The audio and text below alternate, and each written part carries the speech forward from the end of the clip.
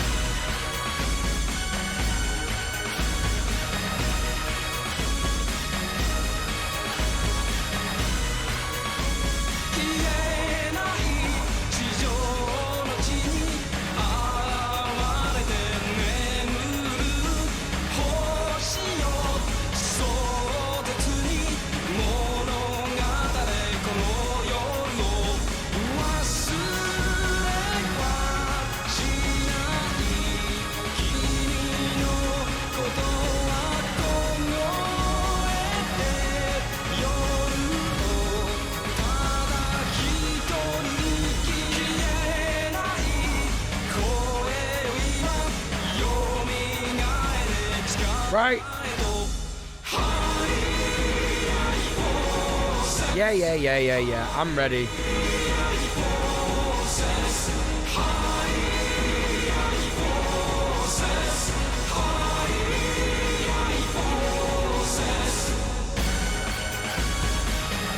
What am I doing? Oh yeah, turn down the tunes. Yeah, there you go. Okay, that's how you start a stream. Right, I've remembered. Hello chat, how's it going? Are you ready? Are you ready for the new face reveal?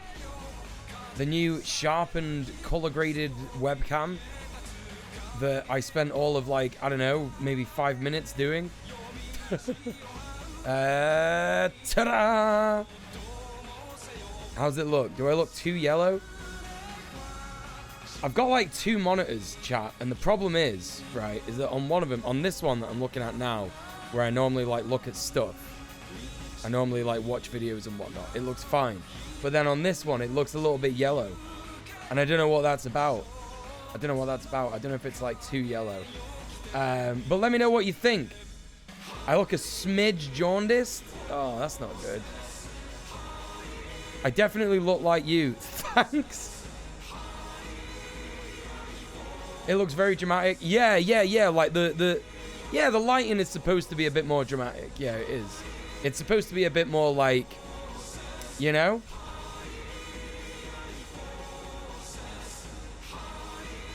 That's what it's supposed to look like.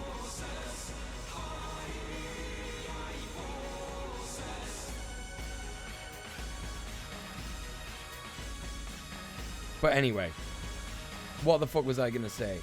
Hello everybody. It's cinematic, that's right. It's cinematic. Yeah. You look a little yellow on mine, but I have a high contrast monitor to help with color blindness.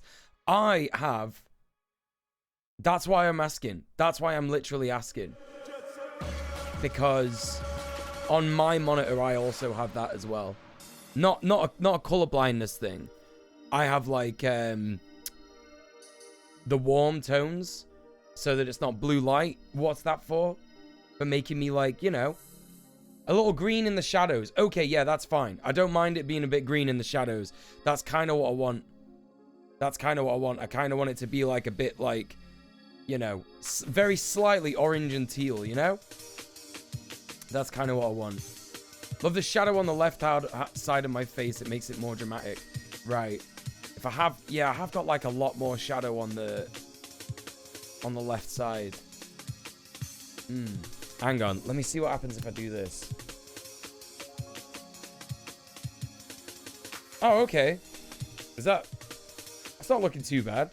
That kind of makes it a bit more even. That kind of makes it look a bit more even. But I definitely can't like look up at that light because it's very fucking bright. Very fucking bright. Listen, we got so many awesome people in the chat. What's going on? Hello, everybody. We've got iStar Mist. We've got JMM. We've got Quillightful. Everybody go and follow Quillightful. They're a fucking phenomenal streamer. Good friend of mine. And who else do we got? We've got Gumma Master. We've got Cynthia Citrus. We got Half a Laptop. We got Lost Futures. How you all doing? We got Sterling's Kitchen. Thank you so much for the 48 months. Thank you so much for the 4 years of subscribe. Good God. We got Emmy Faye. Hello. Who else we got? We also got Crack Pyrex. Hello. Thank you for Peepo arriving. And we got Active Bellatrix. Hello. Did I say hi to Half a Laptop? There's so many people here already. Smutty Baba Yaga, how you doing? Vic Nog, hello. That's right. I am a Welsh king. Apparently. And who else we got? Goblin Hugger, hello. How you doing, Goblin Hugger? Yeah, thank you for lurking, Smutty Baba Yaga. Yeah, you get that lurk on the go. Hey, Sorka, what's going on? Hey, Husker, how are you doing? Welcome in. Muel, I wasn't here when it was a big thing in the news, but what were your thoughts on the Dutch farmers protest? I don't know, because this is the first I've heard about it. I've got no thoughts on it, other than it sounds good. Straight away, it sounds good. We got Drunk Irish Steve, thought this was 1080p. It is now. 1080p and 720p. That's what I'm doing. That's what we're fucking doing, chat. Hello, Orange. What's going on? Welcome in, welcome in. Hell to pay, how are you? Liz, how are you doing? Paul says I found a way to get Twitch viewers to appear in RimWorld, and I'm desperate to get that Woking. Well, I don't know if you can actually get Woking, because it's just like a place, isn't it? I don't know if you can, like, get a place. But I know what you mean. Yeah, I just, like, name my Twitch viewers whenever I've done, like, a RimWorld stream, I just name them. I just, like, when I get a new colonist, I just name it after my Twitch chat. I did that ages ago. I streamed RimWorld ages ago. Hey, Risk Averse, how you doing? Welcome in. So listen, chat, you get another treat today. Because I'm so woefully underprepared for the stream, as I mentioned before, like my glasses aren't even clean. I've got to oil my beard, so you get to see how that works. It's dead easy. I've got this stuff from the Body Shop. It's like 15 quid. Will it focus? There you go. What's it called? Seder and Sage. Seder and Sage. And you just get like 4 little pumps of that in your fucking hand and rub it all over your beard. You'll see it get extra glistening now, chat. And then you just comb it. Like a king. You just fucking comb it through. Another day of 37 degrees Celsius. I should stop complaining because it's obviously just a regular German summer. That's right. That's right, Cynthia. It's just called summer, innit? It's just fucking summer, innit, mate? So fucking stupid when people say that. It really winds me up. You always name things like that. RimWorld Colonist, Sims, with names that are like the one Japanese baseball game that had fake American names like Sleeve Bobson. Wait, what? you just name them funny names? Throckmorton. Listen, I actually know what you mean now. Now that you've said it, I understand what you mean. I thought you meant like a real baseball game that happened in Japan. Top quality beard maintenance. Listen, it's got to be done, otherwise it just gets all gross. You know what I mean? I don't like having a gross beard. It's not cool. There's nothing cool about having a gross beard, chat. All right, and then you do the mustache. Piece of piss. Okay, sweet. There it is. It's done. Brilliant. There you go. Now you've seen it. Now you've seen the process behind the scenes. How long have you been growing the beard? About 8 months, 7 months. 7 months, 8 months.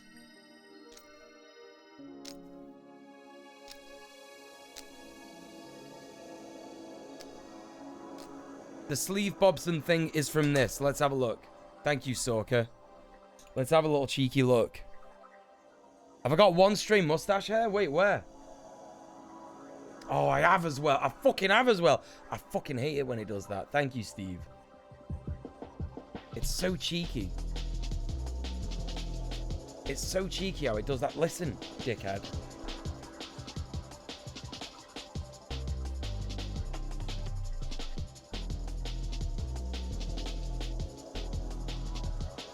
Right, I think that's sorted it.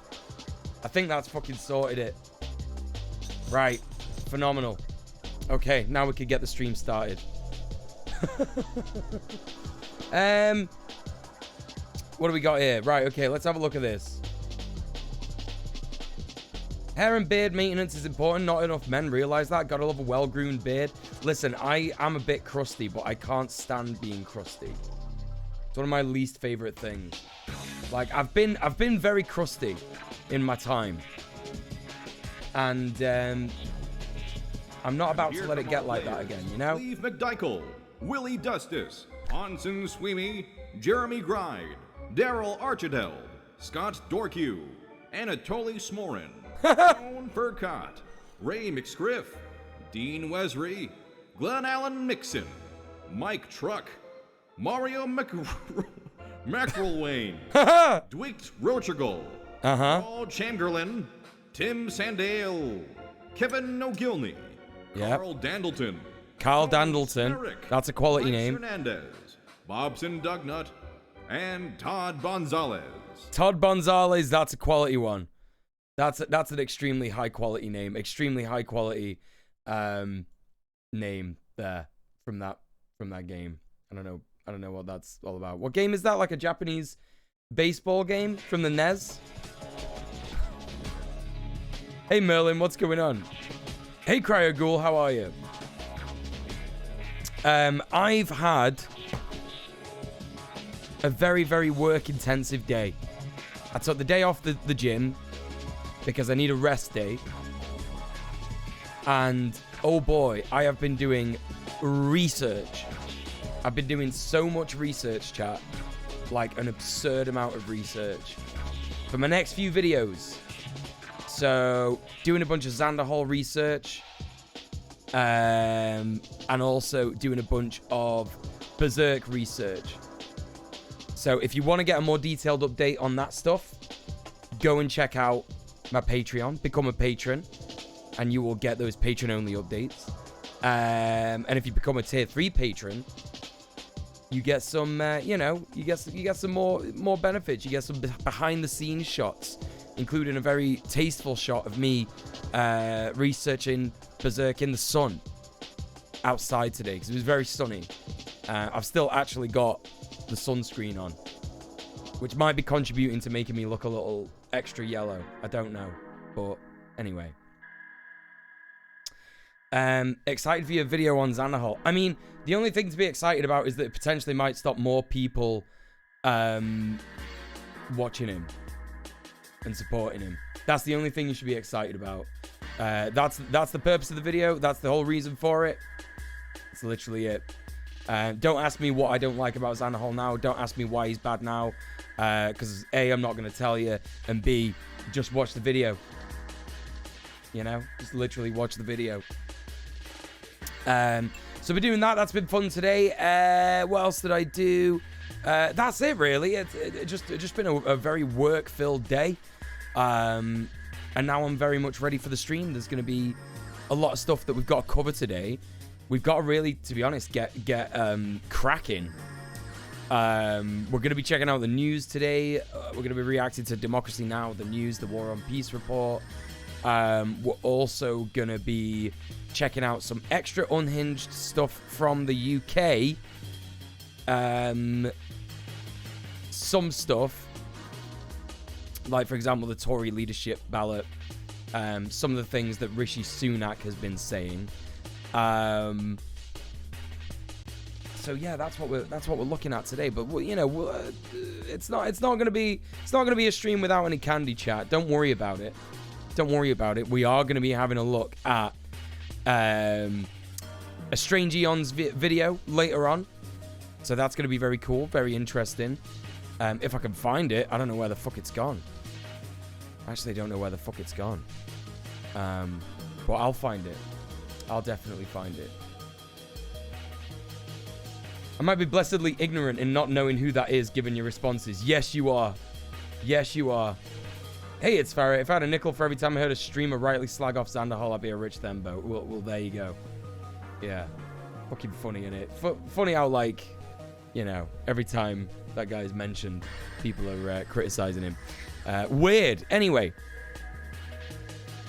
Let's take a little look at the news. We're jumping into the politics segment straight away, chat. So,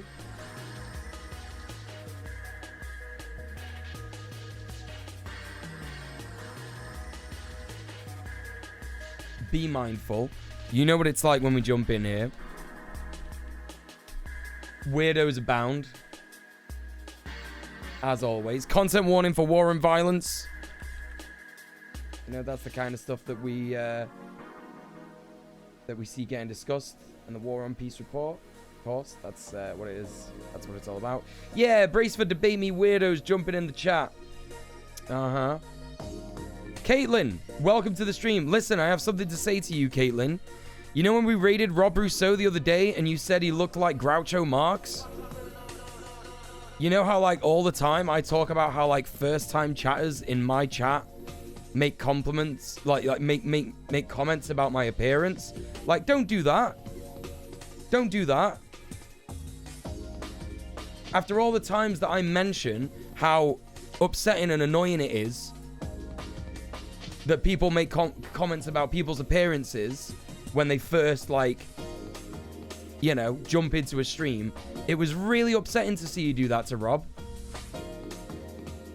So don't do that in future. And I suggest that if you do go back to Rob's stream, you apologize to him and say, I'm sorry that I said that you look like Groucho Marx. A real life version of the Groucho Marx glasses. You know? So just be mindful of that, yeah? And Strange Eons is very cool. Extremely cool and based. Anyway, we are going to be vilifying Britain. That's right. Wait, what's this? They got so bad. Wait, what? What are you looking at? What are you replying to there? I heard about that. What's going on? Who got physically assaulted? What are you talking about? What? I can't. What is this thread? They've been treated like shit in the past. I'm excited to see them organizing. Wait, what? The Dutch farmers? Is that what you're talking about? I don't know what's going on. Maybe we'll have a chance to look at that today. Hopefully. Oh, drag queens in Manchester organizing. Wait, what?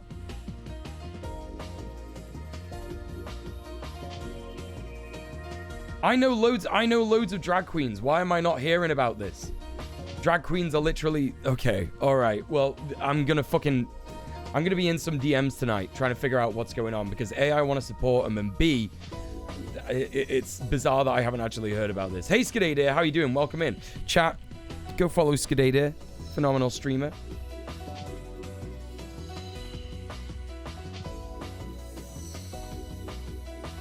We're all going to anti-Britain jail. That's right. Yeah. It's happening in town as of today. You heard from a couple of people. Oh, shit. Drag queens have been assaulted by sovereign citizens. What, in Manchester? No, I don't think that's happened in Manchester, JMM. I think you're getting two things mixed up there. Okay. Right, listen. Sorry, I'm a bit fucking out of there. You've got a link. Okay, let's see it. Have a permit. There you go. Yeah, sorry I'm a bit all over the place today, gang. Extremely big ADHD day today.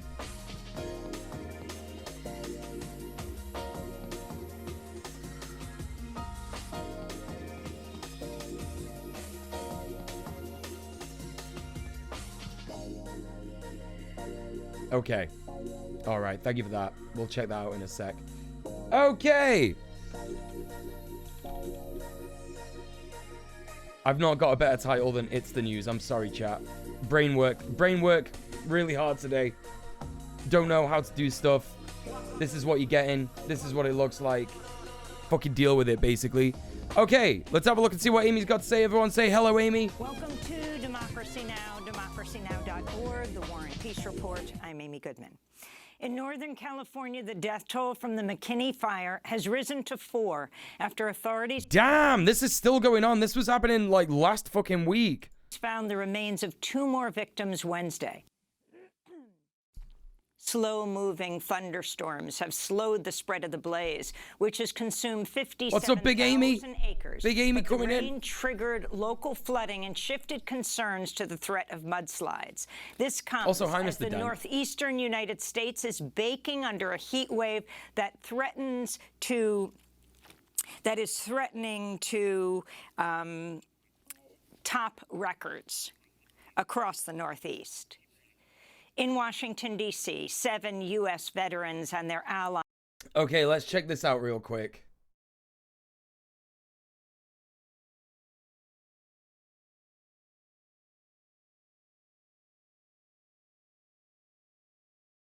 Hello, my old chum. Okay, cool.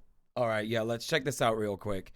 Manchester Trans Rise Up says, join us with Manchester Anti-Fascist Collective as we oppose fascists attempting to quell free speech at Bolton and Rochdale libraries. Rochdale, 16th of August. Bolton, 17th of August. So yeah, absolutely. If you are free, if you're in the area, get involved. We will check. Yeah, make sure you check out this this post to know what you need to know and shit like that. If you're going to get down to this, support our queer comrades. Make sure that you know your rights, as it says here. Look after each other. And yeah, that's basically what it's all about. And also, there is something happening in Leeds as well. Leeds Anti-Fascist Network is tweeting about this Saturday, 12 o'clock, Leeds Central Library. People need to go and support our queer comrades over there because, again, they are getting attacked in the UK by fascists, sovereign citizen types. Yeah, you're absolutely fucking right. That is happening. So thank you for that, JMM. I appreciate that. I wish there was more organizing. I mean, it looks like it is. It looks like a response is happening. What you have to remember, JMM, and anyone else thinking that, like, oh my God, I wish this never happened, is that this is an unprecedented thing in the UK. It's been a long time since, like, just queer people in general, like, obviously, trans people have been, you know, getting attacked for a long time, but just, you know, every kind of queer person, including drag queens, getting attacked. It's like a very American thing. And now that's been exported over here. So, and it looks like there is a response happening straight away. So it's good to know. It's good to know. Thank you for all the follows. Just had a couple of follows there. Appreciate that. Welcome in, welcome in. Lowest point in my life was being stuck in my apartment in Seattle because of the pandemic. You couldn't go outside because the air quality was hazardous because of the wildfires. Yeah, remember that. Oh my God. Fucking hell, remember that. Hey, Thoristar, how are you doing? And welcome in, Bella Bean. Hello, hello, hello. Were arrested outside the U.S. Capitol Wednesday as they protested the military's role in driving the climate crisis. A 2007... So these are veterans. These are veterans who've gone to the White House. They've gone to protest the military's role in driving the climate crisis, as Amy said. And they're just getting arrested. They're just getting arrested. Normal country. Love America. America. Land of the free, brother. 17 study found the Pentagon emits more greenhouse gases than many of the world's countries, including Sweden and Portugal. Jesus Christ.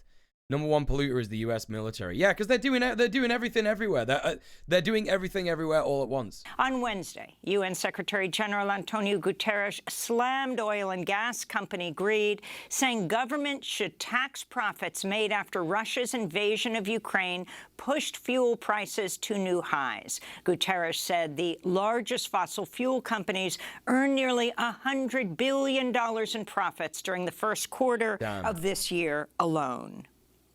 I urge people everywhere to send a clear message to the fossil fuel industry and their financiers that this grotesque greed is punishing the poorest and most vulnerable people while destroying our only common home, the planet. On Capitol Hill, Arizona Democratic Senator Kyrsten Sinema has signaled she wants changes to a budget reconciliation bill containing many of President Biden's legislative priorities on energy, taxes, and health care. Oh, okay. In a call with Arizona's Chamber of Commerce Tuesday, Sinema questioned part of the Inflation Reduction Act that would impose a 15% minimum tax on corporations. Sinema also questioned... Damn, she just, like, hates people. She just fucking hates people so much. Like, I can't, like, Kyrsten Sinema, like, all these fucking Dems that are just standing in the way of actual, like, change that could make such a difference to people's lives make me so fucking sick. I don't know how anyone has any hope in electoral politics. She does love boots. She does love boots. She does love boots, you know. And also she wears boots and stands on people with them. A provision to close the carried interest loophole, which taxes private equity and hedge fund managers at lower rates than most U.S. workers. Meanwhile, environmentalists are sounding the alarm over billions of dollars. She's going to have a profitable career as a lib media talking head, I know. Fucking hell. Absolutely disgusting. In new just vote blue, gang. Just vote blue. Just vote harder and vote blue, no matter who. Tax breaks and subsidies that oil and gas companies would receive as part of the compromise deal agreed to last week by Senate Majority Leader Chuck Schumer and West Virginia. Your mom, 9792, says, we need Trump back. Dude, what I've got to say to you is, your dad says that to me when I'm coming in his ass. Coming so much that it's spilling out. It's getting all over my thighs. It's getting all over the floor. You know, and your mum has to clean it up as well. You know? So that's kind of sad. Plus L, plus ratio. Plus you can't chat in the chat anymore. Plus I shove my beard in your dad's ass when it's full of my cum, and I go, and then I kiss him. Hey Schnips, what's going on? Welcome in. How are you doing? The key aspects of corporation tax is point of sale as opposed to point of transaction, loopholes around that. No idea what you just said. What are you on about? What the fuck are you on about? Point of sale opposed to point of transaction. What does that even mean, dude? I get that cummy beard all over his face when I kiss him. Yeah, I do. Hey, Satirical, welcome in. How you doing? Senator Joe Manchin. On Wednesday, Vermont Independent Senator Bernie Sanders said he'll offer amendments that would strip out a requirement tying new investments in green energy to mandatory lease sales. Whoa, what did she say? What did she say? By Senate Majority Leader Chuck Schumer and West Virginia Senator Joe Manchin. On Wednesday, Vermont Independent Senator Bernie Sanders said he'll offer amendments that would strip out a requirement tying new investments in green energy to mandatory lease sales of millions of acres of public lands to oil and gas companies. Right, okay. Which is fucking based. Our boy is based as per usual. If we are going to make our planet healthy and habitable for future generations, we cannot provide billions of dollars in new tax breaks to the very same fossil fuel companies that are currently destroying the planet. The U.S. Senate has voted to add Finland and Sweden to NATO in a major expansion of the military alliance and the first since North Macedonia joined NATO in 2020. Wednesday's Senate vote was 95-1, with only Missouri Senator Josh Hawley voting no. All 30 NATO members are expected to complete the ratification of Finland and Sweden by the end of the year. Indonesia, Australia, and Japan have begun joint combat exercises with the United States on the island of Sumatra. Oh, that's good. Yeah, I love this. I wonder why they're doing this.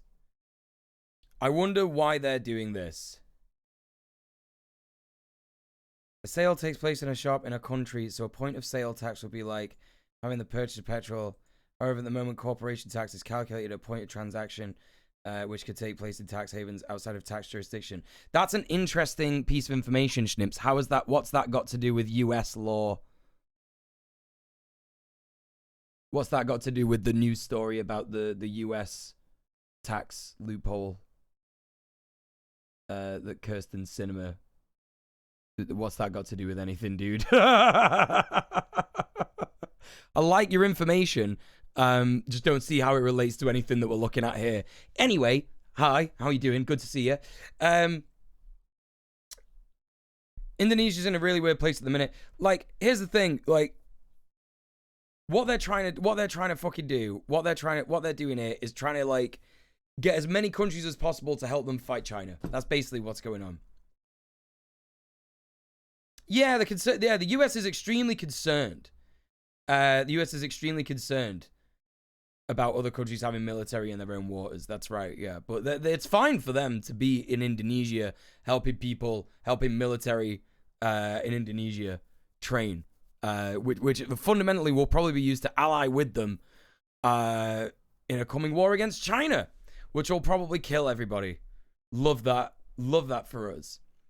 Oggy Han says it's hard not to be a doomer in the US, especially as a transport person. Both parties hate me, but one pretends not to sometimes when it's convenient. Absolutely. I extend like a lot of my sympathy and solidarity to trans people in the US and in lots of places all over the world, to be honest. So yeah, sending you a lot of love. It was just in regards to the mention of corporation tax. Right, okay. Again, I'm like... Okay, thanks, mate. This will be the oncoming international crisis they all seem to refuse to avoid. Right, exactly. Yeah. There won't be a war. It's just who has the biggest dick contest. Okay, all right. You think there's definitely not going to be a war? How much money are you willing to put on that, Bella Bean? Held annually. These are the largest ever and come just after House Speaker Nancy Pelosi's visit to Taiwan, which China condemned as a provocation. Earlier today, China's military fired several ballistic missiles into the waters around £0. Interesting. Look, like, you know, I'm not trying to be a doomer here. I'm not trying to be like, oh, you know, I'm right. I'm the biggest, cleverest guy. I'm trying to be optimistic. Listen, I understand.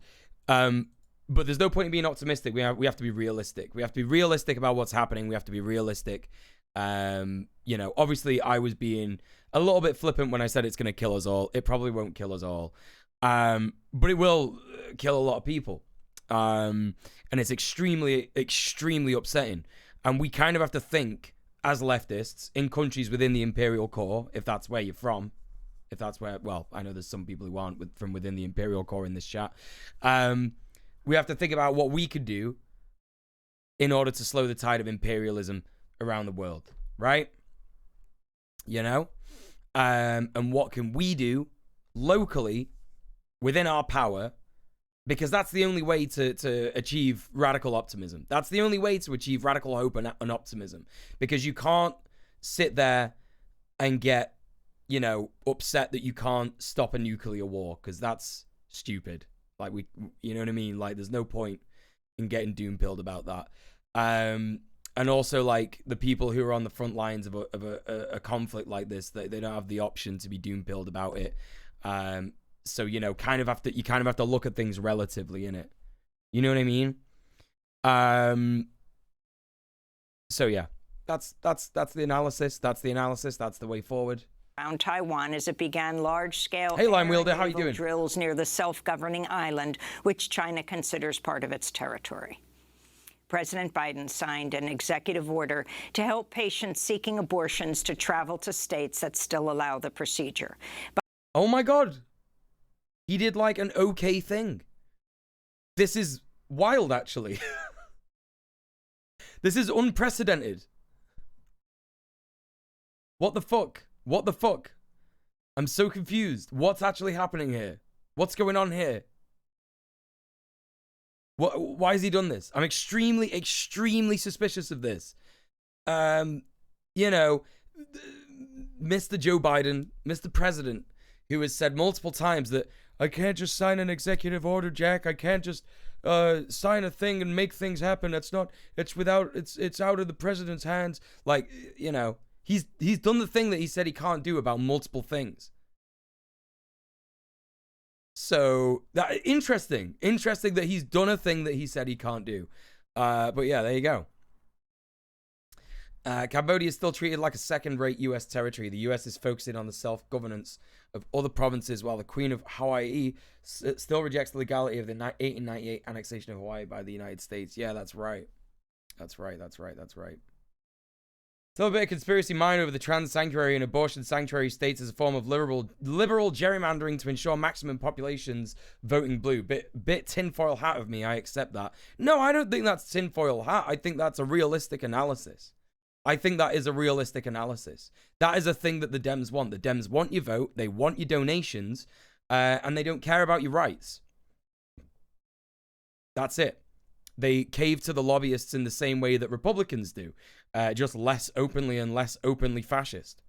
It's as simple as that. It's like Augie Hans said earlier on, you know? Biden signed the order as Senate Republicans blocked a Democratic bill to protect abortion care providers from violent threats and attacks. Meanwhile, Georgia's Department of Revenue... I wonder if Labour will go the same way in the UK. They already have. They already have.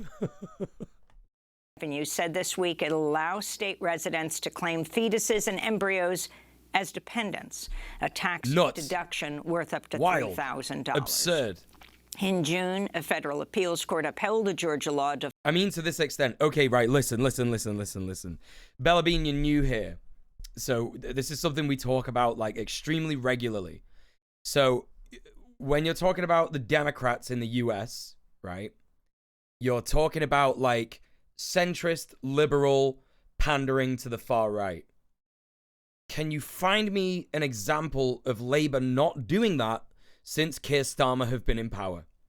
Because I think you'll find that that is what's going on in Labour right now. It's exactly the same. Many Labour MPs refuse to acknowledge trans women's existence, trans people's existence. You know, we have the same thing happening here. We do. And also having like a more militarized police in the UK as well is getting concerning. We're actually going to be covering that in a little bit. So, you know, hold tight and we'll be talking about that as well. Hey, Middle-earth Marxist, how you doing? Yeah, Labour everywhere. Even in New Zealand, Aotearoa as well. Yeah, 1,000%. Yeah. A friend just texted me saying that because of my open and outspoken beliefs in anarcho-communism, he started reading communist theory. Fucking based. Let's go. Let's fucking go. Whoa, what happened with the chat? Did anyone else just get that? Welcome to the chat room. Am I fucking going red? Am I going red? No, I'm fine. The stream is steady. What's happening? Weird. Labour still had anti-choice MPs into the Blair years. They're scum. That's right. Keir's on record as saying he wants to move away from being majority funded by unions and being funded by major donors. That's right, yes. Hey, Frigid Moth, what's going on? Dems are like the ant that always promises to take to Disneyland but never follow through. The Republicans are the uncle that say that Disneyland is a bad place and would never take you, but then you find out they went without you. Yeah, that's true. That's true, that's true, that's true. That's all right, Schnips. No worries. Thank you for being here. Don't forget the VOD channel. We got the VOD channel now. We got the VOD channel. It's very cool. I upload the VODs 24 hours after they're broadcast on Twitch, as is in the affiliate agreement with Twitch. So yeah, get on the VOD channel. It's there in the chat right now. Okay. Defining a developing embryo as a person as soon as fetal cardiac cells begin activity, typically around 6 weeks of pregnancy. In Indiana, Republican Congressmember Jackie Walorski and 2 members of her staff were killed in a head-on collision on Wednesday. The driver of the other car was also pronounced dead at the scene. Walorski served on the House Ways and Means Committee and was seeking re-election to a 6th term in November's midterm election. She was 58 years old. What the fuck? In Guanajuato, Mexico, hey, Beanie Gaby, what's going on? Businessman Ernesto Mendez was shot and killed Tuesday night along with 2 other people after gunmen stormed a liquor store he owned and opened fire. What Mendez the ran fuck? the online news source Your Voice had previously reported threats. He's the 13th media worker to be killed in Mexico this year alone. They just love killing journalists in Mexico, which is so weird. It's so weird because, like, Mexico has been doing, like, some based stuff this year. Like, don't they have, like, a left-wing president now? Or some shit? I have no idea. But they're just like, yeah, just fucking kill journalists. It's fine. Just kill them. Like, what the fuck? In Austin, Texas, far-right conspiracy theorists... And obviously when I say they, I'm not saying Mexicans. I just want to make that clear. I'm not saying Mexicans love to kill journalists. I'm saying, like, it's clearly related to the government, which is some kind of oligarchy. You know what I mean? Like, some kind of fucking, you know, horrific ties to just, like, you know, gangsters and shit like that and just use them to murder people. And InfoWars host Alex Jones. Oh, here we go, chat. Witness stand Wednesday that the 2012 Sandy Hook Elementary School massacre in Newtown, Connecticut, was real. You little dickhead! Let's go! Fucking brilliant! Fucking brilliant! God damn, that feels good. That feels good. You know, after like all this shit, after all this shit. That's feeling good. That's feeling good. You absolute spud. What a prick. He looks like he's got gout. You know what? He's not got gout. He's just got like some kind of like high blood pressure thing from like all the pills he takes that like supposedly make his brain work proper or whatever. You know what I mean?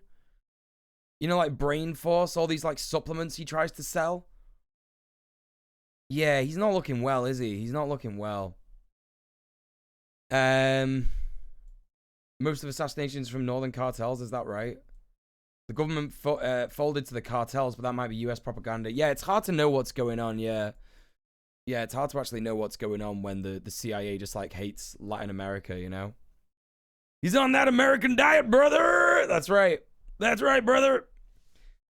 Hey, Subided, what's going on? Does he have a before and after ad for one of his pills that's just him getting more red? Yeah, I've seen that. Yeah. Brain Force is mostly soy or soy derivatives. That's right, Ori. Yeah. Jones' admission came at his civil trial. Oh my God, he is using colloidal silver. That shit that makes people blue. Chat, Alex Jones is like using a pseudoscience holistic remedy for stuff that people used in like 1960 and it turned them blue.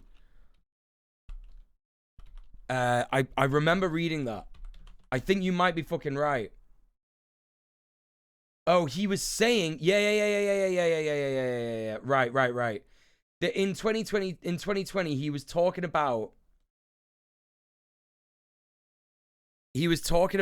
a toothpaste that has like silver in it, and it's basically colloidal silver.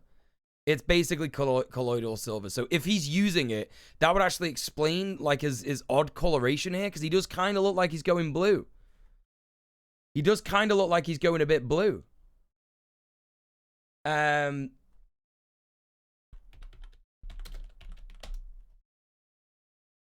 Hold on, let me see if I can get an image of these people that used to take it. Yeah, this guy. This fucking guy right here. Yeah. Just went straight up blue. Not bothered.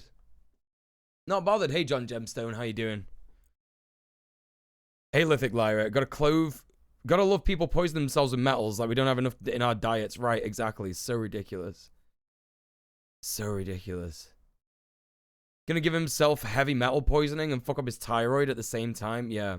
Is that real? Yeah, it's literally real. Hold up. Colloidal silver interview. I think you can like see the video. He went on Oprah. About to see something I've never seen before. Dr. Oz says that the man we're about to meet is destined to go down in medical history. This is Paul Carazon, son, who's 14 years ago, an ordinary-looking man with fair skin and freckles. There he is. Now, when he walks down the street, people stare in disbelief because he is blue. Really, truly blue. I have not seen him, but coming out, yes, you are blue. You are blue. Hi. Everyone's just applauding. Yeah. Thank you for the content, Oprah. This guy's suffering is fucking brilliant. You are blue. Nuts. Absolutely nuts. You're blue. Look at these people. You are blue. This is a first on the Oprah show. We have never had a blue man. In all these years, really. Well, you don't have any blue makeup back there either. No blue makeup. We don't. So, there you go, chat. That guy is real. This is the guy that race centrists are fine with, right? Exactly, yeah. I don't see color. Trial where he faces a $150 million defamation lawsuit from families of school children killed at Sandy Hook. For years, Jones spread conspiracy theories that the Newtown shooting was a government hoax and the victims' families were paid actors, resulting in online harassment and death threats for Sandy Hook families. So bad. The 2012 massacre claimed the lives of 20 school children and 6 educators. This week, Scarlett Lewis, whose 6-year-old... Yeah, daytime TV was a modern-day freak show, yeah. Absolutely, yeah. Like, we were talking about this the other day with... in the UK, we had a show called Jeremy Kyle, which was basically just like, look at these working-class people. They're freaks. They're on benefits. They hate each other. They have kids with everyone. They're always cheating on each other. And, like, it was just so bad. It was just, like, extremely bad. And apparently, I didn't even know, but there's a new daytime TV show in the UK called Can't Pay and We'll Take It Away. And it's literally about people like having bailiffs come around to their house and getting things take it away. It's fucked. It's absolutely fucked. He's back now on Talk TV. Is that right? God fucking damn it. Are we talking about The Crown? Wait, what? I don't understand the joke. I've never watched The Crown. I've never watched The Crown. We have shit like that on German evening television? Oh, it's so bad. Is he being sued for his show? Hey, Pat Potato. I actually don't know. I actually genuinely don't know. There's like a TikTok that's pretty fucking accurate. Hold up. Let me see if I can... Oh, so loud! TikTok, why are you so loud? TikTok, why are you so loud? Answer me that. British daytime TV.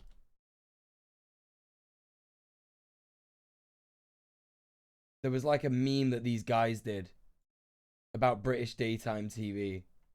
And I can't... Oh, why can't I fucking find it? Where is it? God fucking damn it. Excuse me. Maybe British daytime TV meme.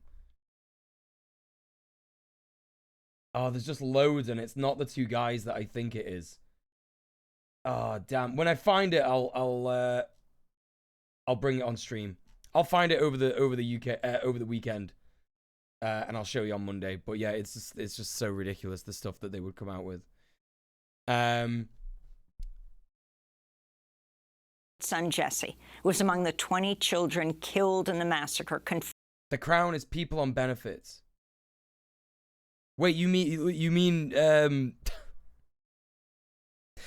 the monarchy?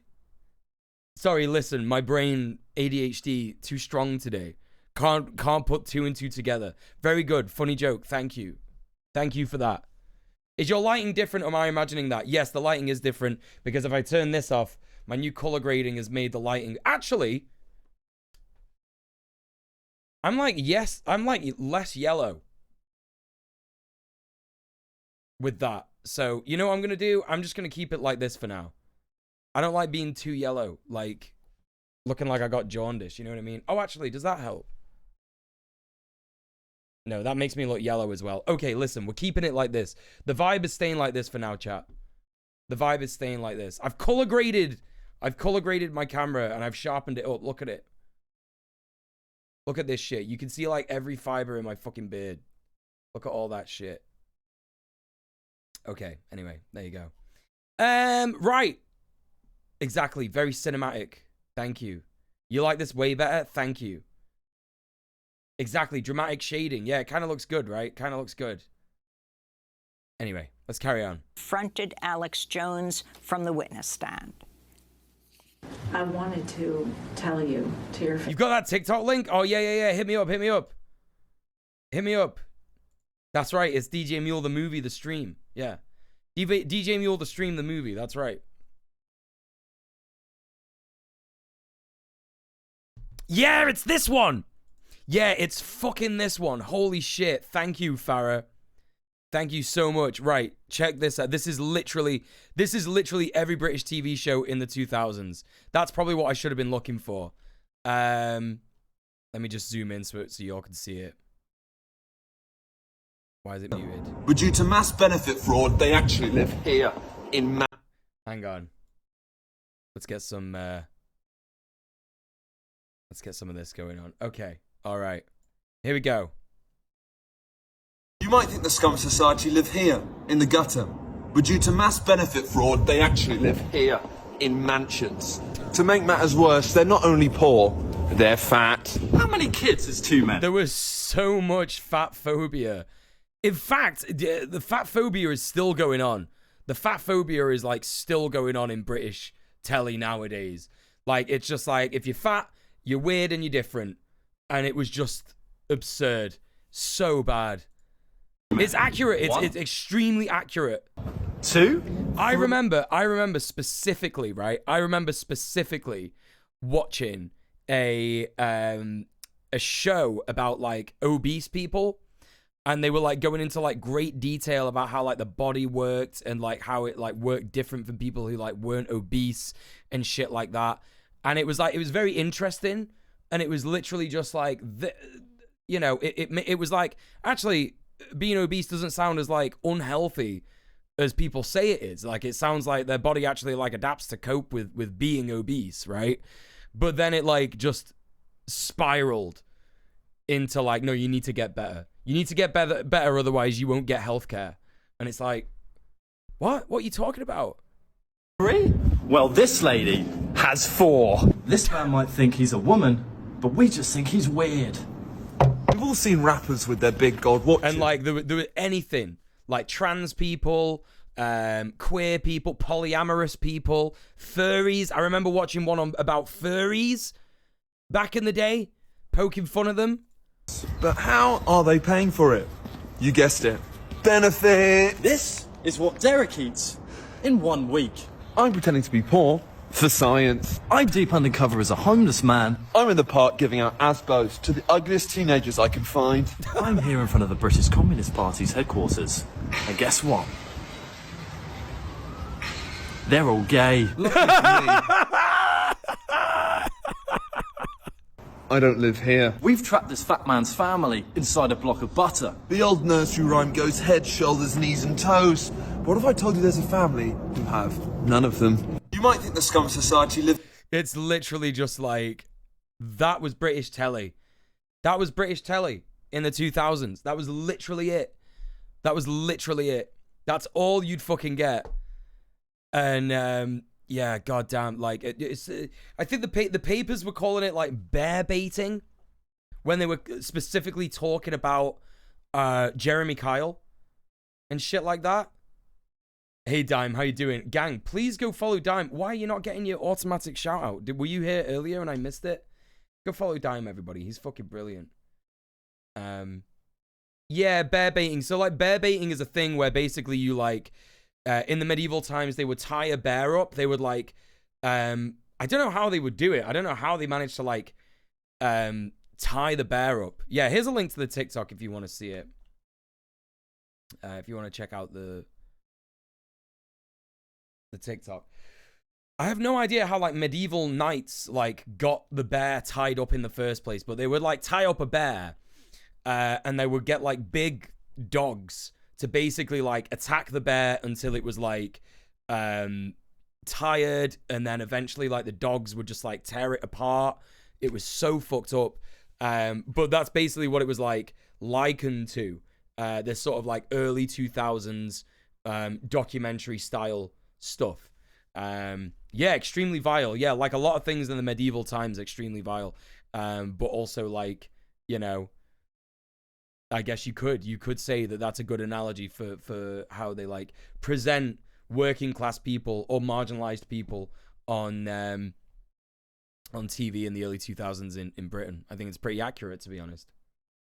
Yeah, we were forced to pay a license for that shit. We're still forced to pay a license for shit like fucking, you know, Benefit Street and all that nonsense. Because I wanted you to know that I am a mother first and foremost, and I know that you're a father, and my son existed. You're still on your show today trying to say that I'm implying that I'm an actress. This week, lawyers for the Sandy Hook family. Yeah, don't get me started on medieval shit. Don't get me started on medieval shit, because I have, like, an unhealthy hyperfixation on medieval stuff, which I'm going to be talking about in my Berserk video. Actually, it's kind of one of the reasons that I got into Berserk so much. But yeah, like, in medieval society, they had things like oubliettes. Like, oubliettes are a terrifying thing. It was just, like, the worst form of punishment that you could get, like, worse than, like, you know, physical torture. You would just get, like, thrown in a pit and forgotten about. No way out. There's literally no way out. There's no doors to get in there. There's just, like, a grid at the top, and people used to, like, try and climb on top of other people to get out. Nuts. And people would, like, tear each other apart in there because they would go crazy. It was so bad. So fucking bad. But yeah, there's so much absolutely unhinged shit that used to happen in the medieval times. You know, when you get these fucking nerds who say shit like, medieval peasants had it better. And it's like, are you fucking real? Do you know anything? Do you know anything about anything? Families revealed Alex Jones' attorneys sent them every text message Jones sent for the past 2 years, apparently by mistake. On Wednesday, the House committee investigating the Capitol insurrection signaled... No, we do stuff as bad as that now. As bad as that now. Just to reiterate, do you know what I mean? I'm not saying that things are any better or any worse than they were back then. It's just a different way, innit? You know what I mean? Hey, Jojo, how you doing? Medieval presidents were forcibly drafted all the time. Yeah, that too. Also, like, what if you get sick? What if you just get sick? You know? Go follow Jojo, everyone. She's proper good. She's proper good. It may subpoena Jones' messages as it investigates. By the way, Cynthia, have you got all your accounts back and shit? Because I saw that you were on Twitter earlier.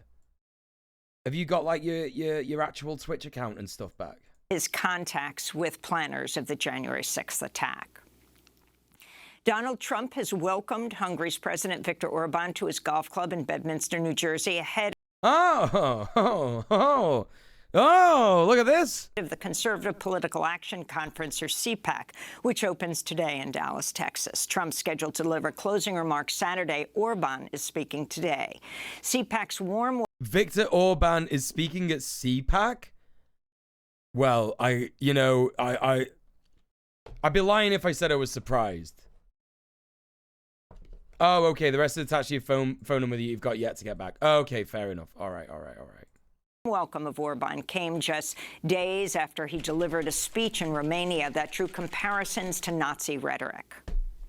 There is a world in which European peoples are mixed together with those arriving from outside Europe. Now that is a mixed race world. And then there's our world, where people from within Europe mix with one another. So far, What? What? What does that even mean? There is our world where people from within Europe mix with one another? What are you talking about, bro? What are you on about? What does that even mean? So stupid. None of the prominent conservatives scheduled to share the stage with Orban at CPAC have condemned the racist remarks. That includes far-right TV personalities Sean Hannity and Glenn Beck, Senator Ted Cruz, and Congressmembers Lauren Boebert, Matt Gaetz, and Jim Jordan. We'll have more on this story later in the broadcast. Not surprised, to be honest.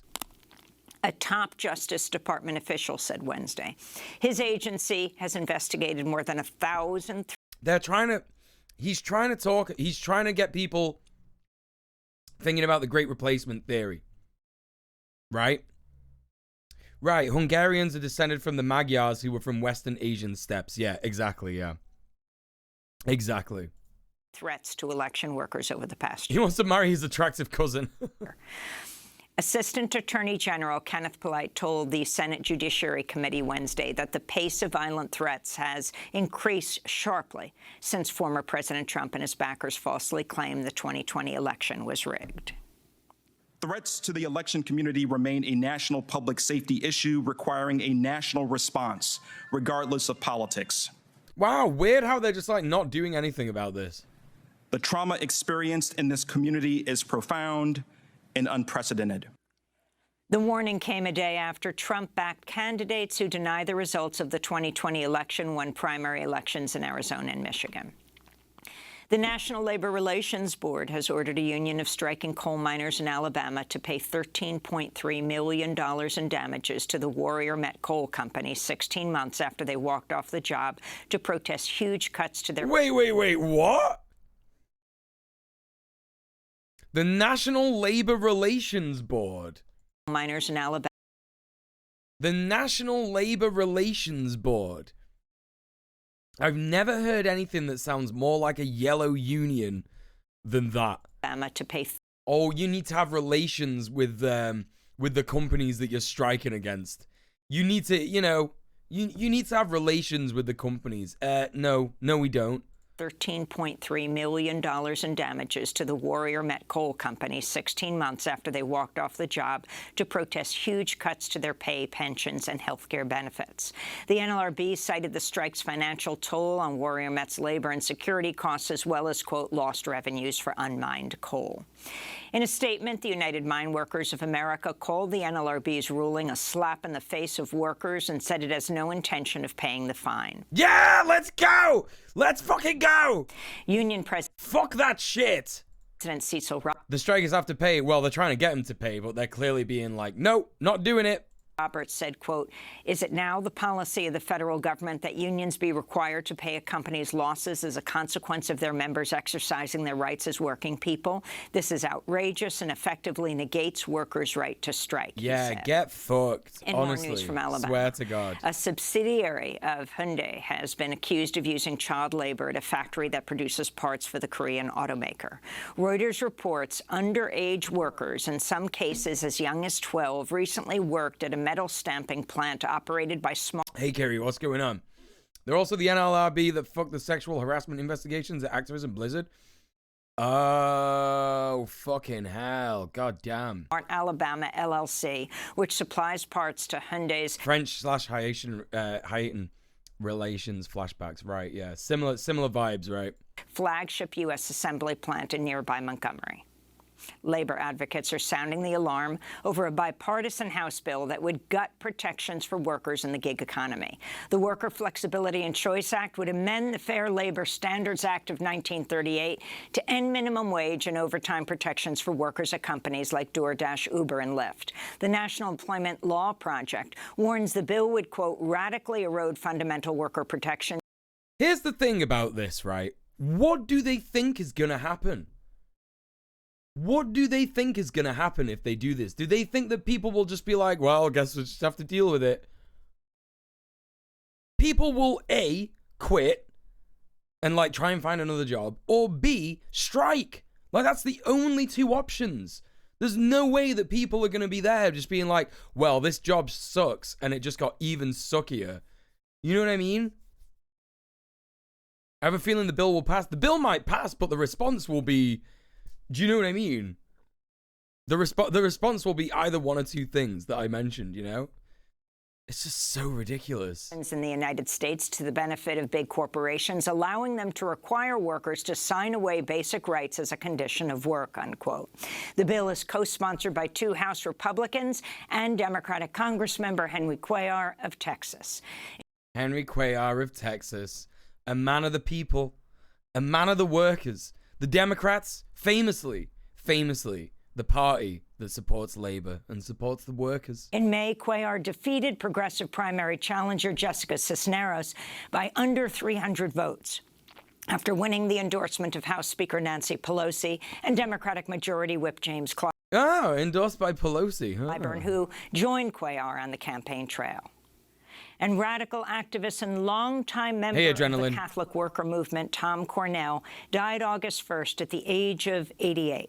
Cornell, who blended traditional Catholicism with radical activism, used his actions and writings for bringing Christian nonviolence and war resistance to the forefront of Catholic life. Cornell... That's extremely cool, to be honest. You know what I mean? Like, I always try and remind people in this stream that it's not religion or faith that makes people a piece of shit.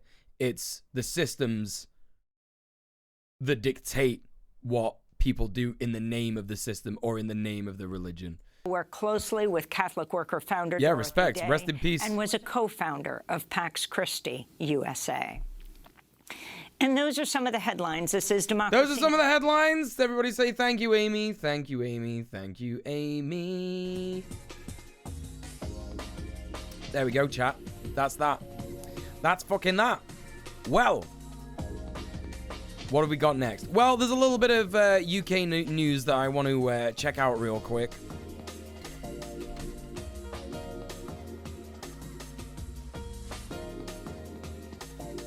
I want to check out this story. Hey, Lexi, what's going on? Welcome in.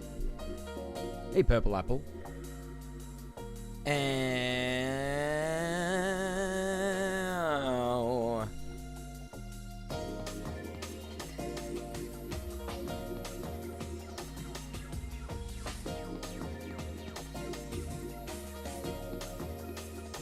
So this is the story about Rishi Sunak wanting to send people who vilify Britain, right?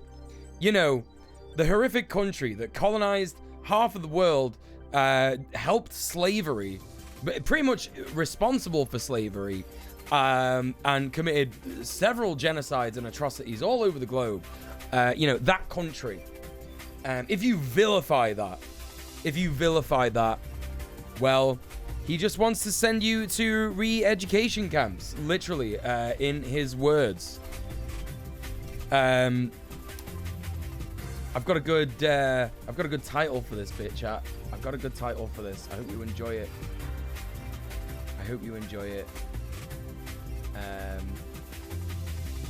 Okay, let me just get it ready. Okay, brilliant. There you fucking go. There we go. Right. Look at that. You're not allowed to be brathophobic anymore, mate. Sorry, mate. You're not allowed.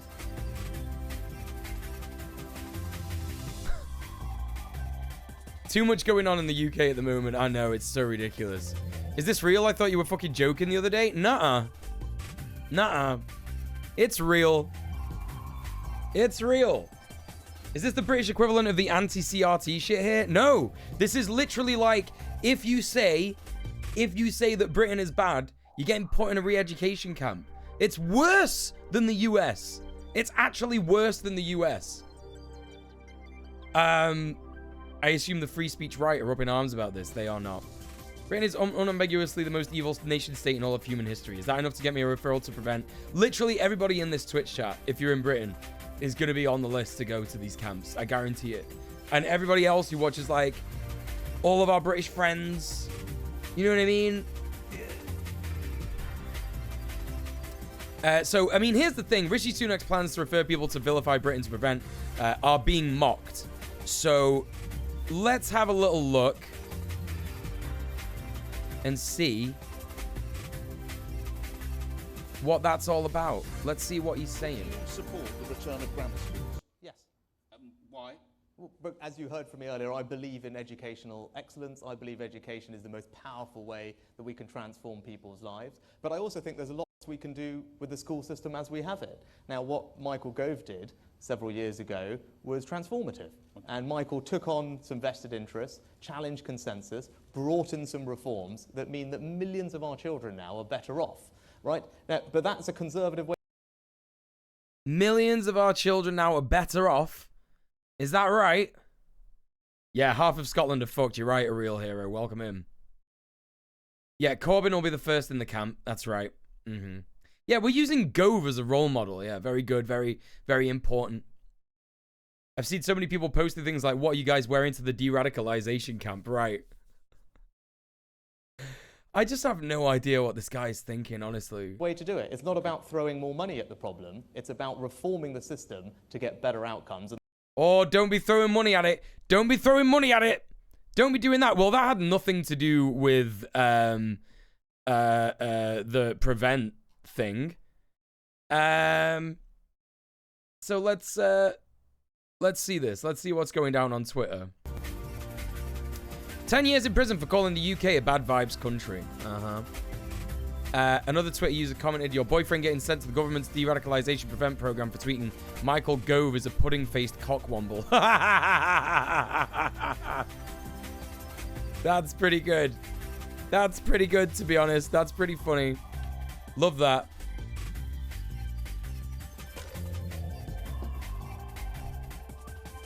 Oh, God. Rishi Sunak, who's an immigrant, voted for Brexit. Didn't Brexit have anti-immigrant, we want our jobs back rhetoric to it? The Brexit campaign certainly did, but the people who knew what Brexit actually meant, aka Rishi Sunak, you know, knew that it was about turning the island into a tax haven. So that's that, really. Hello, Async. Welcome in. Yeah, cockwomble. Yeah. A very embarrassing liberal insult. And also, Rishi Sunak is not actually an immigrant. He's a second generation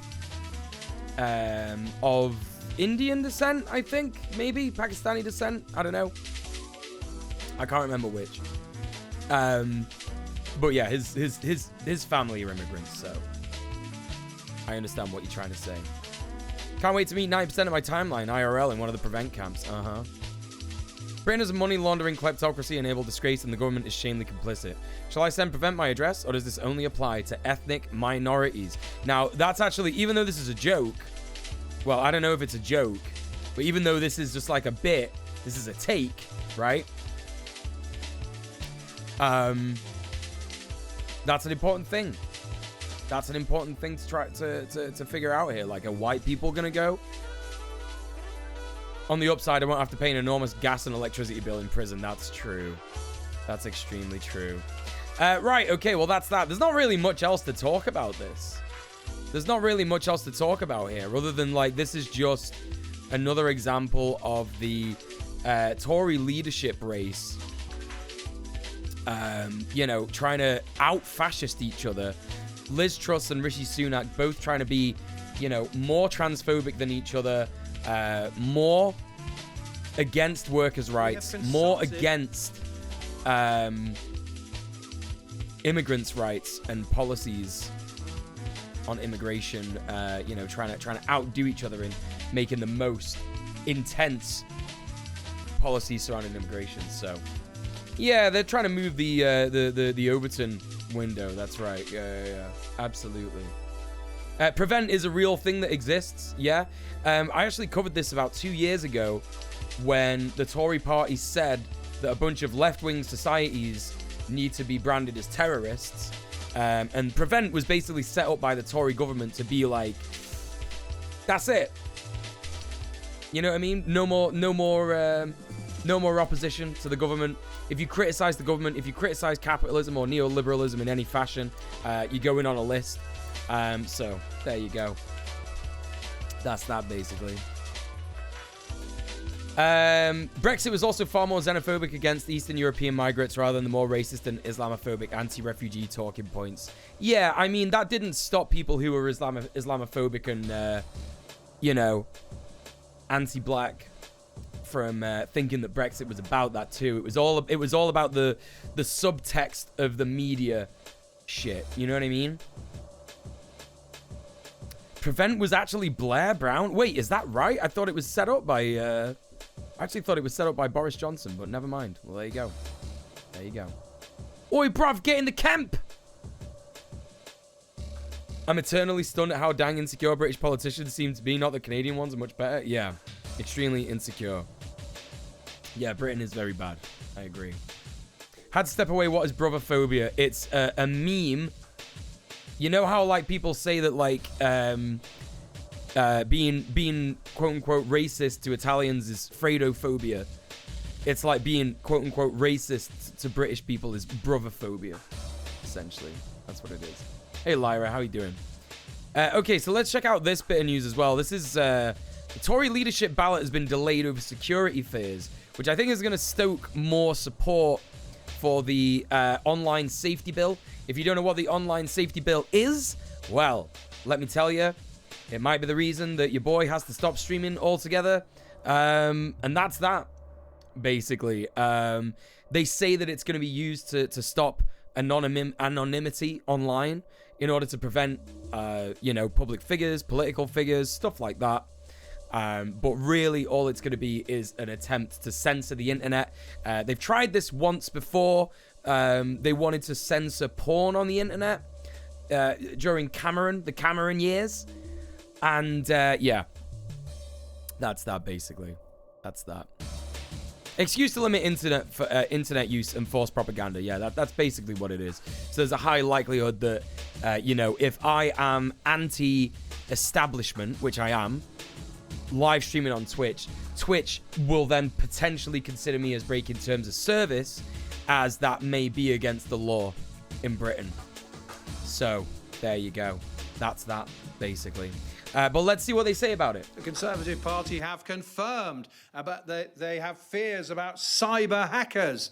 In the last few minutes, the Conservative Party has told Sky News, we have consulted with the National Cyber Security Centre throughout this process, that's the voting process, and have decided to enhance security around the ballot process. Eligible members will start receiving ballot packs this week. Well, so something that you have to remember, right, about the Tory party leadership race. If you're new here, if you are a Yank, if you don't live in the UK, you know, or in Europe or anything like that, and you're not familiar with, you know, British politics at all, the Tory membership are the only people who can vote for who is our prime minister now. That's literally it, right? So they are actually given the privilege of voting online, which is apparently something that the great unwashed public is not allowed to do in a general election. So that's very interesting. You know, that's very, very interesting. So now they're trying to remove this for also the Tory party membership. Now they're going to send packs of voting ballots out physically to members. So very interesting. They're trying to make the film Brazil a reality. Yeah, they are. There's going to be worldwide riots in a decade, economy, food problems everywhere. People will have enough. Oh, async. Stick around, because we report on the riots that are happening worldwide already here on this stream and on the show that I go on every Sunday, Red Planet. Believe me, it's already happening. It's going to happen sooner than you think. A lot sooner than you think. There's a lot of people, like, despite how doom-pilled everybody is, especially if you're online, shit is happening. Shit is happening. And there's a lot of shit that's happening that, you know, I do personally, which I'm not afraid to talk about because none of what I do breaks the law. I'm involved with the tenants union in Manchester, which directly challenges landlords trying to do illegal things to tenants, attempting to try and solve homelessness, which is going to be a bigger and bigger thing as the cost of living crisis goes up. So even in the UK, things are popping off. So keep your ear to the ground. Get involved in stuff if you can and if you're able. And yeah, watch my fucking YouTube channel. Like, you know, I talk about a lot of this stuff in my YouTube videos. Check out the doomerism video and check out the activism video that I've just done. Especially check out the activism video because that is one of my least well-performing videos. You know, considering I'm telling people to, like, do stuff. So yeah, there you go. Don't pay is going to ruffle some feathers. Yeah, it certainly is, yeah. Gonna need to do some research because I still don't understand why a general election hasn't been called. You don't need to do any research. I'll tell you right here why that hasn't happened. Because we don't have a democracy in the UK. It's not a democracy. And that's it. That's it. Tory HQ have also released a letter that's been sent to party members, all 160,000 or so of them, warning them that the process has been delayed and the need for increased security. The letter says, thank you for your patience. Your ballot now is on the way, but will arrive with you a little later than we originally said. Don't worry. This is because, the letter says to members, we've taken some time to add some additional security to our ballot process, which has delayed us slightly. And it talks about when you receive your pack, you can vote online or by post. And then it goes on to say, if you have not received your ballot by Thursday, the 11th of No worries, August, Lime. Thank you for being here. Please email the Tory party. It talks about how it's an offence to vote more than once. And if you do, you'll have your party membership withdrawn. This letter is from Sean Duckworth, who is the head of membership for the Conservative Party. Now, The warnings have come from this National Cybersecurity Centre. That is part of GCHQ, the UK's listening post. And the Daily Telegraph is reporting that the GCH... You think this man's accent is posh? Listen, this is nothing. This is nothing. Yeah, Sterling is right. He is shouting. Yeah. Pissed themselves over Tory voting for leadership. Hold up. And couldn't give a fuck over voting for industrial action in unions. Wait, who's that? Yeah, he is shouting. He's shouting so much. Imagine voting for one of them more than once. I know. I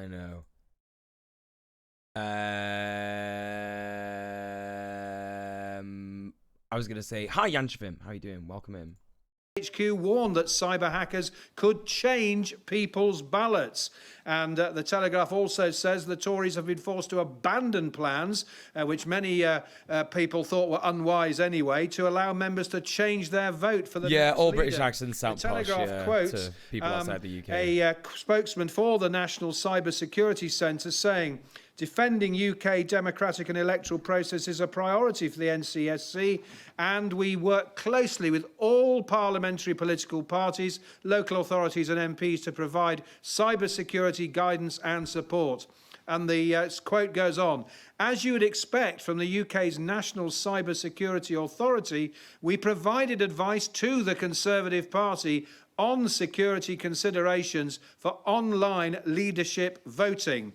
So that's what the security people are saying. Okay. Tory HQ have confirmed that they've had consultations with the GCHQ people, the cyber security experts, and have decided to enhance... It always really, like, freaks me out. You know when, like, radio... Like, I know I'm looking a bit orange today because of the new fucking color grading and shit, right? I'm going to change that. Don't worry. It's getting changed. But, like, he's, like, obviously got, like, orange makeup on and shit. And, like, I think they might have given him lip gloss. And it's just, like, freaking me out a little bit. Like, that's fine. Like, you can have lip gloss on. I don't care. Do whatever you want. But I don't think he's got lip gloss on. I think he's just, like, got a very wet mouth. And his mouth just looks like, I don't know. It doesn't match. It just doesn't match his face color. It just feels so weird. Enhanced security and admitting two members there is going to be a delay. You'll recall, of course... He kind of looks like a sweet, you know what I mean? He kind of looks like a Haribo. Of course, that China, Russia and Iran have been accused of interfering in elections around the world. There were accusations... China, Russia, the Middle East... Vogel VAs, thank you so much for the 3-month sub. How are you doing? Welcome in. Of attempts to interfere in the 2020 US presidential election. Well, this is quite a twist, an unexpected twist in the Forbidden Suite. He's a Forbidden Suite, that's right. Oh my God. Oh, Jesus. Looks like he's wearing improperly matched Dream Map Moose like it's the 2000s. Yeah, it just doesn't look right, does it? It doesn't look right. Well, anyway, regardless. There's a bit of normal island news for you, chat. Hope you enjoyed that. Listen, the Doomer hour is gone. The Doomer hour is over. Like, no more Doom Pill shit. It's not happening. We're done with it all now. We're going to have a look at some cool shit for a little bit. I've got a couple of cool videos for us to watch. A couple of fun little videos for us to watch. First one, it's a bit of a meme, kind of fun though. This is Trent Reznor because of breaking stuff, but it's dubbed with Half-Life SFX. So that's what this is. Those of you that know that I'm a huge fan of 9 Inch Nails, one of my favorite bands of all time. So let's see this meme.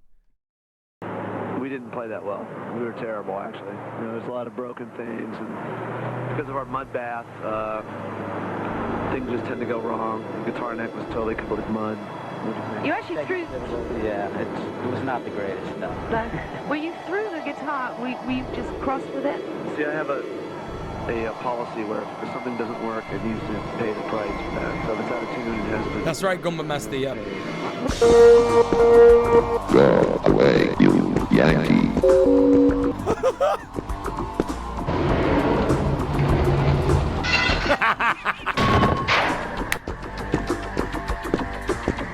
Hey, step off!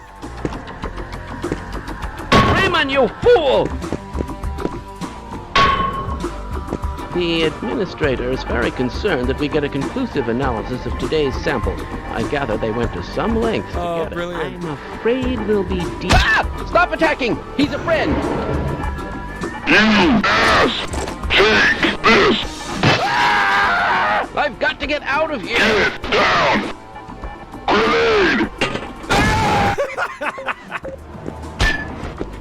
See you later, active Bellatrix. Extreme heat damage detected. HEV damage sustained. Warning. Vital signs dropping.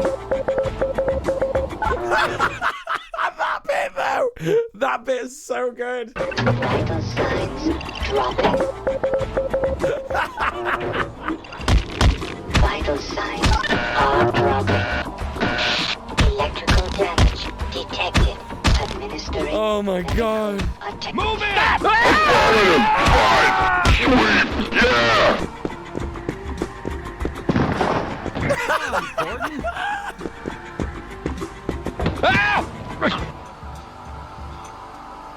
Oh, fucking love that shit. Gordon Freeman become Mr. Self-Destruct. That's fucking right, Dime. That's fucking right. Yeah, he got buff off breaking stuff. Hey, Zadarkis, what's going on? Oh, that was fucking funny. Really enjoyed that, chat. Really enjoyed that. What else do we got? What else do we got? What else do we got? What else do we got? We got a little sketch from Auntie Donna. Got any Auntie Donna fans in the chat? A little sketch from Auntie Donna. I don't know what the content warning is for this, so I've not got a content warning for this, I'm afraid. They're good comedians. Like, Auntie Donna fuck extremely hard. Like, extremely good. Like, no hateful shit. No bad shit. You know? So yeah, as far as I'm concerned, they're good. Let's check this out. Is it the Landlords one? No, this one is about... The Landlords one is extremely funny.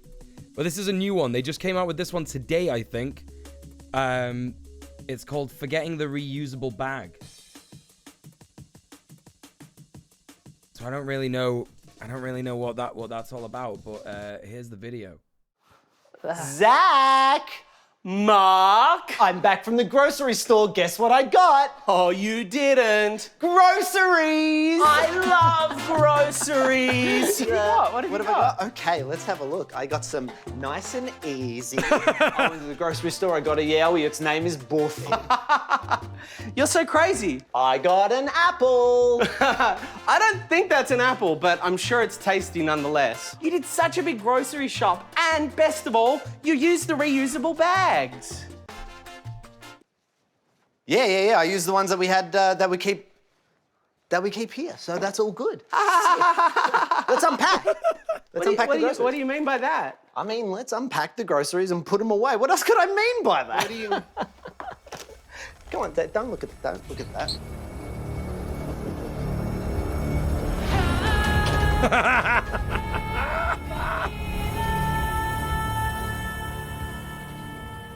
have you done? Now, chat, that is color grading. Nothing. I didn't do anything. Mark, you know. Almost as dramatic as my face cam. Why do these bags have labels? I forgot to take them off last time, I think. Oh my god, it's the Dune soundtrack, it is! I did forget to take them off, but I cut them off. So why do these bags have labels, Mark? Did someone put them back on, or? It must have. I'm looking at 5 reusable bags right now. There should be 1 there. We've got nine reusable bags. Was that like the worst thing that's ever happened? When are we gonna need 9 reusable bags? fucked up, man. You know, it's like, it was $4, it's $4 extra. It's not about the money! It's not about the money. Yeah, when I first met you, I thought you were so cool. You were using reusable bags before it was even a thing. I look at you now and I see a small man. Has this happened before, Mark, or? No, of course not. It's a one-time thing, and it's done, so. What are you looking at? Hey, what are you looking at? What have you done? The thing about this is that like, this is legit my reusable bag situation, and I can't even argue with this. Mark. Don't, Zach, don't.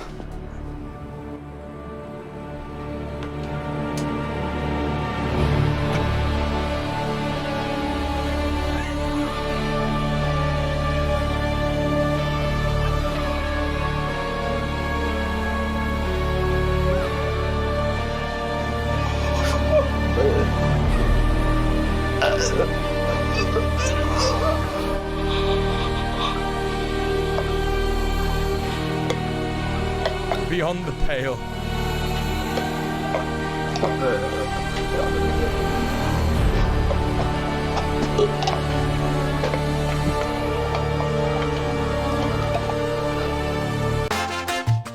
So fucking good. I fucking love him so much.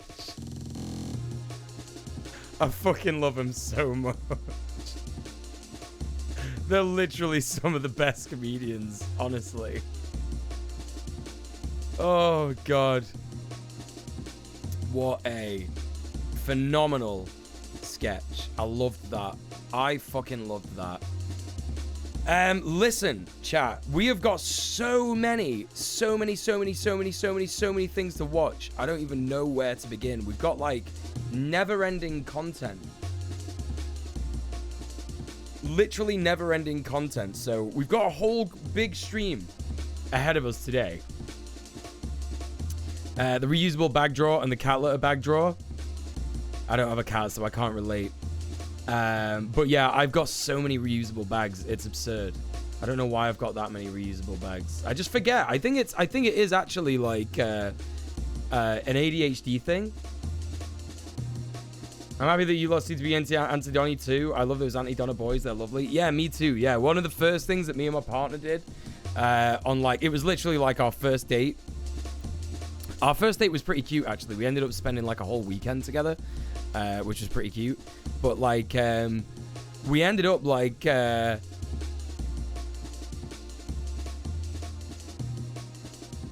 watching the whole series.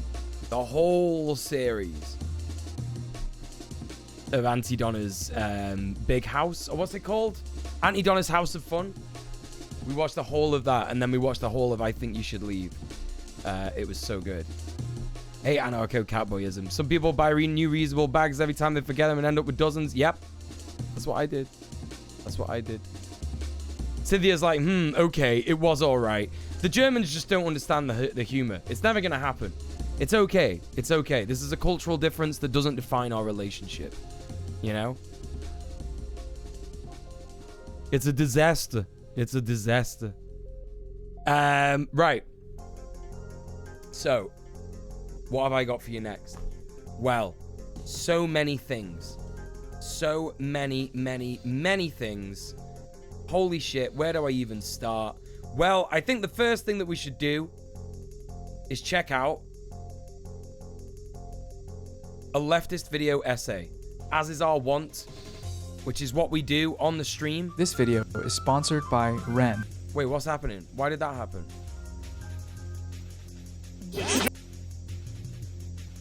Okay. All right.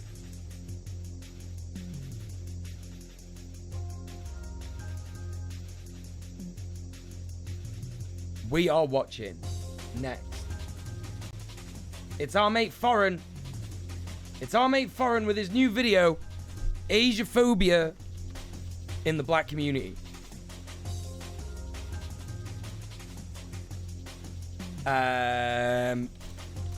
This is a collaborative video that he did with another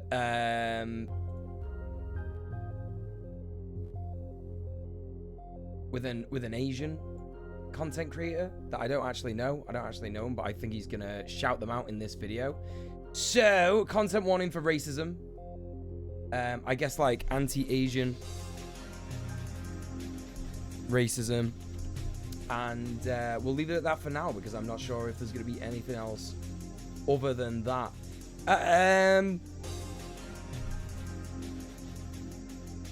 So that is that. All right, chat. Let's dive straight in. Let's see what he's got for us. Shump.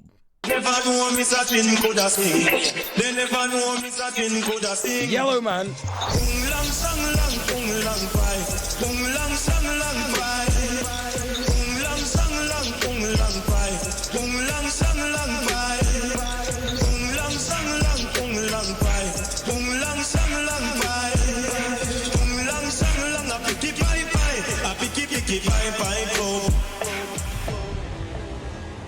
Can you tell that this frustrates me sometimes? This video is brought to you by Curiosity Stream on Nebula, which you can access with the link in the description for $14.79 a year.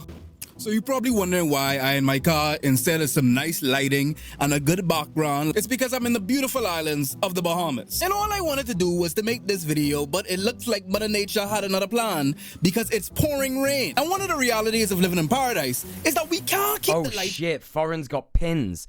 Foreign's got fucking pin badges. He saw me coming, chat. Foreign literally just like saw me coming and was like, I'm gonna sell you this shit, bro. I'm about to sell you this shit. Oh, our good friend Bellamy Rhea features in this video as well. That's pretty cool. Let's take a look. Merch alert. What have we got here? All right. Big man then, big MB then, big woman then. This rocks. This rocks. I'm getting one of these. I'm actually getting one of these. Okay. Thank you for reminding me, Chaos Merlin. Thank you for reminding me. Support our leftist content creator friends.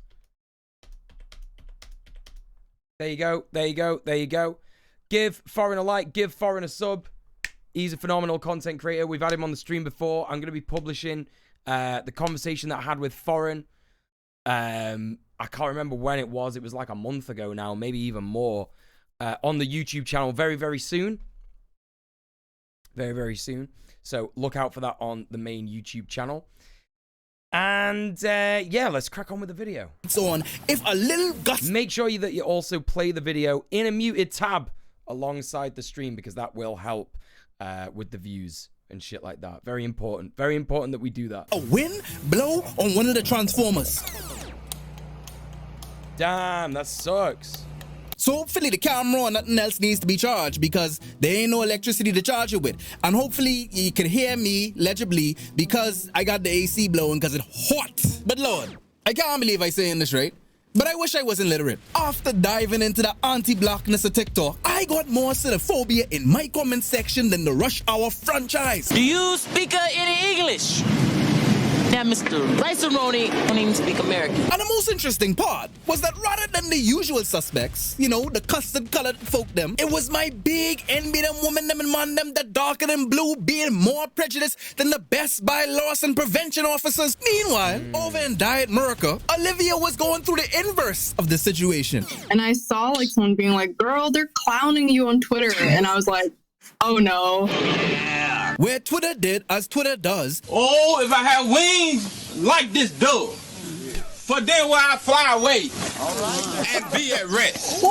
And took a clip out of context from one of her videos and accused her of anti-blackness. So Liv and I came up with a master plan to embark on an adventure to expose the racial prejudice in our respective communities. Yeah, let's fucking go. Which is conveniently linked down in the description and also at the end of this video. Looks into the anti-blackness of the Asian community. And this video looks into the Asiaphobia of the black community. And speaking of Asiaphobia, I got an obligatory story to tell you about this time when I get evicted by this Indian. But let me tell you something. This man could grind the Pope himself. And there is no way that he is going to heaven. If there is a God, this man getting stopped at the pearly gates and getting denied entry like a minor. Back when I was so broke that Bob the Builder couldn't fix me, I did some broke boy romance for me and my gal's first year together. So I booked one room at the Super 8 for $80. I really felt like I was saying something, because I wanted to disorient the bread before I tear them legs open like a Dorito chip bar. We stepped in the lobby, right? And I was greeted by the hotelier who had the thickest Punjabi accent that I've heard thus far, like Angela Bassett level thickness. This man looked me dead in the eyes, turned around and said something in a language that I could not understand to someone in the bar. All of a sudden, one Indian boy come out of the back room with a 2x4. The hotelier asked, what am I here for? And I say, I have a reservation. He asked what my name is. And after I tell him, he looked like an old boy that ate the spicy hot wings. I could tell that he wasn't expecting a big black man with a beard when I called and gave him my very white sounding first name. He see me pull out my wallet and all of a sudden the price going up. He say the security deposit need to be $200 if I pay him with cash. And it was at this point that I wondered if this boy was sucking off a crystal pipe in his spare time, because he talking more than me in sweatpants. Apparently this is common practice when you use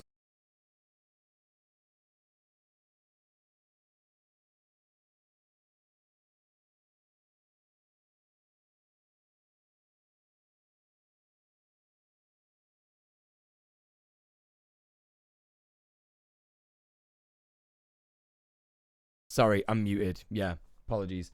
I don't know if this is something that I spoke about on stream or on Red Planet, but I'm pretty sure I spoke about it on stream, on this stream, on my stream.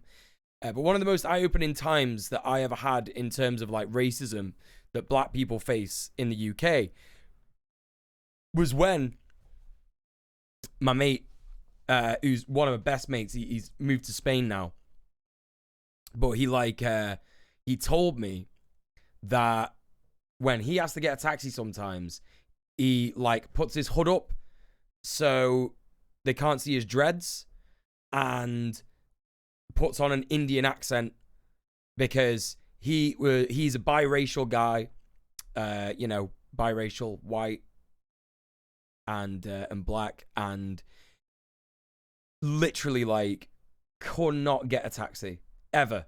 Like found it so hard to get a taxi, because when you're a white person, yeah.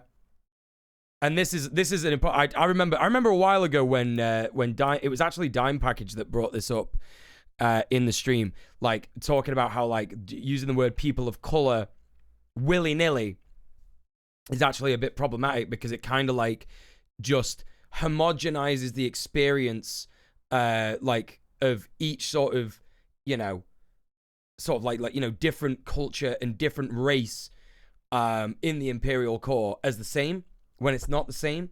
And as white people, we think it's all the same, like all the races that aren't white, they love each other, they're all fine with each other, it's all normal, right? And that's just not the case. Like, it's just not the case. Like, he found it so hard to get a taxi with like Indian and Pakistani heritage, you know, drivers of cars and stuff like that, like Asian drivers of cars, taxis and stuff like that. So yeah, extremely eye-opening moment for me. Right, it's another othering, right? Yeah, that too. Yeah, you know, like obviously there are scenarios where you can say people of color because you want to like express something that has, you know, that affects non-white people. You know what I mean? Like every single kind of person that like isn't white, right? But it is, I think, really important to specify if you're talking about black racism, like anti-black racism, anti-Asian, like anti-Southeast Asian racism, also anti-Asian racism, like, you know, xenophobia, shit like that. Yeah, there's also differences between the kind of violence that groups face in different countries. Yeah, exactly. There's all different, there's such a different, like, amount of experience that people have in different communities, in different cultures, so it's important to remember that. But yeah, that was a huge eye-opening moment for me. Use cash instead of a debit card. They need more security deposit. Okay, so you know, I say I could blind them. I give him the $280. So I walk up to my room, right? And you should have seen my face when I look inside this hog pen. I turn on the light, and roaches start scattering to every corner. So much cigarette hole inside these sheets that look like Swiss cheese. And more syringe was in this bathroom than a laboratory. I go at the front desk, right? And old boy answer the phone. I tell him the state of this room, right? And this man going super sane and start cussing in all kind of different languages. I thought he was talking tongues. I thought this boy was possessed. This the part that killed me though. He say that this is what you people do and say that all we do is scam. I say, hold on. Big man, you say you people? You darker than me. And you talking about scam? I've been watching Kaboga. Everybody that I watch on Kaboga Indian, he starts screaming. Kip Boga shout out right there. We love a bit of Kip Boga. And say if I don't get off his property, he calling the police to remove me. I say, rude boy, you ain't got to kick me out. I want to leave. I didn't ask for a roach, for a roommate. Just run me my 280 when you see me downstairs. This spiker say, you ain't getting and hang up the phone in my ear. 10 minutes later, I hear someone knocking at the door. It's the man. Now, even though I'd only been in the States for a year, you dealt with severe racism your entire childhood for being Asian, but for everything else, but for everyone else, when they look at the tan, I'm anything but. Right, exactly, yeah. Hey, Prince, how you doing? If you mean black people, say black people. If you mean South Asian people, say South Asian people. People of color is a useful term. Person of color, almost never necessary. Right, exactly. Exactly. I already knew that I should be scared of the police. So I peeked through the peephole and I was relieved to see that it was a black cop. I say, thank you, big black baby Jesus. Thank God I might make it out of this alive. I open up and it's this big bald head black man that's shaped like a diaphragmatic breath. You know them? That's what he shaped like. He tell me that I need to vacate the premises because the owner said that I'm trespassing. I say, trespassing? I dose passing, uno passing, I trespassing.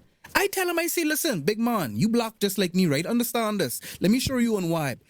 I paid to be here in this roach-infested motel. And this boy kicked me out and said racially motivated things. This ain't even no microaggressions no more, big man. This boy was just fully masked on. You should have seen my mouth drop when this man said that there's no record of me buying anything at this motel. Then I realized this boy ain't even give me no receipt, and I paid in cash. It had suddenly become clear that I had become bamboozled, hoodwinked, run amok, because I had no legal footing. I'm actually very much not a fan of the Kip Boga scam baiting thing. I think it replicates a lot of this anti-Indian stereotypes and ignores why these scam companies exist in the imperial semi-periphery. Yeah, I do think you can criticize it like that. I think that that's a valid criticism for sure. Yeah, absolutely. He's an excellent storyteller. Yeah, listen. Foreign, go and give him a follow. Honestly, if you're not already, just like phenomenal content. Every single video is as good as this. Every single video is as good as this. To demand that this boy hold up his end of the bargain. So I took the L. That was more of a lesson. No, that wasn't a lesson. That was $280. That was a loss. But this was my first interaction with inter-minority prejudice on both sides. Because you remember I made that comment about Kaboga and how Indian fellas them is be juck up inside one little office space scamming people in Mumbai. Ma'am, what are you doing? What are you doing? That ain't right. We talk quite a bit about racism from the melanatedly challenged folk them. But we never talk about how do we engage when another minority prejudices against you. Is it as harmful as when sun dodgers call me everything other than a sun dodgers? Okay, I've never heard that one before. That's fucking funny as fuck. Sun dodger. I'm fucking loving that. I'm fucking loving that. Hey, 9,000 rats, what's going on? God? Do minorities have a panoply that shields them from criticism when they throw calumnies at other minorities? And most importantly, where does this prejudice come from in the first place? While my motel mania happened at the hand of an Indian man, a great deal. How long until Sun Dodger gets banned by Twitch? Oh, probably immediately. As soon as I said it just then, a little like algorithm bot went to like, you know, a staff member. And the staff member's literally there just going, okay, let's put a watch. Let's put a watch on this djmuel fellow. And then I'm going to say something like extremely commie in a minute. And it'll just be like, it'll just say like 552 error, stream banned. You know? You know?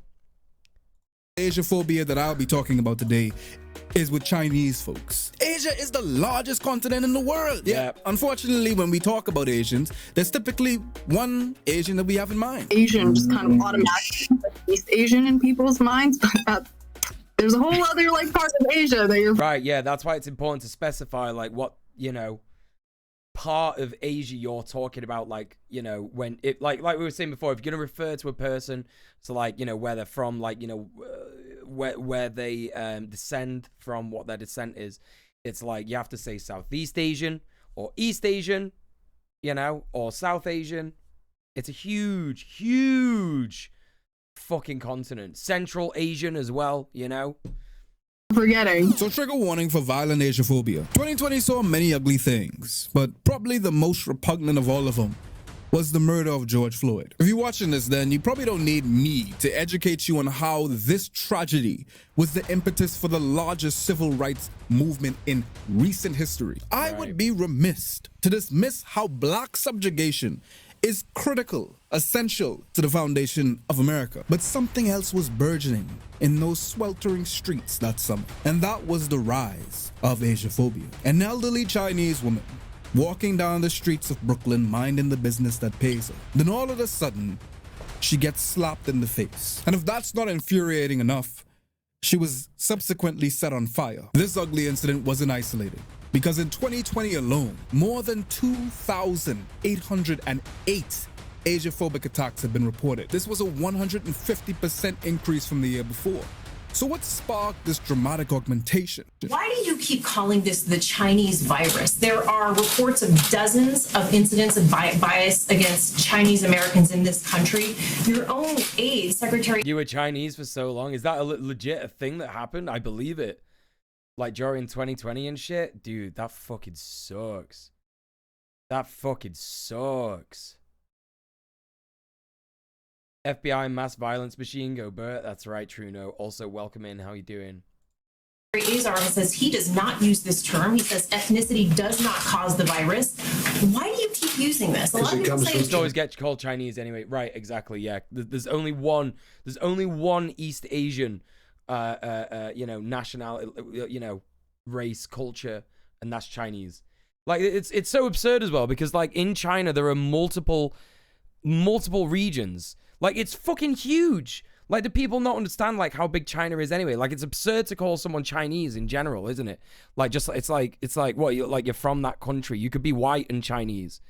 Do you know what I mean? It's like it's a country's name. It's not actually like a region. It's literally just like fucking 5 different regions, and even within that there are different, like, you know, places as well. Like you know, you've got like what is it, like Sichuan and like Canton and Jesus Christ, there's like so many different places in China itself.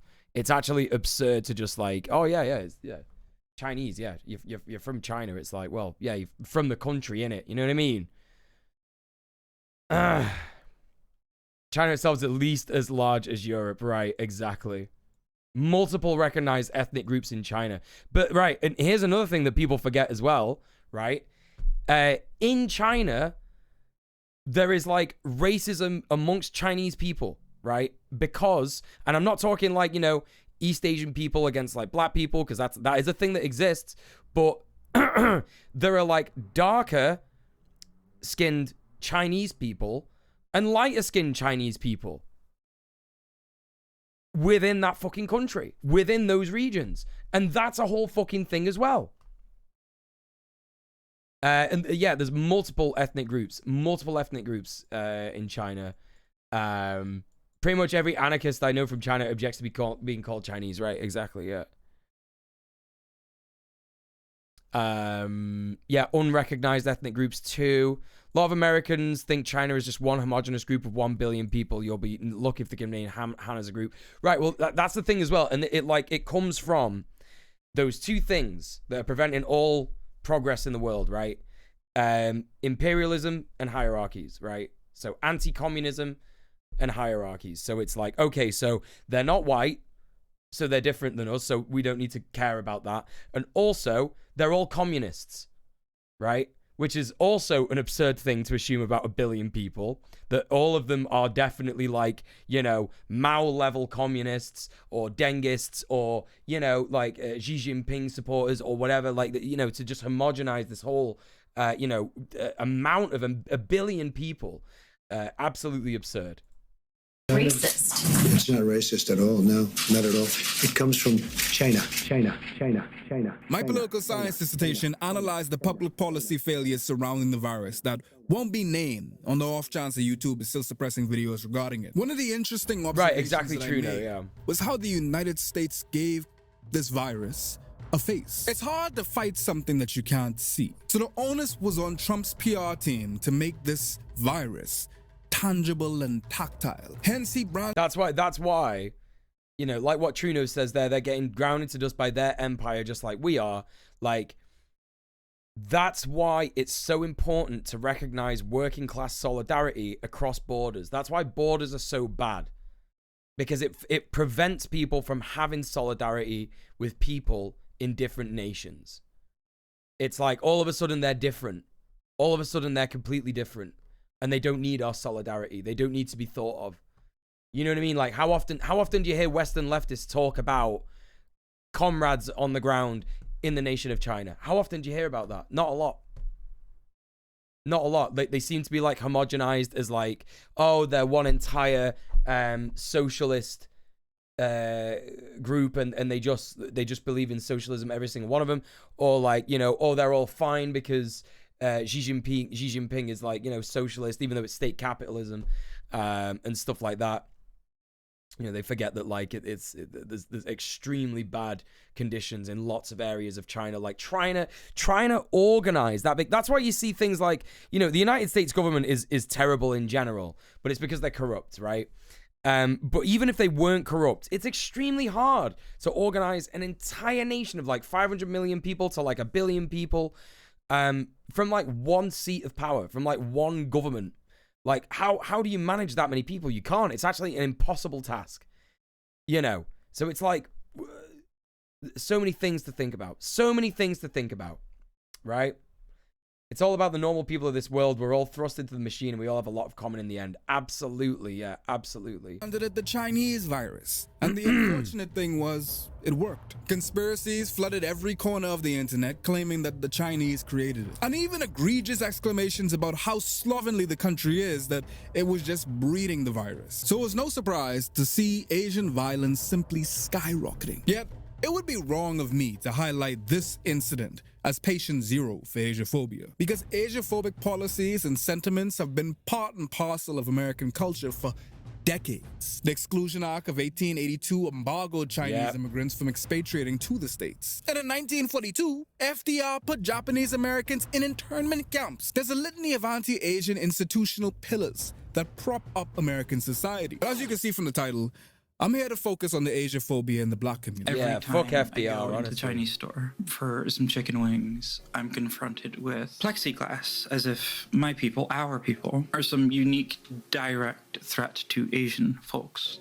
I don't see that glass in majority white neighborhoods. When I go to pick up hair products, I often go to a store owned by Asian folks. I find myself wondering, despite employing black folks in their stores, how much they give back to the community that puts food on their table. During the uprisings of 2020, the shopping center that store is in sure as shit had National Guard sitting in the lot. I've been followed in stores, watched like I were a criminal, and many Asian folks I've tried to associate with or get closer to because I wanted to have more friends. They sure as hell excluded me. It's made me hesitant, even as an adult, to reach out to Asian folks and Damn, that community. fucking sucks. I called on Bellamy Rhea again, as you may recognize her from these certified hug classics, because she left an invaluable insight into gender, but rarely does she speak on this intersection. I have experienced anti-blackness from my Japanese family members. I can definitely hear Nosobo in my ear yelling at me to pull my pants off.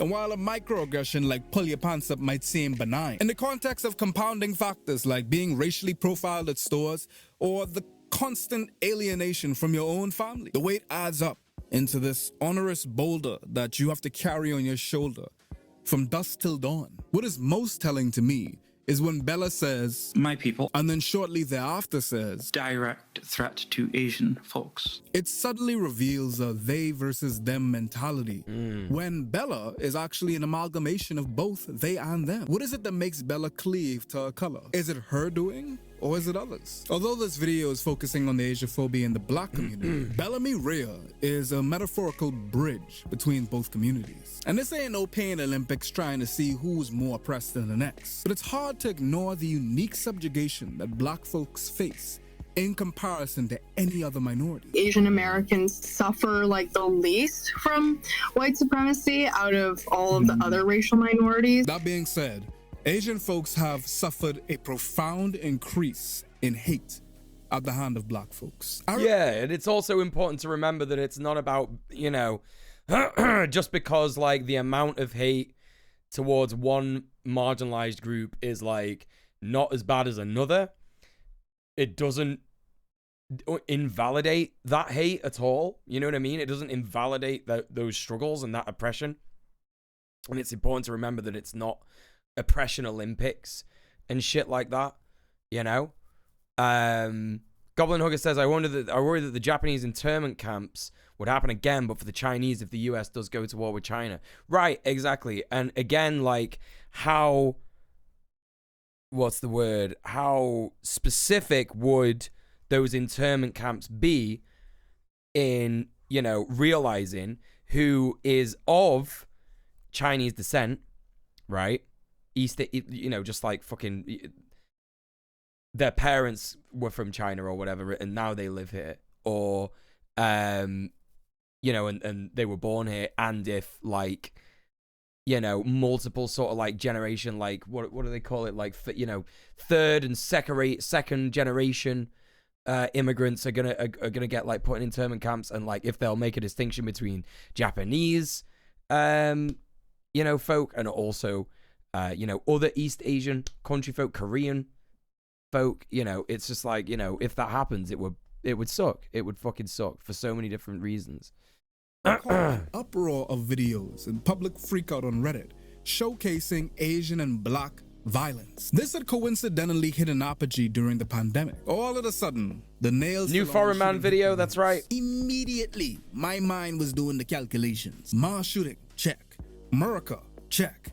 This is yet another manifestation of burgeoning white supremacy. You should have seen my face when I saw the perpetrator. I ain't gonna lie, I went through my stages of denial. I was sipping some Kool-Aid, saying that this was a psyops to sow dissension between the black and Asian community. Cause how all of these instances of black and Asian hate start popping up out of nowhere. And while there may be some merit to the notion that there is an orchestrated effort to wedge a divide between the black and Asian community, we can't ignore the fact that there is and has been mutual tension between these two communities. If it wasn't apparent from the LA riots of the 90s, then we definitely ought to see them now. From something as benign as folks having shit to say about people's eye shape or rolling their R's, to much more violent scenarios that I mentioned before. Often the grievance of bigotry is monopolized by black folks.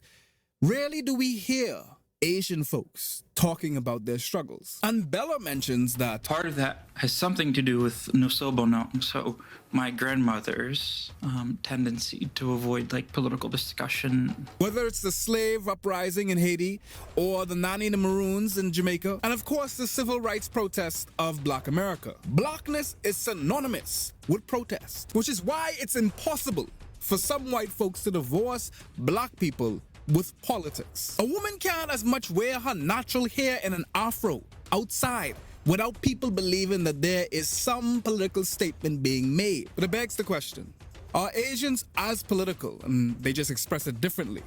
Or are we simply not?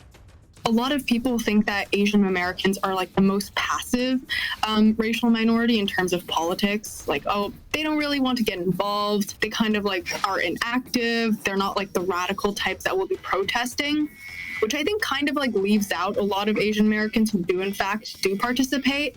But I think that stereotype of being passive in politics also comes from this fact that so many of them are immigrants. If I feel alienated from this country, then does my decision really belong here? Sometimes when I hear my family talk about like America and Canada, it kind some people take issue with afros in public.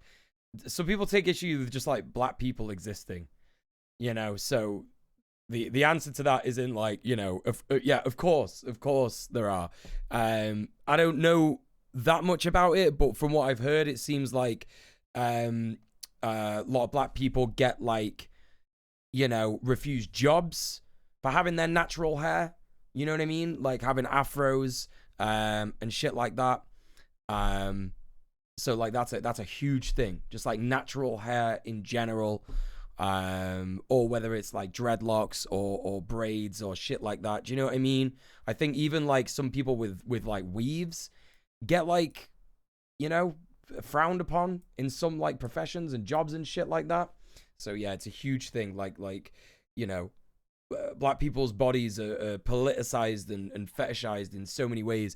FD Signifier did a video on like the fetishization of black men, which doesn't exactly cover the hair thing. I don't think, I've not seen it yet. I'm wanting to watch it on the stream, but yeah. Remember all the stuff about unprofessional hair in the House of Commons? It's a thing in the UK as well. It's a thing in the UK. I remember back in the day at school, like I went to school in Moss Side in Manchester, where there's like a huge, you know, British Caribbean community. And, you know, when some black kids would come in with, you know, afros and shit like that, the teachers would just go sick. Even black teachers would just be like, yo, you can't wear your hair like that, you know. Well, you've got two routes in this country if you're not white: passive and exceptional, right? Yeah. kind of feels like they're talking about it from an outsider perspective.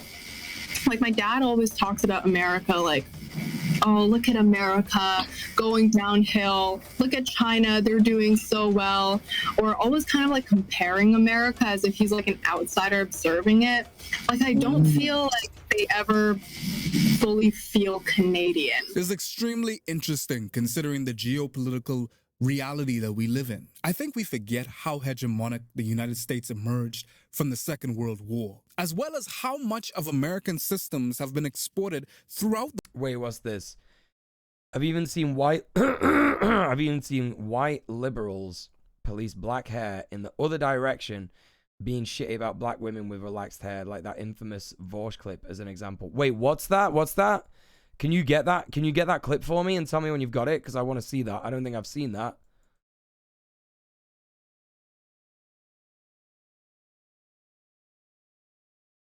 Was NATO founded by Nazis? The answer might surprise you. Yeah. I'd like to check that out. Thanks, Mousebreaker. I will have a blue fella. I will have the blue fella moment. Yeah, the infamous the infamous Vorsh clip. Yeah, you need to narrow that down. You need to narrow that down. There's so many. There's unironically so many. Oh, Jesus. Here we go. All right. Let's crack on with the video. Oh. The world. Even after the attacks on the World Trade Center, the entire world bent their knee to the policies that were made in wake of that tragedy. This is one of the many examples of the Americanization of the world. Meanwhile, the East has been steadily increasing their efficacy. The fall of the Soviet Union was a harbinger of darkness for not only the USSR, but what it represented, an alternative to the capitalist democracy of the West. The West had won the war, but the war was far from over. If there's anything that the West fears, it's the possibility of a coalesced China, India, and Russia. And yeah, that's true. More possible. That's true. Trump, where his dangerous despotism has highlighted all the faults that the Federalist Papers had feared. The hypothetical monster that uses his position, the power of the desk, that is bureaucracy, to influence the United States for decades to come, which is now coming to fruition with the courts primed to set regressive policies for the foreseeable future. So, with a simple, China and its allies can confidently say that your democracy has failed you. Your experiment has gone wrong. But We have an alternative that we have shown to be effective. From the economic powerhouse that China and India have become, to the ease of public policy implementation that an authoritarian regime allows for in natural disasters, these past few years have violently shaken Americans and the rest of the world awake from the American dream. But we are assessing the situation from a systemic unit of analysis. The way that Asia, most notably China, is viewed by everyone else, and how that behavior from a systemic level influences the way that we perceive China and Chinese people and Asia in general. Liv spoke. Yeah, there's a reason I told you to tell me when you got the clip, but let's check it out. Why does everyone keep saying that you said all black women sound the same? Where's this supposed to be taken from? Joe Biden believes we can't think for ourselves, that the color of someone's skin dictates their political views. All right, here's my theory. There is exactly one black woman who's voting Republican, and it's Candace Owens, and she has a cloning facility somewhere. Because every single black woman in America talks the exact same way. The exact same way, okay? First... Damn, dude, what the fuck? This fucking nerd, honestly. And there's always a clip. These debate bros are all the same. They're all the fucking same, man. They're all the fucking same, right? You know, they want to talk about how, like, all black women are the same. Shut the fuck up. He's projecting. He's fucking projecting anyway, right? Because at the end of the day, the debate bros are all the same. Like, every single one of them says something fucked up and racist, right? Says something fucked up and racist. And then they have, like, a clip of them saying, like, no, this is why I'm not racist. This is why I'm not racist. First of all, they all do that with their hair. I've never seen a black woman repping Republicans who had kinky hair. Second of all, to gone are the days where the Democrats will keep us on their plantation. It's the exact same every time. You might want to check that clip. Wait, what's the issue? Wait, why am I getting weird? Wait, what did I say? There was a black female Republican congressional candidate at CPAC. No, wait, this was before CPAC. She was doing some news talk thing, and I was pointing out that there were a lot of black female Republicans who adopt the exact same affect, probably because there are, like, fewer ways in which black women are considered politically acceptable in right-leaning. Oh, I don't want to fucking watch this fucking nerd. Fuck him. Absolutely fuck him. I believe you. I believe you. I believe you. I don't need to see the rest of that clip to believe, you know what you initially said about Vosh.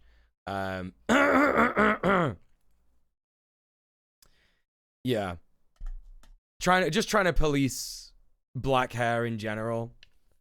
Sometimes I like to gaze too much into the abyss. Yeah, we don't do that here really, but, like, you know, I just kind of wanted to see that from a research perspective. From a research perspective, because you know, I'm making a video about another debate bro at the moment. So yeah, thank you for sharing that regardless. Hey Thay, what's going on? Welcome in. Debate bros are extremely uncreative. Their whole behavior is upholding the status quo and actively discourages being original. Yeah, that's right. That's right. Hey everybody, you should go follow Thay in Twilight. She's a phenomenal streamer, good friend of mine. Welcome in. Hope you're doing good. Hope you're doing fucking good. Yeah, it's not what you said, Ian. It's not what you fucking said, Ian, you piece of shit. Right, listen, chat. I'm done with my blue fella, and I need a big wee. So I'm going to go ahead and do that. Make sure you stretch, take your meds, all that stuff. Get some water, stay hydrated. It's warm all over the world. I'm going to be a couple of minutes. Back in a sec.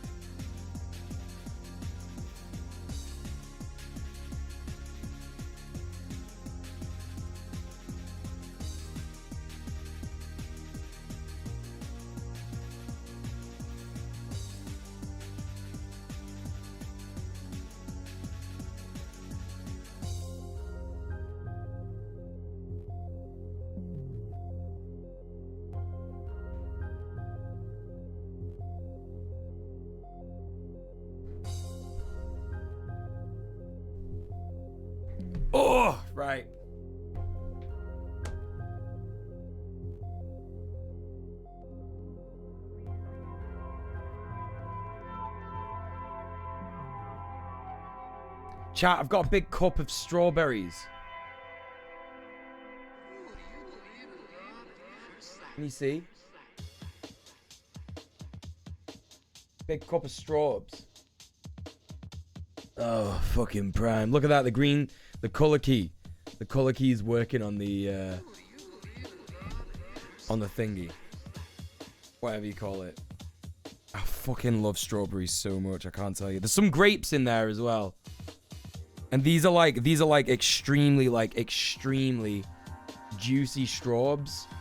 They're so fucking good. Mmm.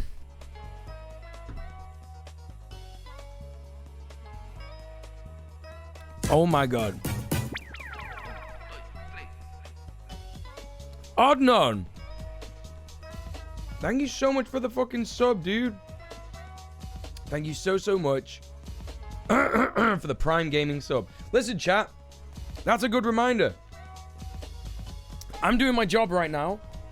I'm doing my job. It's the end of the first week of August. How many weeks have we got in August? We've got 1, 2, 3, 4 and a bit, right? So ideally, where we should be with donos today is about 110 quid. Somewhere around there if we need to meet the goal, right? So don't forget, if we get to the 400 point before halfway through the stream, before halfway through the month, which is at the end of next week. Sorry, at the end of, not next week, but the Monday after that. Monday the 15th. If we get to £400 before then, not only will we be watching RoboCop in the Discord, but we'll also be having a double bill where we watch a political documentary that's extremely based that I don't know yet. But there's loads to choose from. So if you are financially capable of supporting the stream, I would ask you to consider subbing off Twitch. Gang, I asked you to sub off Twitch for a few reasons.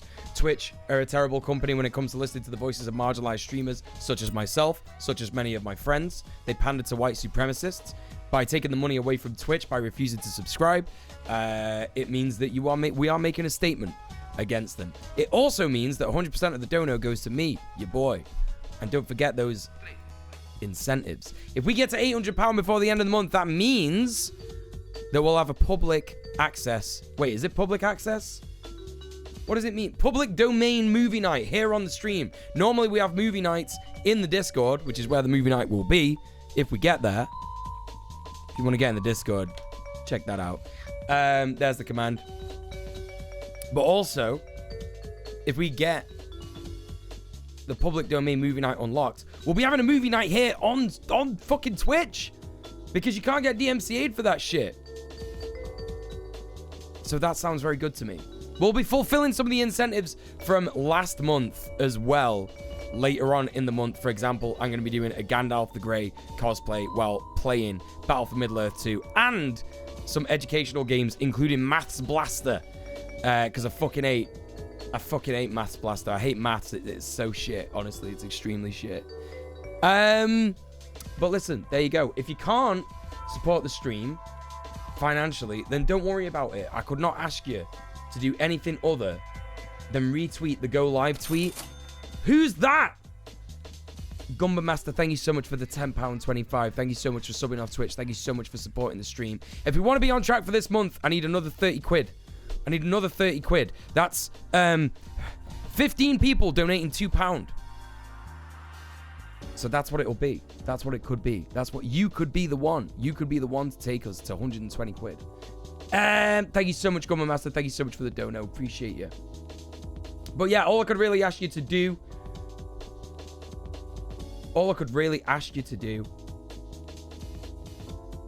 Copy link to tweet. There you go. Retweet that tweet. And that's all I can ask you to do. Oh my god, there's so many amazing streamers in the chat. What is happening? Look at all these people here. I know Adnan, I don't think you stream on Twitch, but you're a phenomenal content creator. Everyone go follow Adnan on YouTube.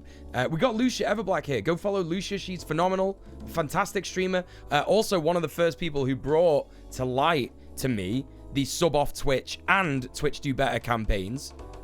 So thank you so much, Lucia. You've enabled me to, like, you know, live my life streaming, basically. Doing what I love as for a living. We've also got Isle here. If you enjoy beautiful French people playing awesome video games, then you need to go and check out Isle. Who is that? Yanshafim, thank you so much for the £10. That's only another £20 to go, folks. Thank you so much, Yanshafim, for supporting the stream. Thank you for subbing off Twitch. I appreciate you. Thank you. Thank you. Thank you. Appreciate that a lot. But as I was saying, Isle also got excellent politics. Also has an extremely safe space in her chat. So please, please, please go ahead and show some love to Isle. And we've also got that Conrad. I keep wanting to say that comrade because he is a comrade. But that Conrad Zimmerman. Please go follow Conrad. He's absolutely phenomenal. Odnon! Based idea, let's go. Thank you so much for the £5. Thank you for subbing off Twitch. Thank you so much for the based idea. Let's go. Thank you for subbing off Twitch, and thank you for supporting the stream. Appreciate that. Conrad says, copyright law being the monster that it is, a film ostensibly in the public domain might not actually be safe to stream. I was going to do a similar stream this past Christmas playing It's a Wonderful Life. It turns out they managed to carve out elements of the film in a way to make a violation of copyright to broadcast it.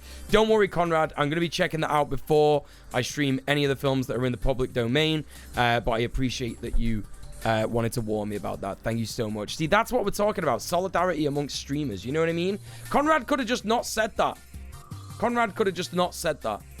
And I never would have known, and I might have tried to stream It's a Wonderful Life, and I might have got banned. So there you go. Thank you so much. Appreciate that. But yeah, welcome in, everybody.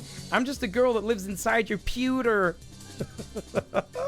You do stream on Twitch. Well, listen, everybody go and follow Odnon, an absolute comrade. And I'm going to go ahead and follow you as well, because I don't believe I do.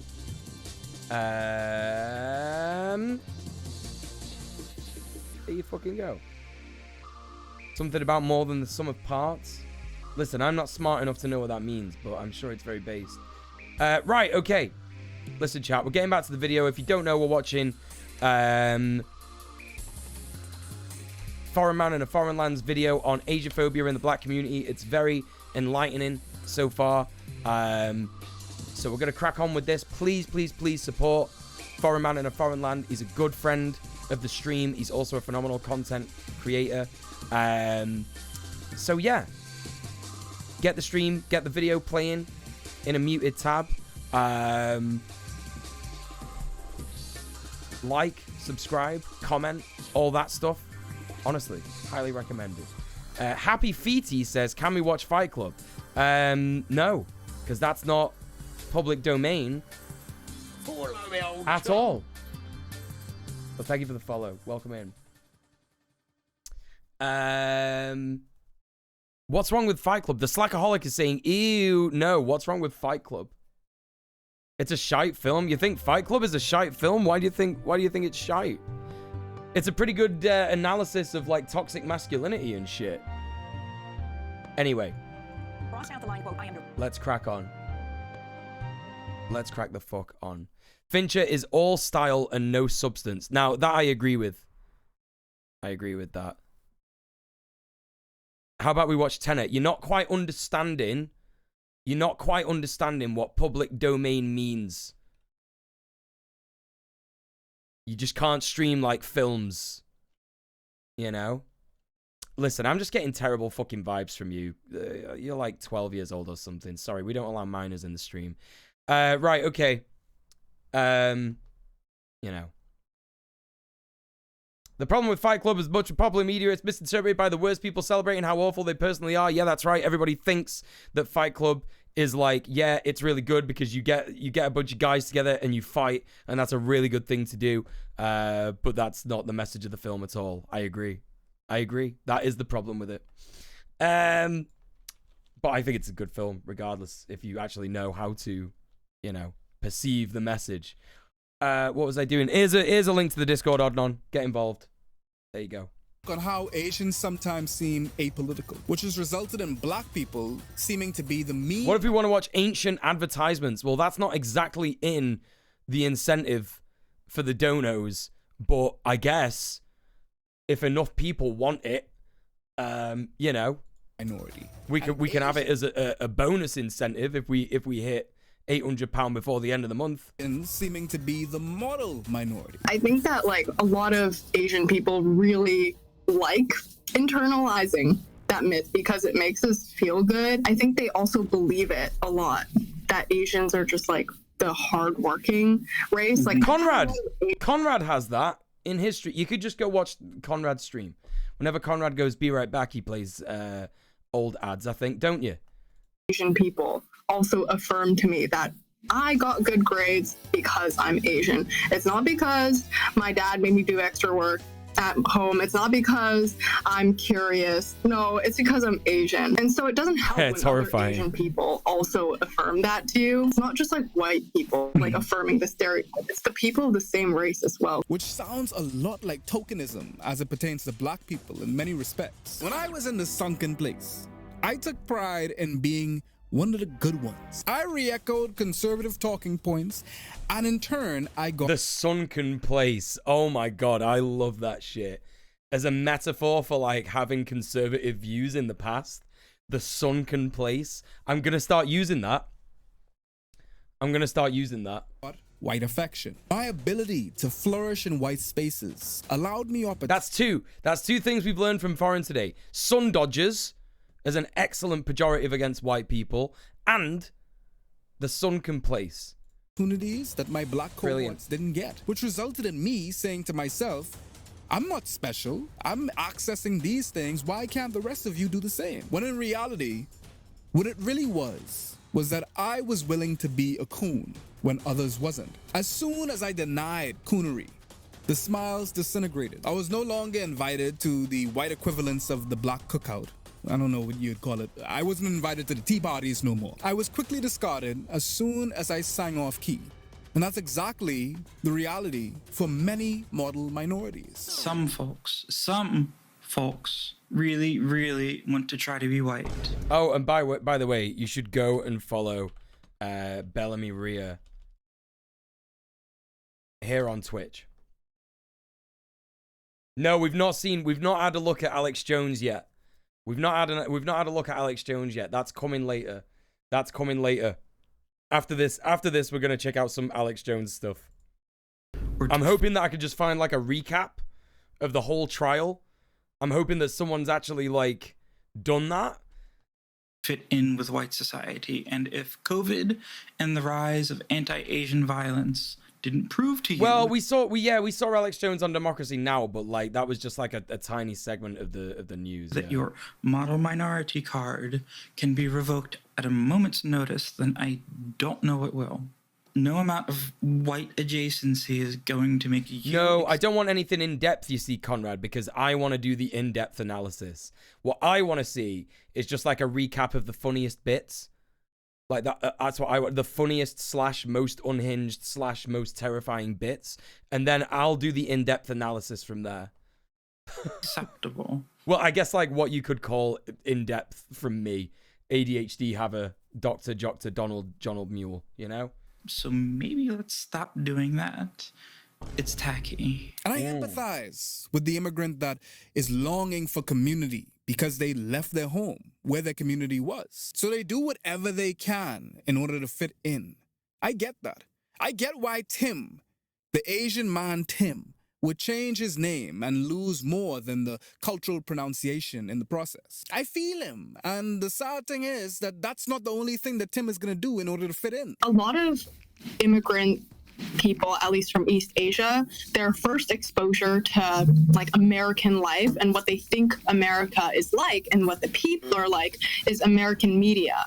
So movies and right, Dime. Yeah, message to anyone on or finding themselves on this path: you'll never be accepted, only tolerated. Right. And there's like parallels that you could see with this in being a queer person as well. You know what I mean? If you want to be like a quisling and sell out, your queer siblings just to make yourself more palatable to conservatives or right-wingers, they'll never accept you. They'll never, ever, ever accept you. I did a fucking video on that. On Dave Rubin and shit. So, you know. Oh my God, Conrad, thank you so much. Yo, check out Conrad. Not only like being in my stream and supporting, but also helping my stream be good by giving me content. If you ever want to drop anything like that in the chat, anyone, just let me know and ask me for a permit, and you can just drop it in the chat. The producer in me can't but help it. Yeah, I appreciate that, mate. Honestly, yeah. Buzzing. Yeah, we'll take a look at that in a bit. Right, sick. Okay, thank you. TV shows. The way people took me as soon as they look at me, as soon as they find out I'm Syrian, is absolutely ludicrous. It's been a journey. Right, yeah, this is the thing. It's like, yeah, that's what this whole bit is about. It's like, you know, model minority, and it's like, you know, as soon as people realize that you are not like as white or like as straight or as cis as they thought you were, you're fucked. Do you know what I mean?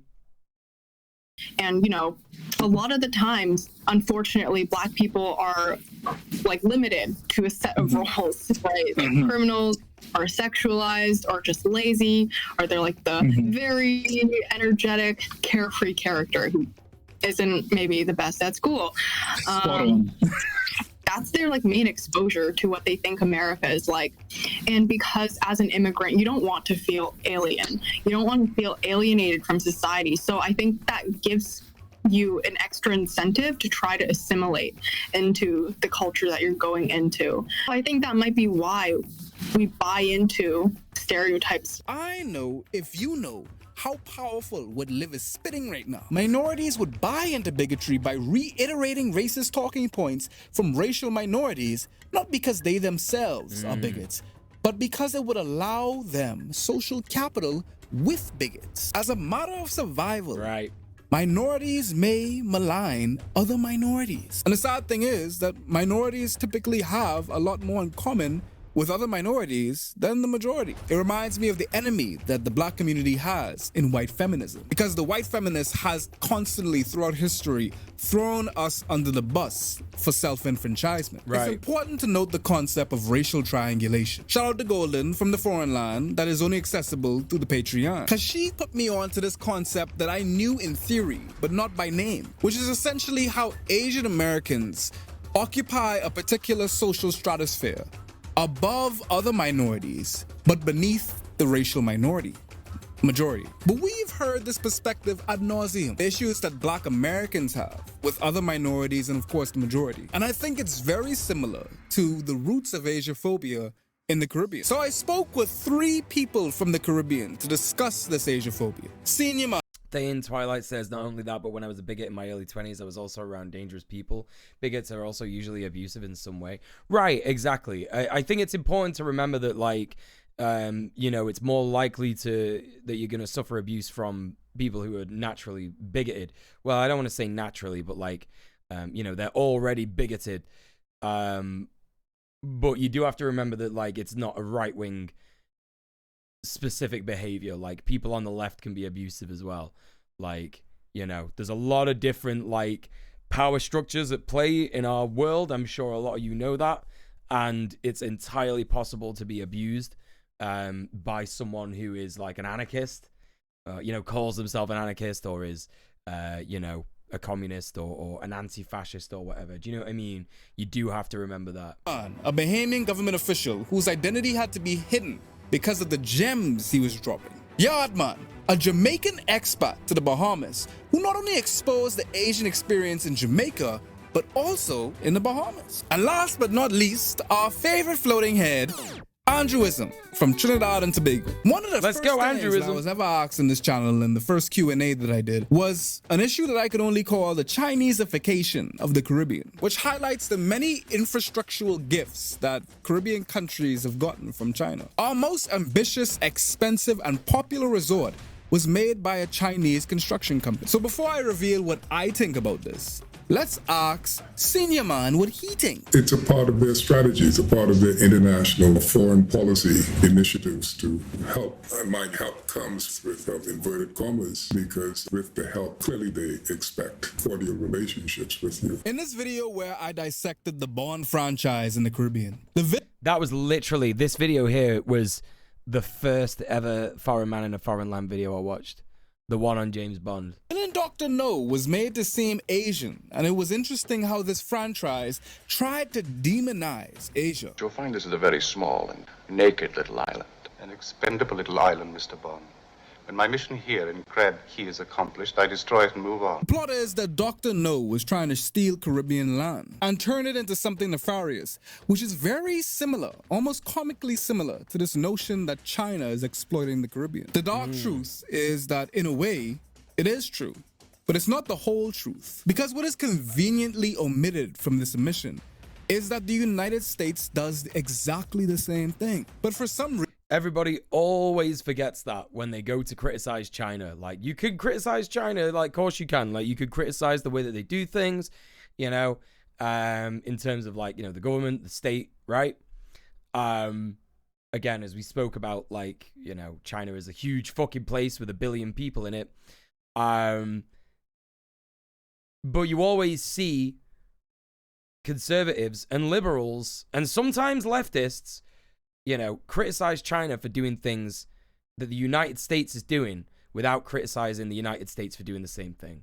So you have to be like, you have to be just super fair in your critique of what, like, huge nation states, huge imperialist nation states are doing across the world. You know what I mean? Reason European or American diplomacy isn't spoken about as balefully as Eastern diplomacy. So Senior Man rightfully points out how these gifts do come with strings attached, as do all gifts, because altruism is unfortunately a myth in these political situations. The Chinese, in this case, are trying to make sure that their interests are represented at whatever tables the Bahamas is at. But most importantly, because we're literally on the coast of Florida, the United States is very aware of this, which is why they have their own diplomatic missions in the Bahamas. Now that's the case over here.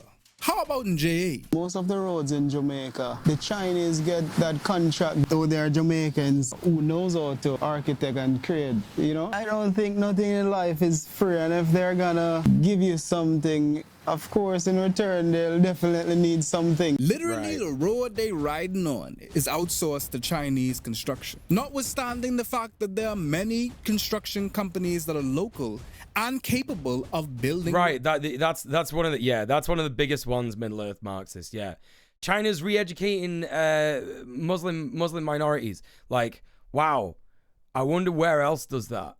I wonder what other huge capitalist imperialist nation does that. You know what I mean?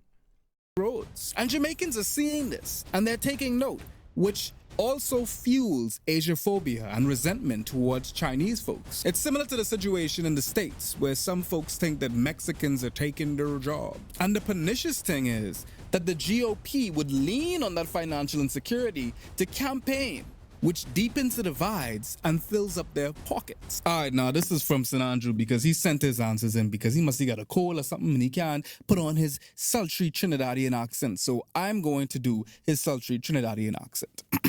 The governments and corporations around the world. Okay, that's a really good impression. Attempt to manipulate the socio-economic and political realities of other nations, openly or subtly. Oh, God. I don't really see this as any different. In their vie for geopolitical big leagues, they seem to be trying to up their neo-colonialism game. I think we should be a lot more cautious as a former colony, but considering each subsequent independent government's role as a facilitator of neocolonialism. That'd be something that won't happen from above. Andrew's reality seems very similar to mine. And as he said, being a former colony, we need to be careful of whom we sell our assets to, because we can end up in a situation where we basically colonize ourselves. We don't own Bahama. The government of the Bahamas don't own Bahama. nor does it own the point. They have these investment vehicles. They're companies that are owned by the state that invest in different projects, and the point is one of them. This assessment is, of course, at a systemic level. We can now look at an individual level of analysis. Yeah. Vaughn is right. Read manufacturing consent. Absolutely, yeah. Like, Chomsky's got, like, a lot of, like, bad ideas nowadays in his old age about, like, Ukraine and stuff like that. You know, his analysis of the Ukraine situation is, like, you know, not that thorough, not that well researched. So yeah, not ideal, not a good analysis, not a good take. He didn't have a good take on Ukraine. But manufacturing consent holds up. It's true. A lot of what's in there is really good, you know. To get a better understanding of how Asians are perceived in the Caribbean. Our brethren from Yard gave us some insight into how he perceives the Chinese in the Caribbean. And the way he describes it is extremely telling. Chinese culture think as far as 500 years ahead of them. If you master such mind to think like that, perpetually you'll always take over the minds who ain't even realizing how to use 2% of their brains as yet. You know what I mean? The internalized anti-blackness is pretty apparent here. You can also hear the latent effects of the model minority myth at play. The way how the Asian community in J. I don't know about that, successfully demonstrated capitalist tactics. And they've expanded their endeavors on a local level, generationally, resulting in what seems to be astute business mentalities that seem effortless to them. The uniformity in which the Asian population in the Caribbean seem to be able to build businesses and employ their own, till these small businesses become empires, whereas the local Caribbean population of a particular hue struggle to get even a fraction. It creates the illusion that part of their DNA. That's the way they operate. Wherever they go. This is not unique to the Bahamas. Chinese didn't live behind the walls of Life at Key. They normally lived right above their stores. They were family businesses. So they just continued to amass their wealth and kept their wealth within the family. And that's why they were able to expand. So you had John Shea 1, 2, 3, 4, a number of stores, and then you have New Oriental Laundry open in several locations. They're not lavish spenders, so you don't see them driving around and up. Yeah, it's so telling. Like, this, that's clearly why he's had to, I don't know why he's like blurred his face out, but I think it's because he's making comments like this. That's like, yeah, this is pretty racist, bro. Like, talking about, like, you know, Chinese people as a homogenized culture. It's exactly the same as what we were talking about before, innit? About how, like, in the US, they talk about, like, Chinese people as, like, they're all the same. Like, they're all the same. Like, these, like, various different ethnic groups in China, the nation, right? Oh, yeah, they're all the same. They do everything the same. They operate the same way. It's in their DNA. Like, it's extremely racist, you know? In cars, you don't see them living in 5-story houses. And like, you know, I could debunk this in like one sentence, right? Yeah, you could insert so many people into the same conversation. Exactly. Like Jews, right? This is like what Nazis used to say about Jews. Not Nazis, but like, you know, conservative right-wingers, like pre-Nazi Germany kind of thing. It's like, oh, they're like tight-fisted. They don't spend a lot of money. They don't drive opulent cars and blah, blah, stuff like that. And it's like, yeah, it's just like completely wrong. Like, what are you talking about? Like, do you know what I mean? Like, it's vilifying them in like a weird way. You know what I mean? Like, I could debunk this just by like my lived experience as a person that living in a city that has like a high Chinese population, right? I see like, you know, like people that I know of Chinese descent, like who've got like, they run accountant businesses, like they have fucking BMWs and shit like that. Like, that's complete bollocks. Like what he's talking about. Yeah, you know what I mean? Like, it's just absurd.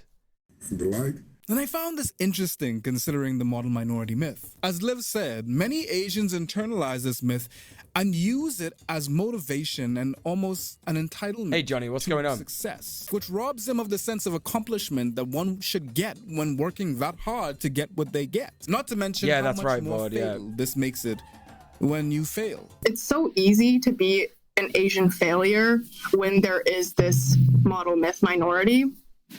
Like, I always felt the pressure, like ever since I was growing up, to be really good at every subject. Senior Man also mentioned how this seems to be the reality of Chinese people everywhere they go, not only in the Caribbean and in the States. The idea that they have this uniform culture of parsimony, conservative hardworking values, etc. This flattens the reality of Asians that may not subscribe to those models. Right. I've met many Asians that are extremely extravagant in the way that they display their capitalist success. So to exclude them from this understanding of culture can alienate some Asians. Even though Asians are different, when you come to like a country that you feel like so alien to, other people who just look like you and are from East Asia suddenly feel closer to you than they would have before. Like a lot of the times my parents will talk about, say for example, like Korean acts right now, like K-pop and K-dramas, they're really popular. My family's not Korean, they've never been to Korea, but my parents still view it as a very positive thing that East Asians in general are becoming popular. So I think there's like this solidarity that like they like to have with other East Asians, but they're not so great at it with like other people outside of their bubble. From an it's like so fucking bad that like, you know, it just fucking sucks. Just extremely sucks. God fucking damn it. That gif there just got me thinking about Ollie London, and I'm sorry, chat. I'm sorry that I had to remind you that Ollie London exists, but I was just there like, oh, god damn it. Anyway, sorry. Yeah, it just makes me so mad. Johnny, I'm sorry to hear that you had a shit time at work. Can we get some love in the chat for Johnny, please? Get them love emotes in the chat for our Johnny. Afro-Caribbean standpoint, seeing Asian folks in the Caribbean aggregate wealth when you can't even pay your rent, I can empathize with your average Black Caribbean person that is seeing that and then coming to the conclusion that it's natural to them. Just like I can empathize with the Asian that grew up on American media and came to the conclusion due to that Black people are the trans-Korean guy, yeah. nature. But that's what we're here for, to unlearn the skullduggery that we've been programmed with. Because there's another reason why Chinese in the Caribbean are able to access capitalism in a way that Black Caribbean people simply have not been able to. The Chinese petite bourgeoisie have been a mainstay for a while now, considering their relative freedom to venture into new industries due to the racial hierarchy present in the colonies that denied Africans the same access. They've been able to establish a basis in the shopkeeping industry, a basis that has provided a support foundation for subsequent generations of Chinese immigrants. When the Bahamas was transitioning from a colony to a nation, the white oligarchs feared for their future. Due to the Black enfranchisement that the new leadership propounded, the white money in the Bahamas needed to find people to represent their interests. They leaned on the fair-skinned Bahamians, the mango-skinned people there. Hence why the old Black money in the Bahamas have a particular tint to them. And with that money came political power, which has secured wealth for a few fair-skinned families in the Bahamas. So it's no surprise that the fair-skinned Asians that also were in the Bahamas benefited from this Caribbean caste. Thus, we mirror a particular racial hierarchy, despite the colonizers not even being present. So they say. As automatically Black man love gravitate and run behind white people, you know. So it's a thing where if you're here and you consider white, you're still gonna be run after and praised with a higher skin color most of the time. This is the colorism debate yet again, which we haven't made enough leeway in the Caribbean. It ain't only the white people them with white privilege. I know that me being an East Asian who has fairer skin has an advantage over like East Asians with darker skin, or South Asians who are still like left out of a lot of like Asian conversations. I've definitely benefited from it. Like, even though it sucks to hear people say I'm smart because I'm Asian, at the same time, that means that people are going to automatically want to work with me, or automatically think that I'm going to be a good student and not think I'll cause trouble if I like go into a classroom Maybe they'll think I'm more competent.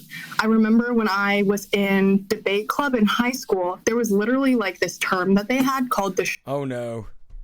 Oh no. She's a debate nerd, chat. She's a fucking debate nerd.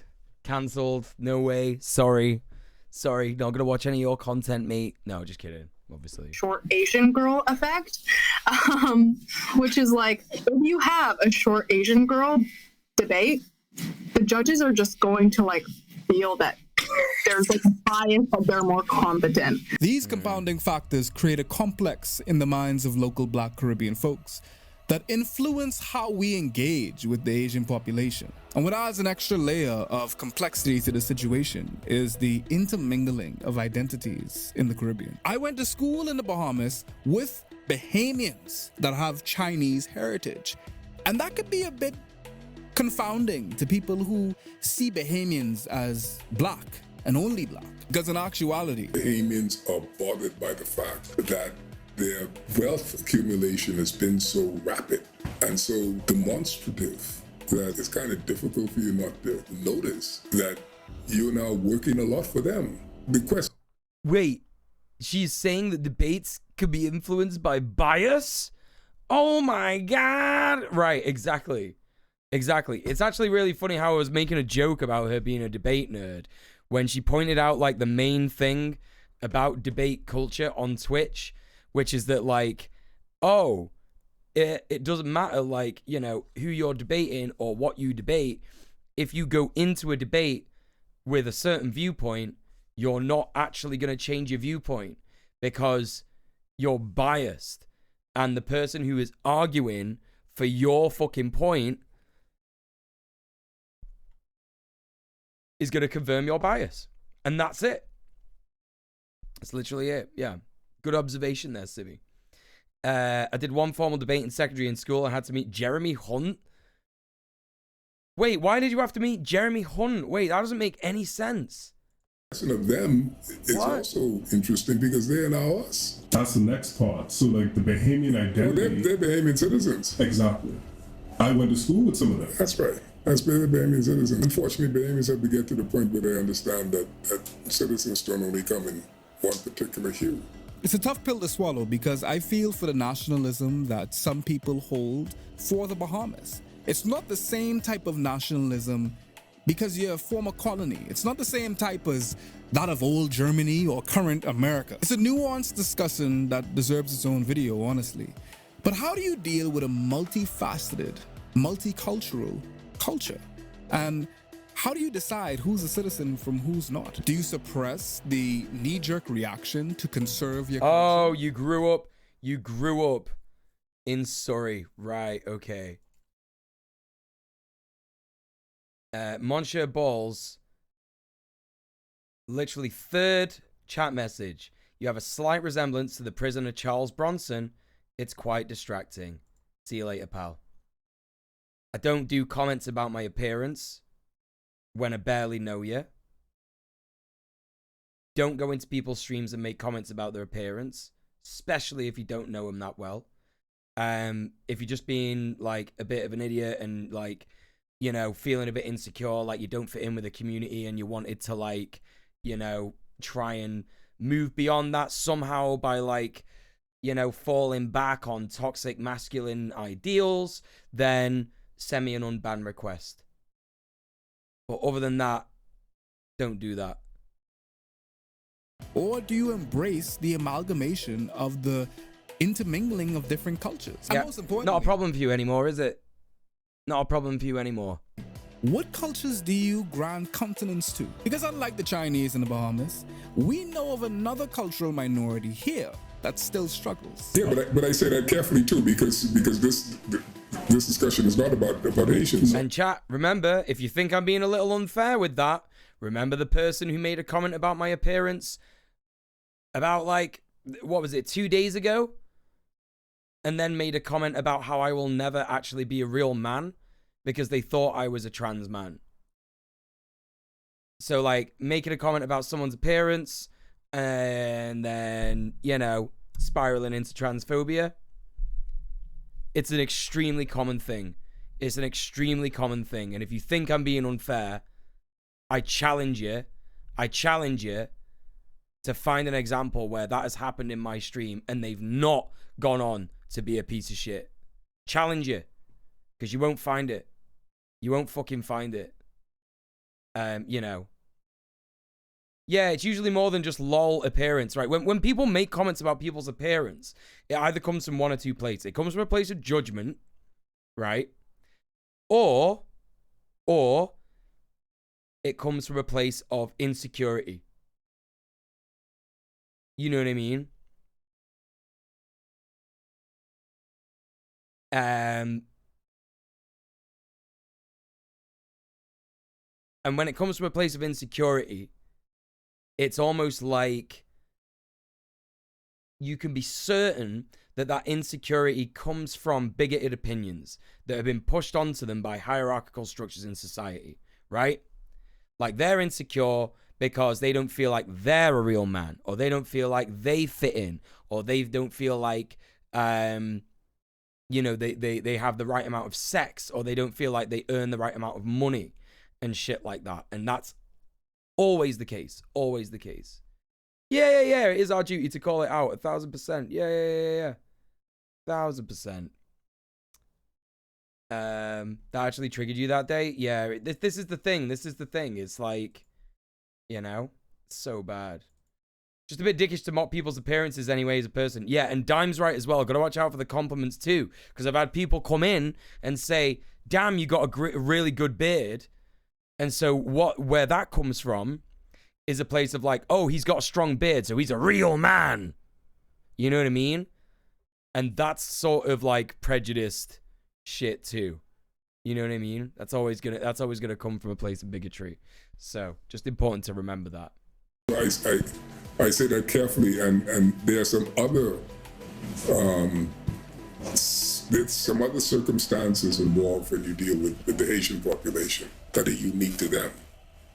I'll tell you something, chat, that happened to me at the weekend, right? So I went to my partner's parents' 30th anniversary celebration, right? And we went to a meal. We went for a meal, right? And it was really nice. And it was like a really, really nice time. You know, I felt like for the first time in a long time, I felt like I was sort of like in an environment where people like me, and it's like a family environment, and I'm like with my partner, I'm in like a really good relationship with her, and you know, things are going really well and shit like that. And then her fucking brother thinks it's dead funny to get a tortilla, a little fucking tortilla like about that big, and try and throw it and have it land on my head, right? Now, I knew the only reason he singled me out, actually, there's two reasons. The two reasons that he singled me out to try and get a tortilla on my head, and we weren't popping off that well. We weren't having that good of a conversation. We weren't like that. Do you know what I mean? It's the first time I've ever, like, hung out with him, right? The two reasons were, one, because he's feeling insecure in his masculinity and he's trying to dominate me, right? The second is because I'm bald. And so he's seeing that as an opportunity to, what's it called? When you state your claim, right? When you state your claim on something. And I swear to God, I've never, because I'm grown up now and I'm in a place in my life, right? Sibling rivalry as well, right? This is another thing. I know that my partner doesn't really get on with her brother that well, right? Marking territory, asserting dominance, right? Yeah, that shit, right? That shit. Yeah, exactly. Thank you. I know that from what my partner's told me, she don't get on with her brother that well, right? And so I've got that in my head as well when this has happened. But because I'm older now, and I know I'm old enough to have been, you know, to like be in a relationship now where like things are going well, and like, you know how to like communicate properly, and I'm like doing my best. I'm always challenging myself. I'm not perfect, because no one is, and I'm not saying, you know, I'll never say that I'm perfect, but like, you know, I know a lot more things to do. I know the right way to act in those situations. Chat, I have never been that mad and felt that impotent in my rage, because I knew I couldn't say anything because I was going to ruin my partner who I love with all my heart. I was going to ruin my partner's parents' 30th anniversary if I'd have done what I wanted to do and turned around to him and said, what the fuck do you think you're doing, you prick? Do you know what I mean? Because that's how I'd react to that normally in real life, right? Outside of a situation like that. I'd be like, what you fucking doing? Do you think you're being fucking funny? I swear to God, I was so fucking mad. And I was like grinding my teeth. I was literally like fucking, you know what I mean?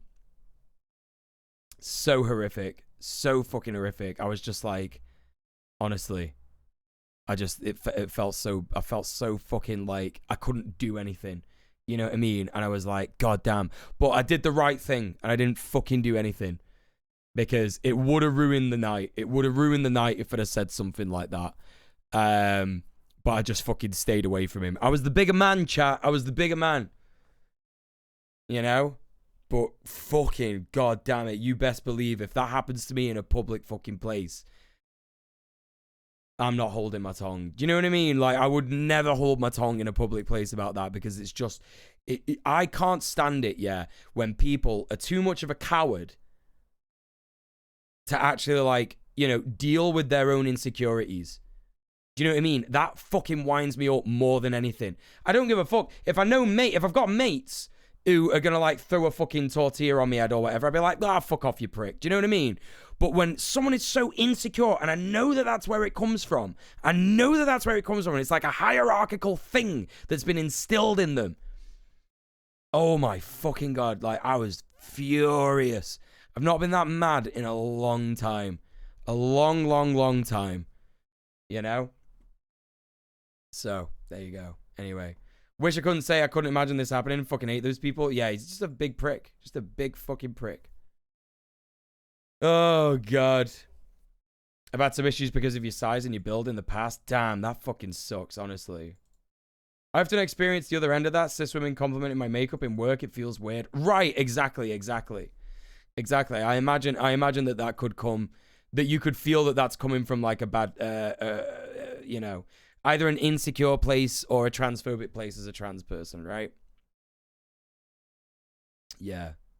Hopefully you don't have to visit him again. Oh, you better believe it. I'm not. You better believe it. Go and see your parents. Yeah, no problem, love. No problem, baby. Is your brother going to be there? Yeah. No, not for me. Sorry. Not this time. God damn it.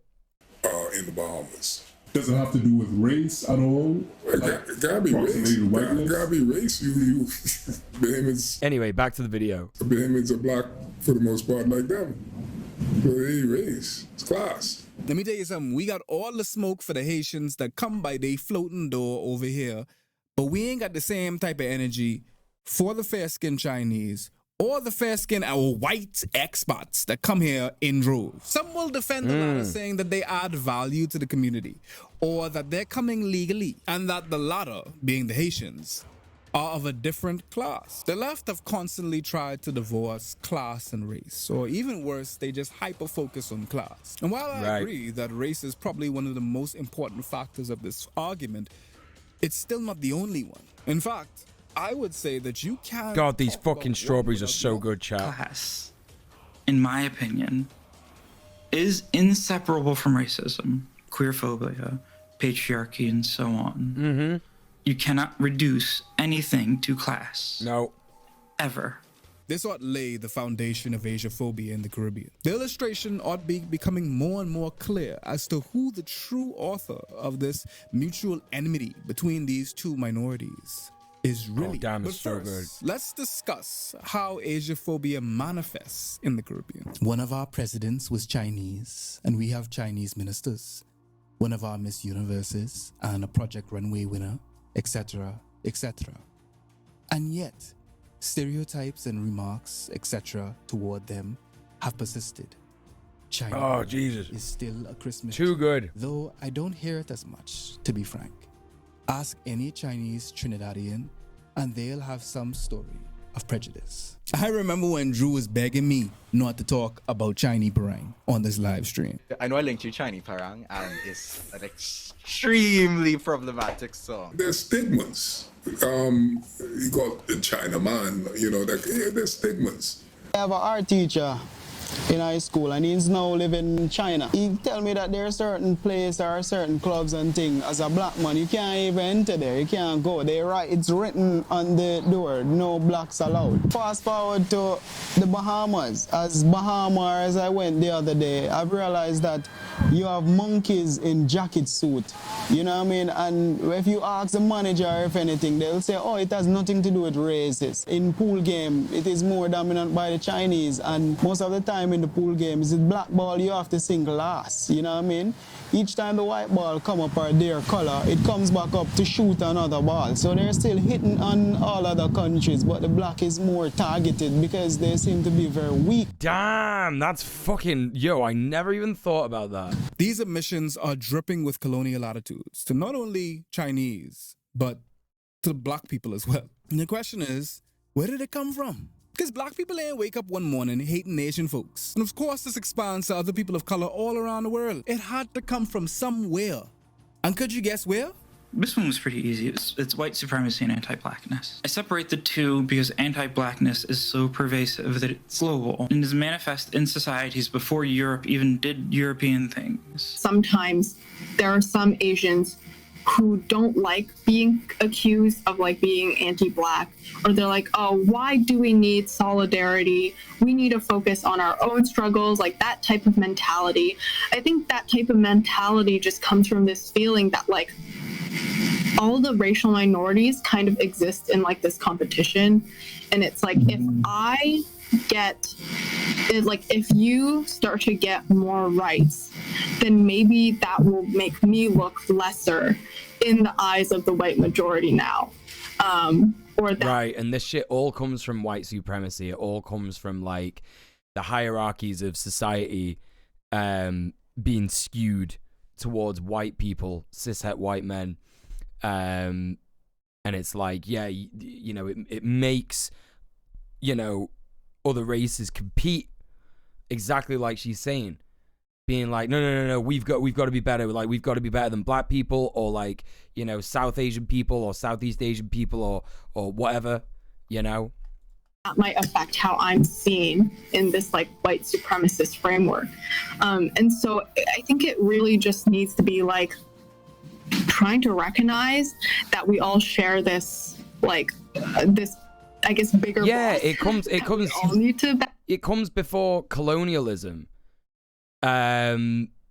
because, you know, it started with the campaigns against the Moors and like the Crusades and stuff. You know, when you see white supremacists use phrases like Deus Vult, and you know, they have like imagery in their like bios or in their banners or whatever, like their embarrassing little fucking Twitter profiles of like, you know, knights with the English cross and shit like that from the Crusades. Like, that's it, you know, it all fucking started there. And I'd argue probably even before that in like Rome.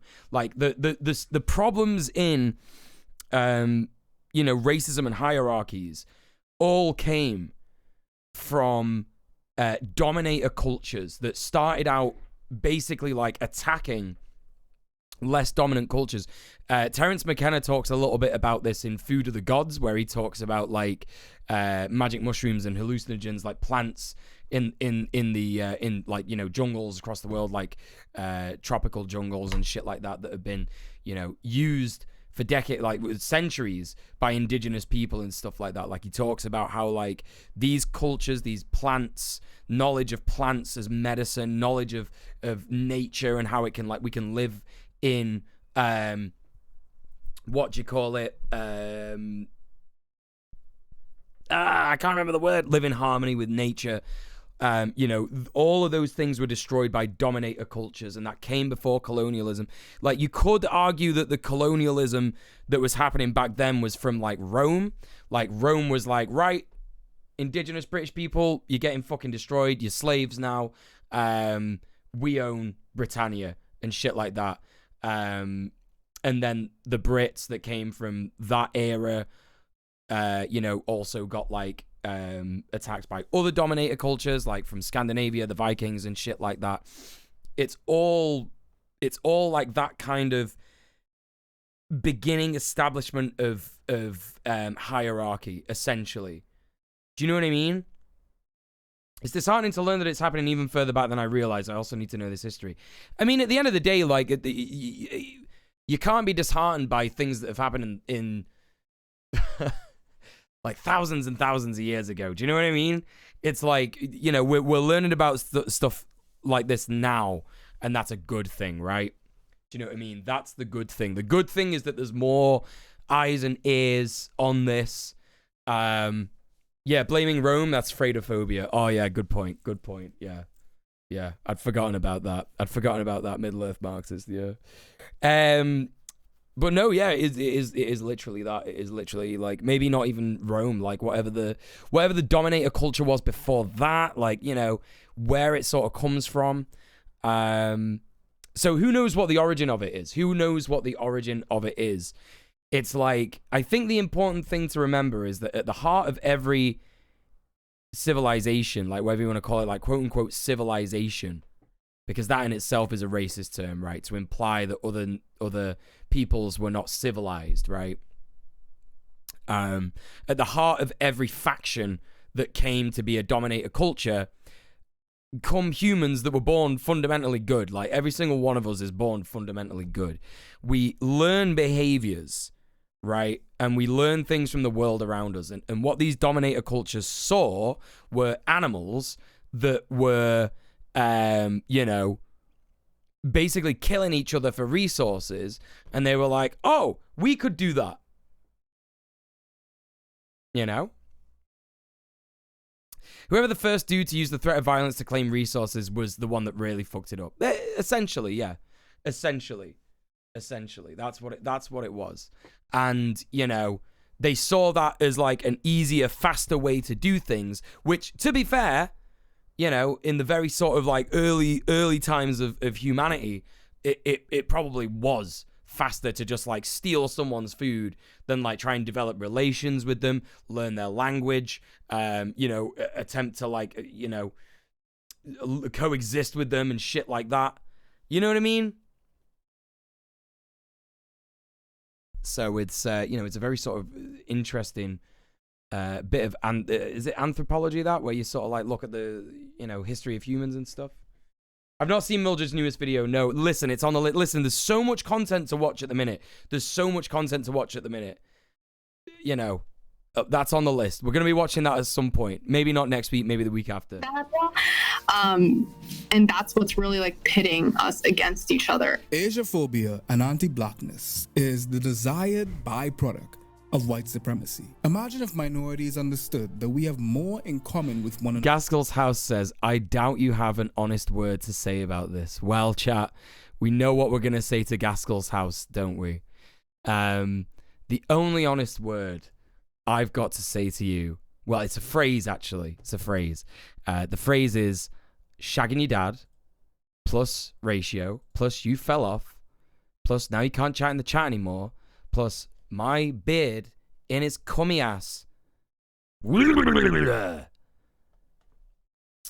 So, how about that? Another. Then the bourgeoisie. Then applying the same logic to a class framework, and other people, white folks of the same class, can begin to coalesce with minorities in that very honest class, cummies in your da. essential Honest cummies in your da. Knowledge from this docu-series on Curiosity Stream. And areas like China that were less formally controlled, but did Dad sucked my girl dick. Yeah, and your dad also sucked Cynthia's girl dick, as she says in the chat there. So that as well. Do you know what I mean? L plus ratio plus, you know. Plus your dad loves us. Your dad absolutely loves us. He won't get off the phone to me. I don't know what it's like for Cynthia, but like he won't stop texting me. Hand of European domination similarly had loosened ties to Europe and the United States. You get this and more when you sign up for the smartest bundle in streaming, Curiosity Stream on Nep. Okay. Brilliant. Oh, shit. Wrong fucking stream. What a great video. That was really fucking cool. It was really, I think it's an important video as well. Like, important to know about, important to understand, you know, shit like that. Like, you know, the racism that will exist within, you know, different cultures, different races and shit like that. So awesome, as per usual, from Foreign Man in a Foreign Land. Please, please, please go show it some love, like, subscribe, comment, all that nonsense. You know the score. Excuse me. Jen. Jenny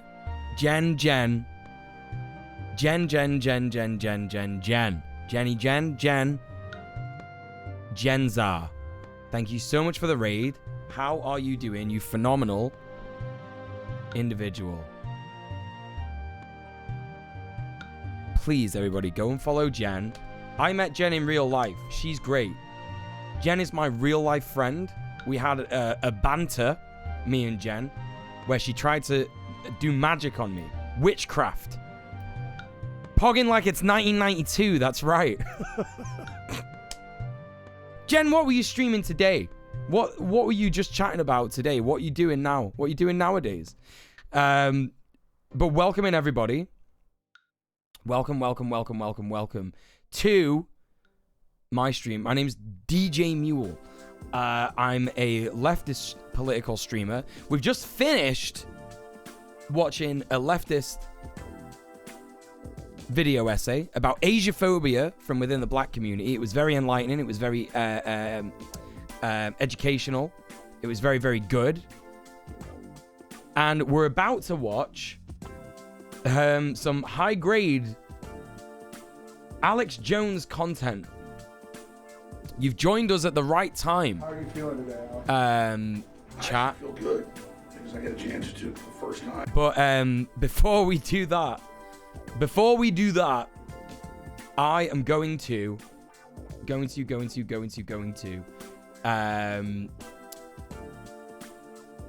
a little wee. I suggest you go do the same. Stay hydrated. Take your meds if you've not already. And have a little stretch. And I'll see you in a sec.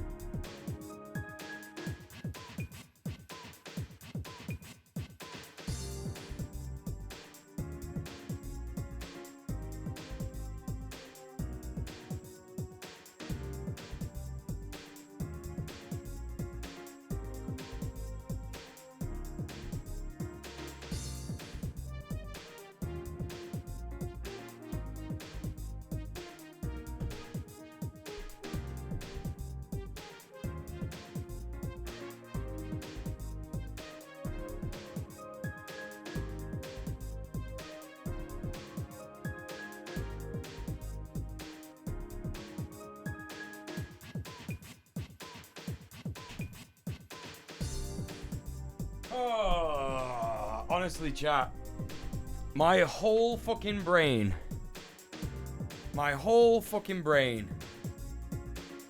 is just like ADHD to fuck today.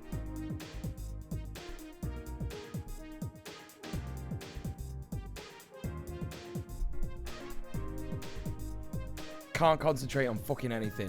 Telling you now. Chaos Merlin redeemed you, Shanker. You absolute fuck. For the next 5 minutes, I despise you. Oh, God. Right. Also, hello to Frazo. How are you doing? Fraser says, I often think about the concept of indigenous being native as a Scandinavian, born, raised, living in Scandinavia. A good bit of the local indigenous culture was killed off by monarchs and things like Christian missionaries from southern Europe. But as you say, it was 1,000 years ago. Right, exactly. Like, what indigenous stuff do we have in the UK? Like, what do we have in Europe? Like, where are our indigenous cultures? And, like, it was destroyed by those dominator cultures, innit? Basically. So yeah, absolutely daunting to think about, you know. So specifically excited to watch this Alex Jones nonsense on this stream. Yeah, we're going right into it. This video is called Top 7 Wildest Moments from Alex Jones Defamation Trial. So we're going straight in. Get your laughing hats and also your scared hats and also your critical hats right out.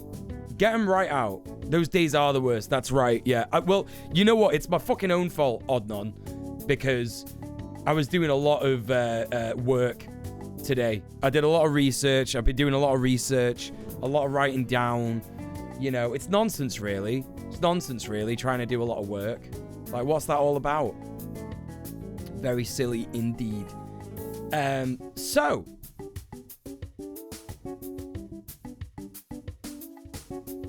let's check out the Alex Jones nonsense.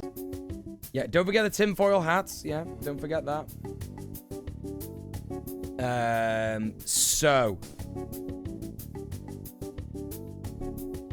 They're all the same hat. Wait, what do you mean? German nationalists still celebrate Arminius, who kicked the Romans out of Germania Major, but we adopted a lot of Roman culture since then. Like, yeah, what do you mean? Right, exactly, yeah. We have to do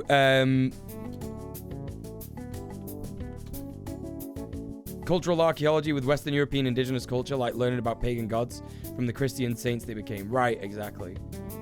Exactly. Putting on my robe and gay frog hat. That's a good idea. Back with tea. Right. Divided. Listen, you've delayed this for chat for like another couple of minutes. Because now I have to go and get a cup of tea. Because you've said that. I hope you realize what you've done. You know what? My hat looks great. My hat looks great with the new color grading. And the new and the sharpness of the camera. God, the stream's looking good at the minute. God, I'm happy about how the stream looks. I need to make myself a little less yellow. Little less yellow. But, you know, then it'll be all right. Then it'll be good. I'll be doing that. I'll be doing that later on tonight. Don't worry about it, chat. Okay. Right. So, I don't know what the content warning should be for this. Everything? Like, everything? Content warning for, like, potentially everything? I don't fucking know. Gaslighting? I don't know. Gaslighting slash racism slash queerphobia.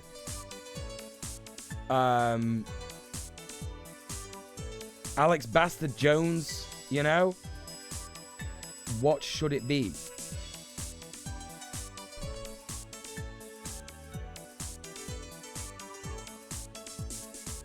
Well, I think that's about right. Okay, right. Back in a tick. Huskadoo says the contrast on the new cam is cool, Muel. I don't know if that's your intent, and I'm bad at observing things, but the video pops. Thank you so much, Husker. Appreciate that. That kind of is my intent, kind of. But yeah, we'll fade over to the scene, just so everybody knows what's going down and that we're ready for it. Okay. Back in a tick. Cup of tea for me.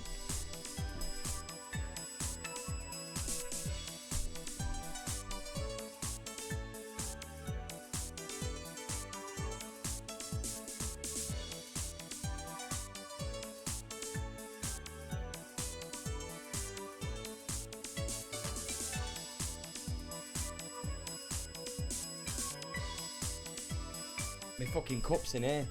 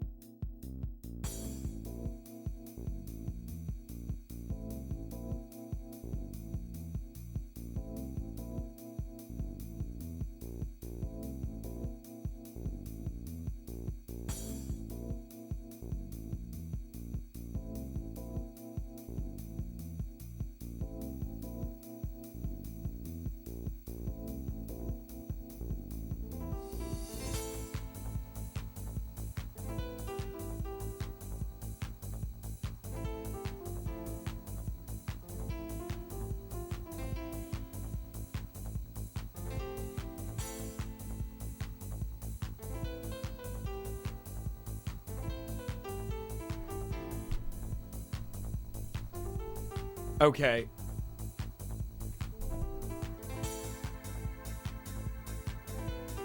Is he gonna anime style power up mid fight and become red? That's what I want to know. That is what I want to know. Okay. When I see AJ at all, I just hear frogs gay over and over. Wait, do you mean like this? Do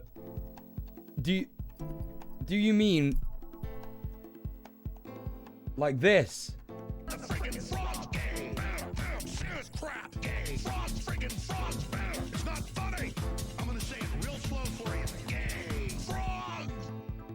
Just like that? Is that what you hear?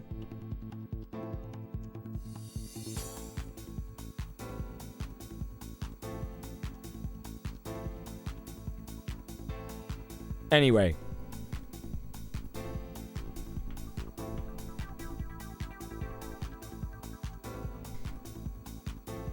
It's a banger, Isle. You're right. It's an absolute fucking banger.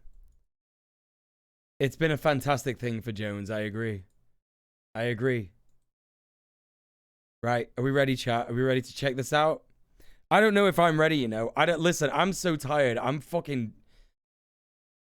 like delirious almost. And I think I'm gonna like laugh myself silly, but also like not laugh. Also very much like not laugh as well. Okay. All right. Let's see what he says. Let's see what he's on about. How are you feeling today, Alex? I actually feel good because I get a chance to, for the first time, say what's really going on instead of the corporate media and high-powered law firms manipulating what I actually did. Already it's great. Already it's great. Oh my God. I can't believe it. I can't believe that he would like it's bridged the sort of like this is a grift into like no, he actually believes this stuff. Like he actually genuinely believes this stuff. You know what I mean? That meme should really die. It's allowed a lot of people to dismiss the much more horrifying and threatening things he says. I think that there's some truth to that. Yeah, for sure. Definitely.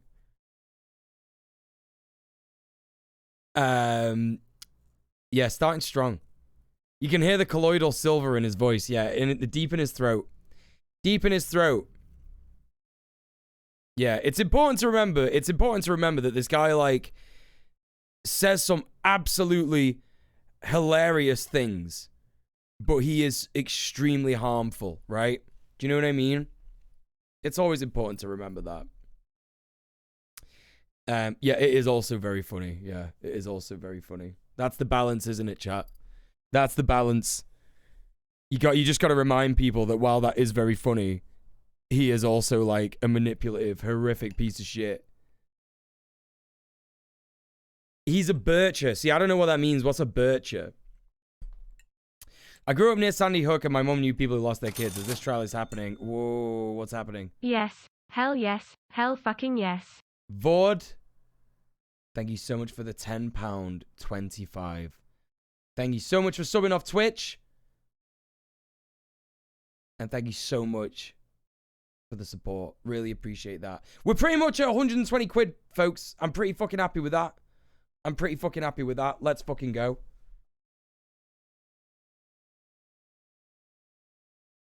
John Birch Society, racist ass old organization related to the KKK.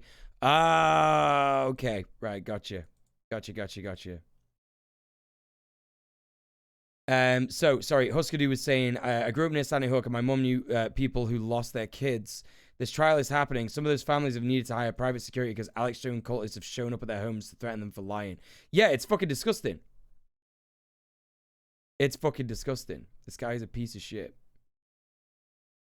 Once played an Alex Jones drinking game where you drank when he said certain words like globalists and Hillary Clinton and demon, and you were drunk so quick. I imagine, yeah, I imagine.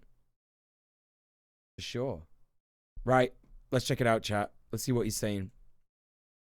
Alex Jones' defamation trial out in Texas has had many wild turns, including with the InfoWars host taking the stand. Welcome to Sidebar, presented by Law and Crime. I'm Jesse Weber. Anyone that wears a fucking jacket suit like this, I'm just, oh god. What's this guy like? Who is this guy? Do you know this content creator, Conrad? Or did you just like find the first thing? Much of his expressed conspiracy beliefs are a combination of grift and pursuit of Christian nationalist ideology. Right, exactly, yeah, right, exactly. Like, well, this is the thing, right? This is the thing about fascists, and this is the thing about the Christian nationalist ideology, yeah? Like, it's entirely a grift because they know the things that they're doing are not Christian.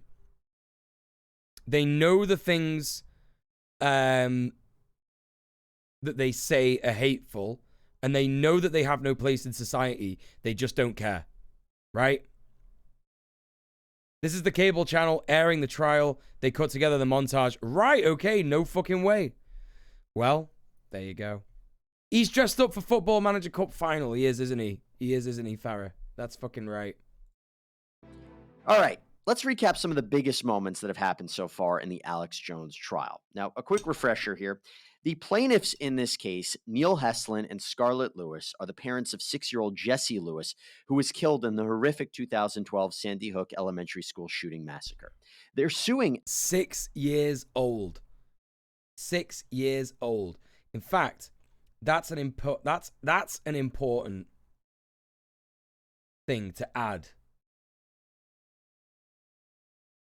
to the content warning real quick. Like, just fucking murder. Literally just fucking murder.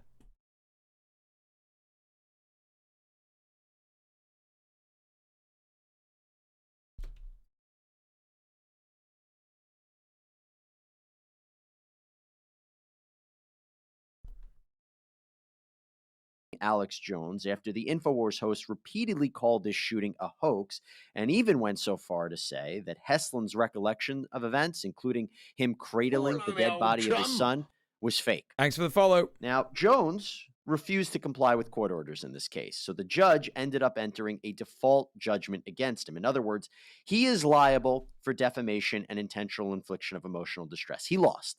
Now it's just a question of how much does he have to pay out to these parents in terms of damages. In fact, the parents are... Damn, I can't wait. I can't wait to see him just go fucking bankrupt. Just go fucking bankrupt, you absolute piece of shit. Making $150 million. Now, interestingly, this trial is split into two parts. One, the jury's going to have to decide on compensatory damages. What harm did the plaintiffs suffer? What did they lose? And then there's a decision on punitive damages. Should we punish Alex Jones? There are a lot of notable moments in this trial so far, but we want to start with one in particular. There was one moment that we were all waiting for, and that is when the plaintiffs took the stand.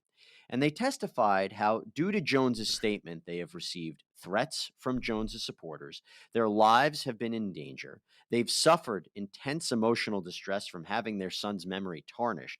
But at one point, Scarlett Lewis actually spoke directly to Jones while she was on the stand.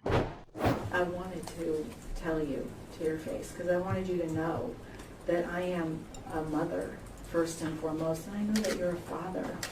And my son existed. You're still on your show today. He might have gotten away with it, but his lawyer's accidentally leaking his text. Is probably going to lose him a lot of the friends who could have kept him afloat. Why? What was it? Do we see what's in his text?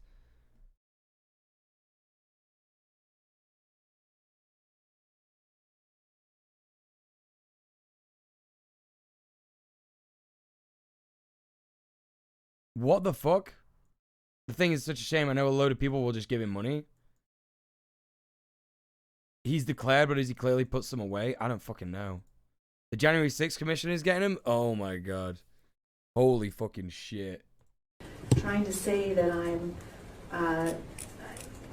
implying that I'm an actress, that I'm deep state. You have this week.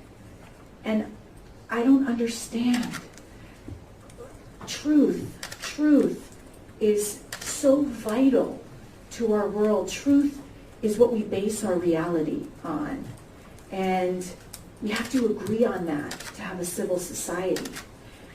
Sandy Hook is a hard truth. Hard truth. They literally gave his whole phone's data? Nah, no way. There's no way. That what, like, all of his, like, Telegram shit as well? Because, like, Telegram is, like, encrypted. Because that would be really interesting. Because if you're sending things on, like... Here's the thing about right-wingers. When they send things on Telegram, they're still idiots. They still don't understand that there are people, like, monitoring that from within. Like, you know, like, people, like, you know, in neo-Nazi groups, far-right fascist groups and shit like that, like EDL in the UK, whatever the EDL is now in the UK or whatever. There are anti-fascist infiltrators in those groups, and they still, like, say the most unhinged, incriminating shit of all time. Do you know what I mean? So it's like, the last clip is Jones being told about his phone. Okay, all right, okay, all right. Nah, we're just fucking, like, we're just listening to one of the plaintiff. Yeah, one of the plaintiffs, one of the mothers. Nobody would want to ever believe that 26 kids could be murdered. Nobody would ever want to believe that. I understand people not wanting to believe that, actually. I don't want to believe it. But I've, since that day, dedicated my life to keeping kids safe. It's our responsibility. I used to think it was the school's responsibility. It's actually our responsibility. And I've dedicated my life to that. And having a quarter of Americans doubt that Sandy Hook happened or doubt the facts around Sandy Hook is not conducive to keeping our kids safe. It's not. And it's our responsibility to keep our kids safe. This happened almost 10 years ago. We've had over 350 school shootings since then. We have to keep our kids safe. Sophie said an awesome thing to me a while ago, and I stand by it. I'll repeat it again and again and again, because it's completely true. The faith of humanity needs to be placed in, like, mums. Like, what is the one thing that can make your fucking racist Uncle Darren, yeah, shut up at Christmas? It's when his mum, your grandma, says, "Shut up, Darren." And he'll be like, "Oh, sorry, mum." Do you know what I mean? Mums, grands, aunties. You know, one of the most awesome things that I've realized since joining the renters union, yeah, is the amount of, like, grands that are involved. In the eviction resistance, there were two elderly women. One who's come to an eviction resistance before. The other one I've not seen her before. But, like, old women, grands. Do you know what I mean? Absolutely based grands. Radicalize your mum. Radicalize your gran. That's what it's about. Can you imagine having been through what she has to be, what she has to be on the stand, to have a look that man in the eyes without losing it? Absolutely. Right, exactly. Lies don't fucking work. You know what I mean? With mums and that. You know what I mean? Jesse was real. I am a real mom. In defamation cases, it is so important to hear from the plaintiffs, because how did they suffer? What was the impact of these statements on their lives? The jury needs to hear this. And for the parents of a 6-year-old who was murdered to explain what it was like to have to defend his existence because of Jones's statements that have already been determined to be false and defamatory, that is very, very powerful. On top of the fact that earlier in the day, no, mums aren't always great. Not always, Jones but went on his InfoWars show and insulted the parents. And I'm looking at it, and a mum that is a good person and has the love and care of other human beings at her heart is a force to be reckoned with. 1,000%. 1,000%. And I'm watching what's being said and what's going on, and it really then makes it clear what happened. How does it make you feel knowing that that was said today by this man on his radio show? He said that today? He said that the day of the trial. He said that the day of the trial. This guy is a fucking idiot. Parents. And I'm looking at it, and I'm watching what's being said and what's going on, and it really then makes it clear what happened. And he just thinks he's so smart. He thinks he's so smart. He thinks he's so fucking smug. For what he said, he's got this proud look on his face, you know. Hey, Dexter the Dragon, he's been going on air and saying some shit. What the fuck? It's like he wants to go bankrupt. This is what I mean. This is where it's like the line between grifter and you know, like you say, Bircher. They left out the bit where he called the father slow. He called the father slow. Love that. Love a bit of ableism in my Alex Jones Infowars rant where he's at trial. Even today, he's trying to raise money and talking mad shit while the jury is deliberating. It's so bad. What the fuck? How does he accuse the judge of being a pedo? He accused the judge of being a pedo? Wait, the judge is a woman, right? Is she queer? Or is he just like, she's a pedo? He said he's on the spectrum? What the fuck? And what? Even if he is on the spectrum, which I don't think is the right way to say that someone is autistic. So what? Like, what does that mean? Fucking piece of shit. I wouldn't be surprised if Alex's lawyer's accidental leak wasn't so accidental. He knows he's defending a piece of trash. He's not even following the lawyer's advice. That is a pretty good... That's a pretty good observation, to be honest, Fraser. Yeah, I'm kind of backing you on that. He put up a picture of the judge. Wait, what? He put a picture of the judge in flames and accused her of being a pedo because she worked for Child Protective Services before coming a judge. Wow. Soviet Russian Bear in the chat says hashtag back Boris. Well, I've got one word to say to you. Well, I've got one phrase to say to you, Soviet Russian Bear, and that is I barebacked your dad. Hashtag barebacked your dad. Last night, cummed all over him, like not just in his ass, all over him. You know, beard straight in there, caked with jizz. You know, dripping off me, gargling it. And then I kissed him, and then I tucked him in. Give him a little kiss goodnight. So, hashtag bareback your dad, who's also called Boris, coincidentally. You know, Russian name, innit? Anyway. Make you feel... The jury doesn't know what he's saying while they deliberate. Honestly, grift while the grifting is good, right? Okay, yeah. He's trying to make as much money as he can. That's right. I hate Chotu who used the I'm actually autistic, which makes me racist defense. That's so bad.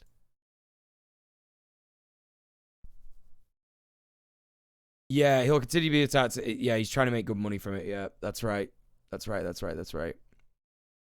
How dumb he got to be to insult the judge during the trial. It's so stupid. I want to try and find that real quick. Alex Jones calls judge a pedo.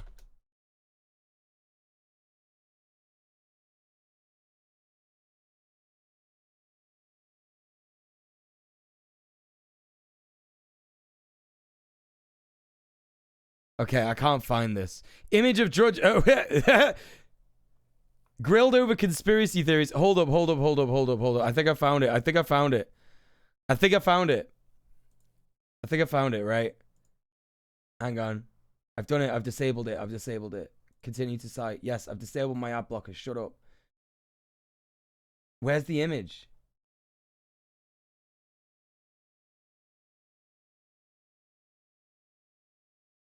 Where's the fucking image, dude? I just want to see the image.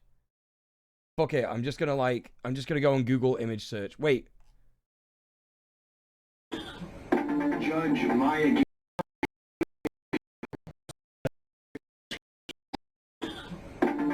Wait, what's this? Is this it? Is this the thing? Alex Jones, I take this as serious as cancer. Here's the clip from InfoWars. Judge Maya Gamble comes from CPS, who's been exposed for human trafficking and working with pedophiles. Oh my God.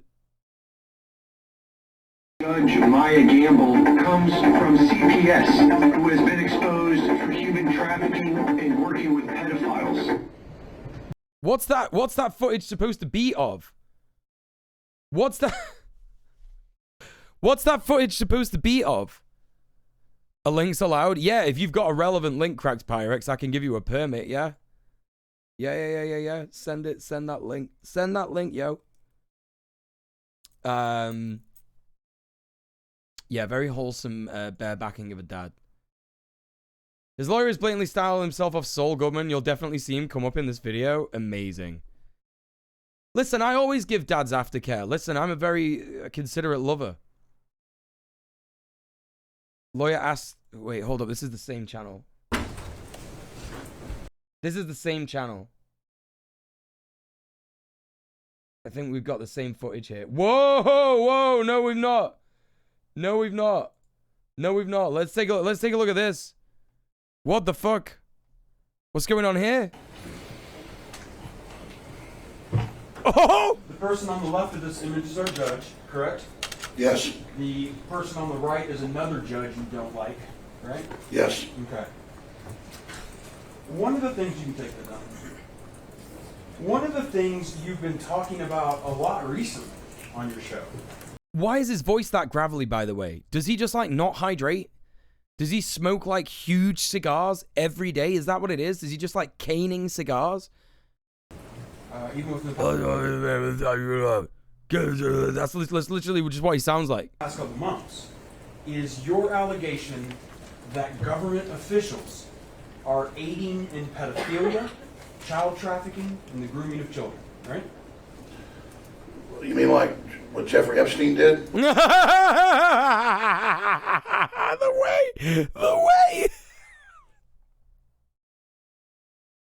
The way he responds.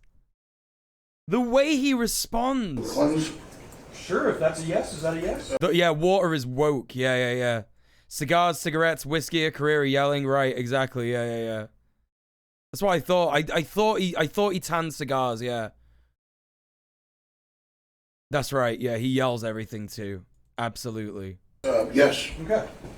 And on Thursday, you and InfoWars started connecting those allegations to our judge, didn't you? No. In fact, Mr. Jones, you're telling the world not to believe what happens. He's lying under oath. He's literally lying under oath. Happens in this courtroom, because the judge. Isn't he gonna get charged with like contempt of court as well for lying under oath? Judge worked with Child Protective Services, who you say is in perjury, not contempt of court, perjury. Involved with pedophilia and child trafficking, correct? Not all of it, but it's the Texas Youth Commission got caught doing it a lot. There's been a lot of that here. I'm not asking you that, Mr. He's perjured himself many times. I'm asking you, you're telling the world not to believe what's happened in this trial because this judge is involved with CPS. It reminds me of when I put edgy shit in my books at school and the teacher read it back to me. The same energy. The exact same energy. You're spot on. You're spot on. It's a civil court and the penalties are insignificant. So how are they insignificant? Can you just get around it with like a fine and shit like that? Is that how it works? Right, so civil court is like small claims court in the UK. Okay, right, okay, yeah. So he might not get convicted for it, but they could potentially like, I guess, put another, lawsuit against him. I don't know. I really want to see an Alex Jones breakdown in the style of Phoenix Wright. It's out there. I believe it's out there. Who is working with child traffickers and pedophilia, correct? Look at the judge's face. She's never seen anything like this. This is like, she's almost amused. But like so disgusted. She looks so tired. God damn. Listen, I got no sympathy for judges. ACAB includes judges, but like, damn, she's looking fucking like so done with this guy. So done. No, that's not what I'm saying. Struggling to be impartial. Yeah, as soon as he said no, like... The jury says he's liable for $4.1 million. Good God. Your Honor, at this time, we would like to show a clip from Mr. Jones' show on Thursday where those words are said. For impeachment purposes. You gonna post a link in the Discord? Nice one, Mr. Dank. I'd like to hear the clip. You can post it in the chat if you want. I'll line it up. Have a system or just the okay. Yeah, 4.1 is a miscarriage of justice. Yeah, I agree. And it won't show yet, right? Sure, it doesn't show on screen. I don't know if it'll be in these clips. There's a moment where she shushes him and it's A+. It's increased to 500 million?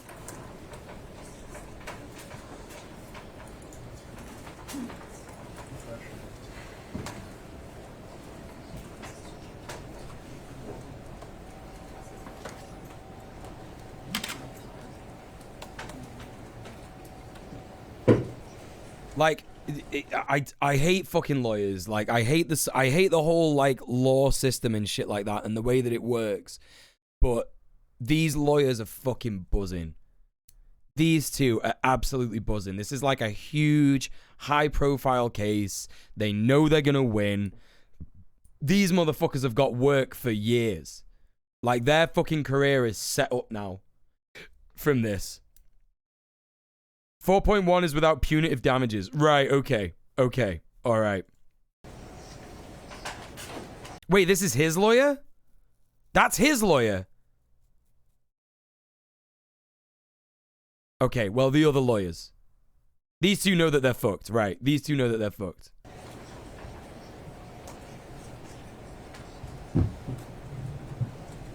Shitball. Oh my god, he's smiling, he's laughing. He's laughing. He's like, I'm fucked. He's like, I'm absolutely fucked.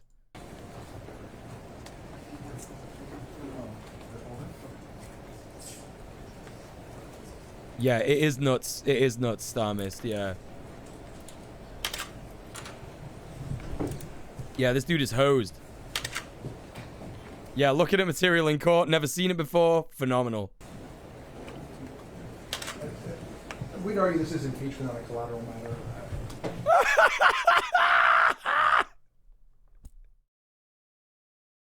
Impeachment on a collateral matter?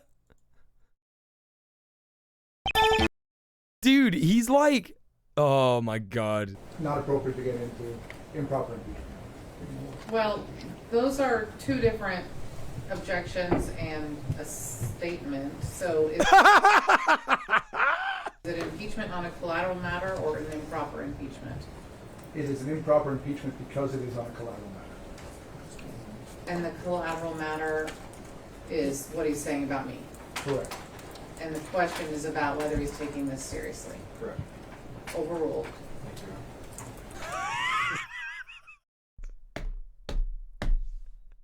Overruled! Overruled, motherfucker!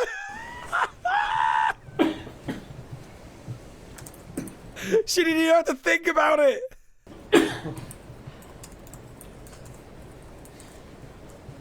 Oh, damn.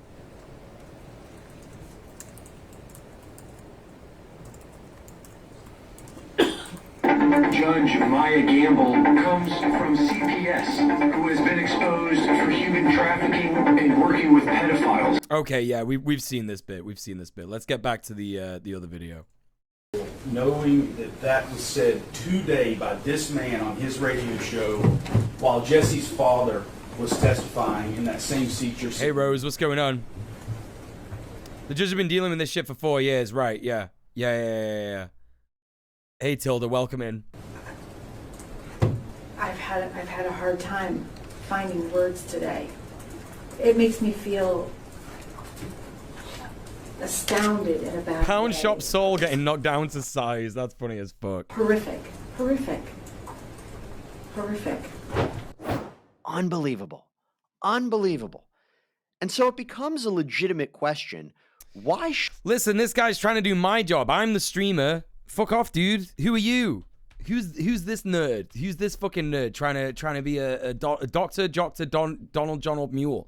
That's what I want to know. And you know, before we do that, I just do want to say this on record because I've said it many times. I apologize to both. Sustained. So, Mr. Jones, one of the instructions I just gave you is that this is not a conversation. Question?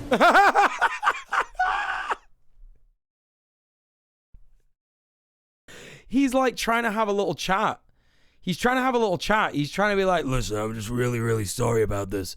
Listen, I just want to really go on record and say, I'm really sorry about this. I know I've caused a lot of stress for you, but I've made millions of dollars, and you're going to get some of that money. Don't worry about it.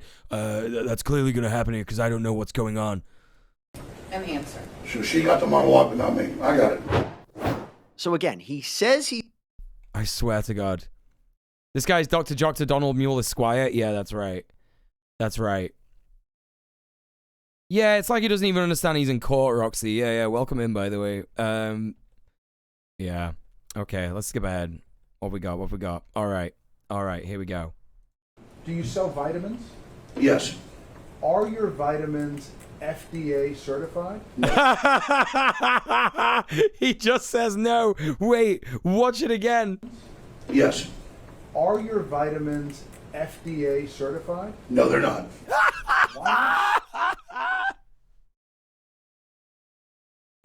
Oh man, what the fuck is happening? What is happening? 1996 law, the FDA has no jurisdiction over any nutraceuticals, not the ones at Whole Foods, not the ones at GNC, and not ours. And ours are private labeled, top brands that are sold. This is an ad read. This is an ad read. This is actually an ad read. He's doing an ad read in court. He's doing an ad read in court.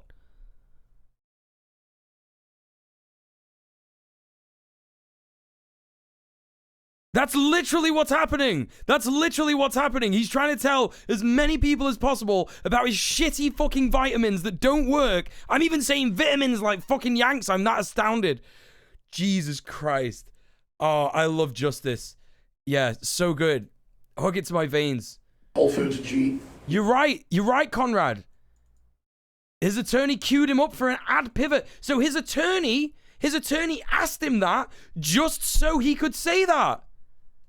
See, we have it made by the top lab recognized in the United States. All we do is put our label on it so we know it's triple tested, the highest quality, and that's why people love it, because it is the best out there.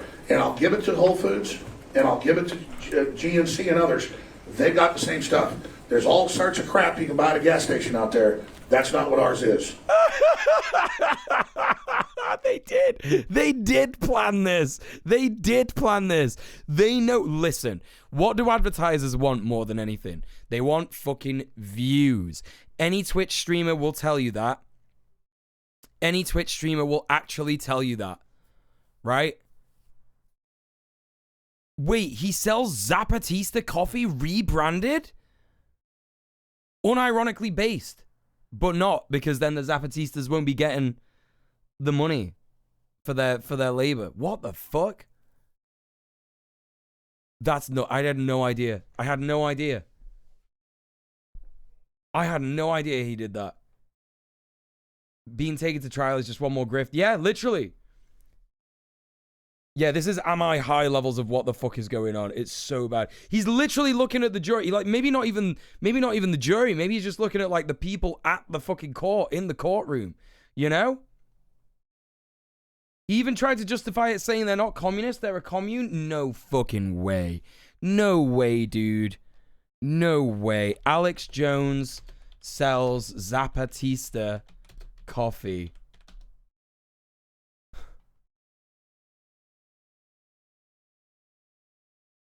Alex Jones being based? Wait, Hassan spoke about this? I mean, this is from, people say, why is it from Chiapas, Mexico, the communist? Oh my God, he literally... Whoa. Hang on. Alex Jones admitting on air. Hang on. I don't want to get the Hassan. Listen, Hassan's doing my fucking job. Piss off. You get enough money, dude. Alex Jones admitted on air. Let's search for that real quick.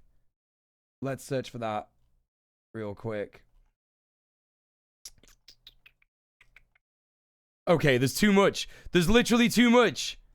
There's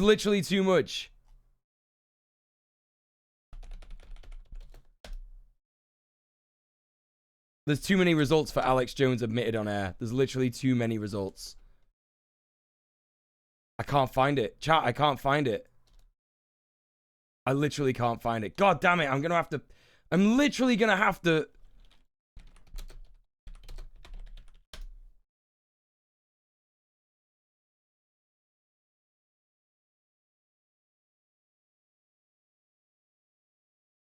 Here it is. I found it. Wait, why can I not find this? Based Alex Jones funding Mexican communes. Okay, here we go. Here we go. From Chiapas, Mexico, and the communist. Well, that's where some of the best coffee in the world that's wild harvested, above organic, in the volcanic soil, better than Guatemalan coffee. And yeah, we buy it from the little farmers that you know the media calls communist, but really they're just a commune. Oh, come on, man. Come on. This is fucking unreal. This is absolutely unreal. Whatever. The point is that it's good coffee, and we've got it, and the farmers don't let the Mexican government take over. So I actually buy this from the Mexican rebels, and I've been buying it for, 14 years. I can't believe this. I can't believe this. The price has never gone up. The same stuff sold at Whole Foods under another name for about 50% more per pound, and I just think it's some of the best coffee you're going to find anywhere. It's Wake Up from the Chiapas Rebels, literally. He called it Wake Up America Patriot Blend. That's incredible. That's absolutely incredible. I can't believe it. That's amazing. That is absolutely amazing. Oh my god. Oh my fucking god. I can't. I'm blown away. My mind is blown.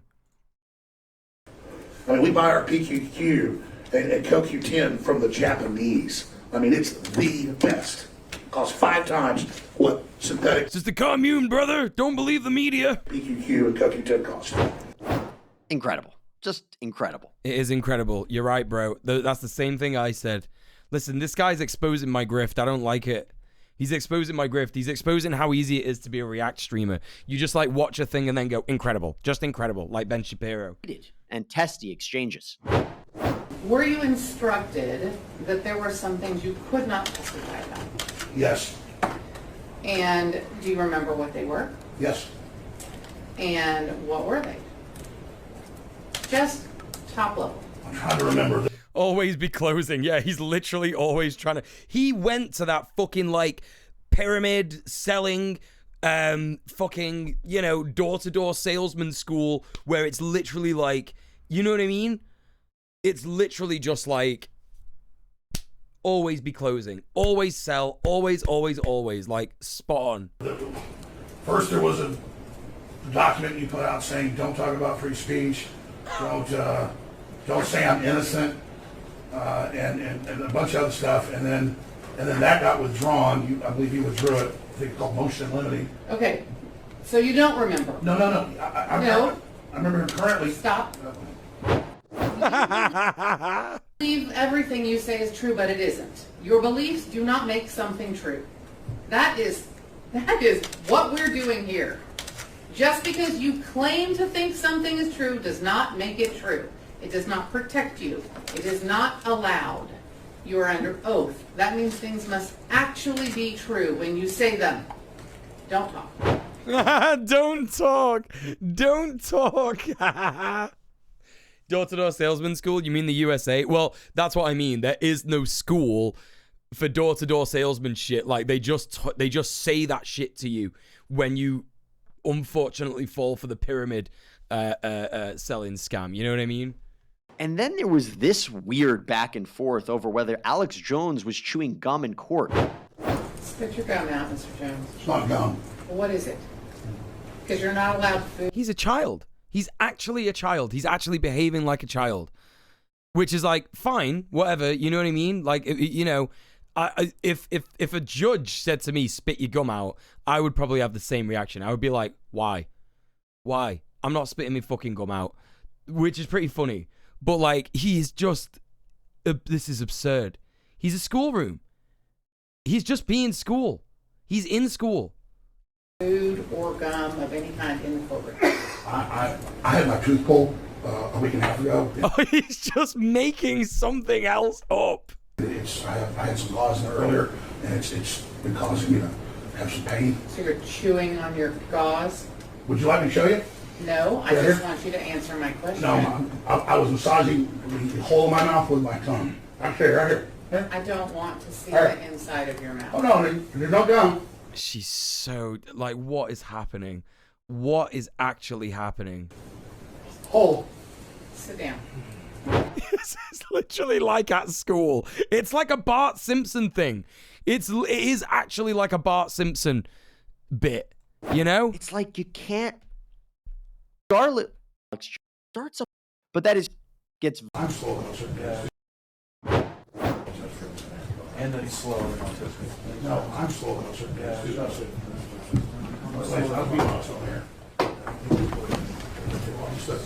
What's happening? That's it. You're not talking anymore. You're not doing this. That's not even a thought. That's not the way this goes.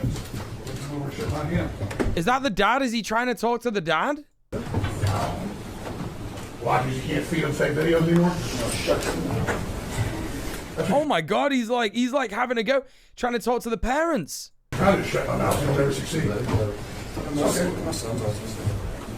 Oh my God, his own security. Is this where he starts a fight? Well, I think I'm autistic too, buddy. Shut your mouth. Jesus Christ. I'm autistic too, buddy. Well, holy fucking shit, gang. That was just as ridiculous as people have made it out to be. God damn.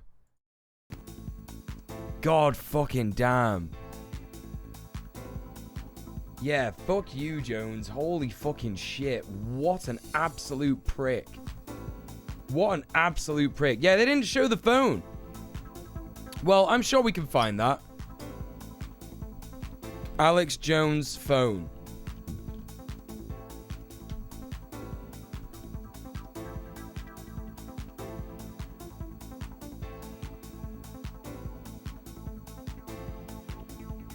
Your attorney's messed up. I'm trying to look for like the longest video.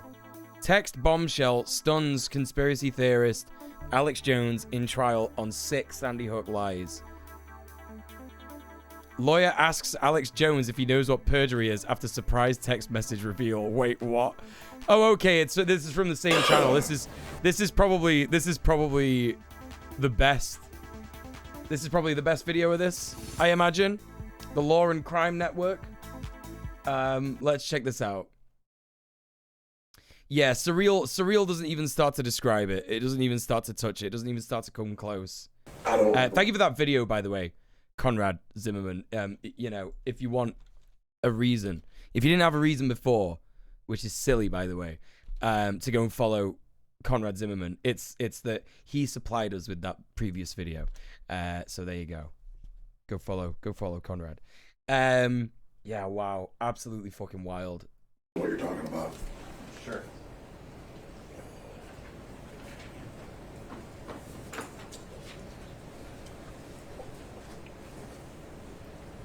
But everything in his body language is just screams lies. Like every single second of this guy's existence, he's just trying to come out with like another lie in it. One of the things you talked about yesterday is you complied with discovery, right? Does Alex have 4 mil? He's got way more than that. This guy has got, is it this guy? He's like addicted to Rolex watches or some shit. Alex Jones Rolex watches. Right? Or something like that. Rolex watch obsession, or I don't know.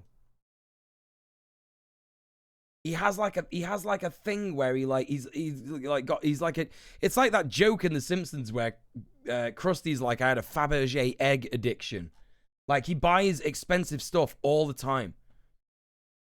The data from his phone said InfoWars made $800,000 a day. Right, yeah. He's got a lot of dough. He's got a lot of dough. I remember H-Bomb joking he must need to eat them. That's where it's from. It's from the War on Christmas. It's from the War on Christmas video from H-Bomb. Yeah. $800,000 a day. He's very, very well off. He's got more than enough to pay the $150 million they're asking for. Like that, because I think the plaintiff's lawyers have researched how much money he has in like Conrad says, in like shell companies and shit like that. So, you know. So that on the witness stand? That's one of the things I talked about. Okay. One of the things that you were ordered to do in this lawsuit, you were ordered to turn over any text messages Gene Sandy. Yeah, it's so bad. Yes. And you didn't have any, right? Not that we could find. And you in fact told me in your testimony, sworn testimony before coming to this courtroom, you searched, right? I did. Okay. Do you remember, were you here for Mr. Schroeder's testimony? Yes. Okay. You remember when Owen said, the company has learned from its mistakes about Sandy Hook? You remember that?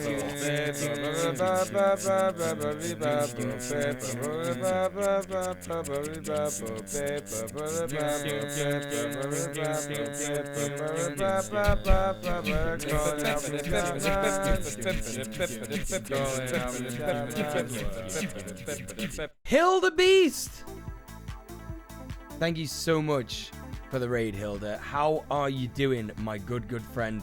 Long time no see.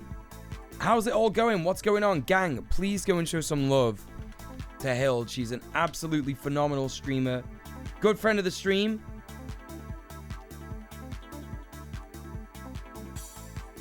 Absolutely phenomenal comrade. How are you doing? What were you streaming? Some Hollow Knight. Holy shit, Hollow Knight rocks. I fucking love that game. I love that game. Welcome in, everybody. If you're coming in from Hild's stream, my name is djmuel. I'm a leftist political streamer. My pronouns are he, him. We are currently watching the Alex Jones trial that you've all heard about. I'm absolutely certain you've heard about it. It's all anyone is talking about at the moment. So, listen. Content warning for, like, ableism, racism, queerphobia,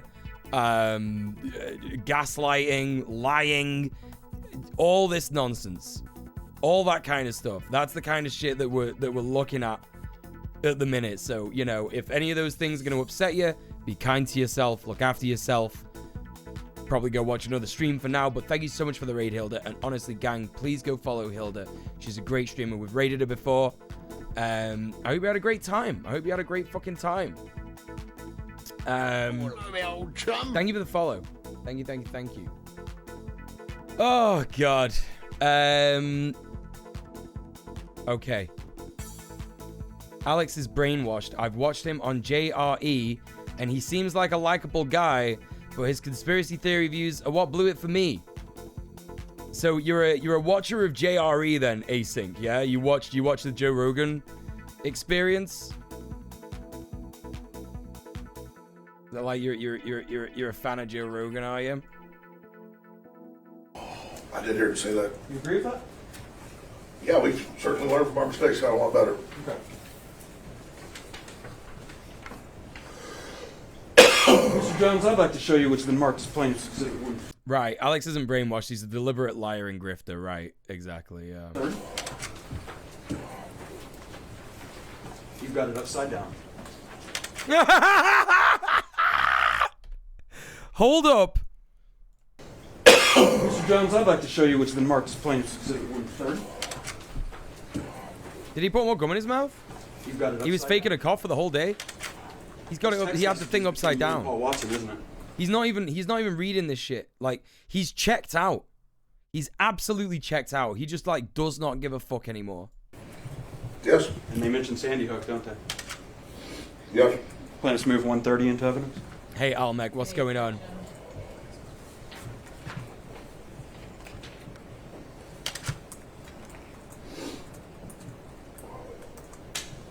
A fan of Rogan sounds like a euphemism, like the opposite of a friend of Dorothy. You're spot on, to be honest. You're spot on, to be honest. You know, because if you're a fan of a guy that has repeatedly platformed horrific individuals, transphobes, white supremacist organizers, aka Gavin McInnes, multiple times, Jordan Peterson multiple times. Where do I, you know what I mean? Where do you want me to stop? Like, the amount of people that he's like dangerously platformed on his most popular podcast of all time. And he himself has horrific views about shit like that. You know? If you're a fan of Joe Rogan, yeah, I'd argue it's the opposite of a friend of Dorothy, because you're definitely not, you know what I mean? If you are queer, you're a fucking quisling.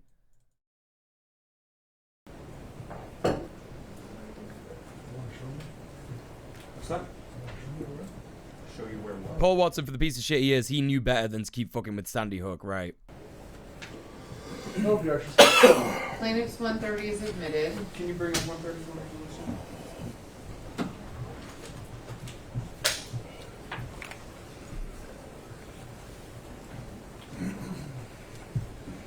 Let's zoom in on the little article up in the corner, Mason. Yeah, Joe Rogan Experience is great. People assume he's also right-wing when he's consistently said he has never voted Republican and is left-wing. He literally grew up on benefits and understands real life. Ah, dude.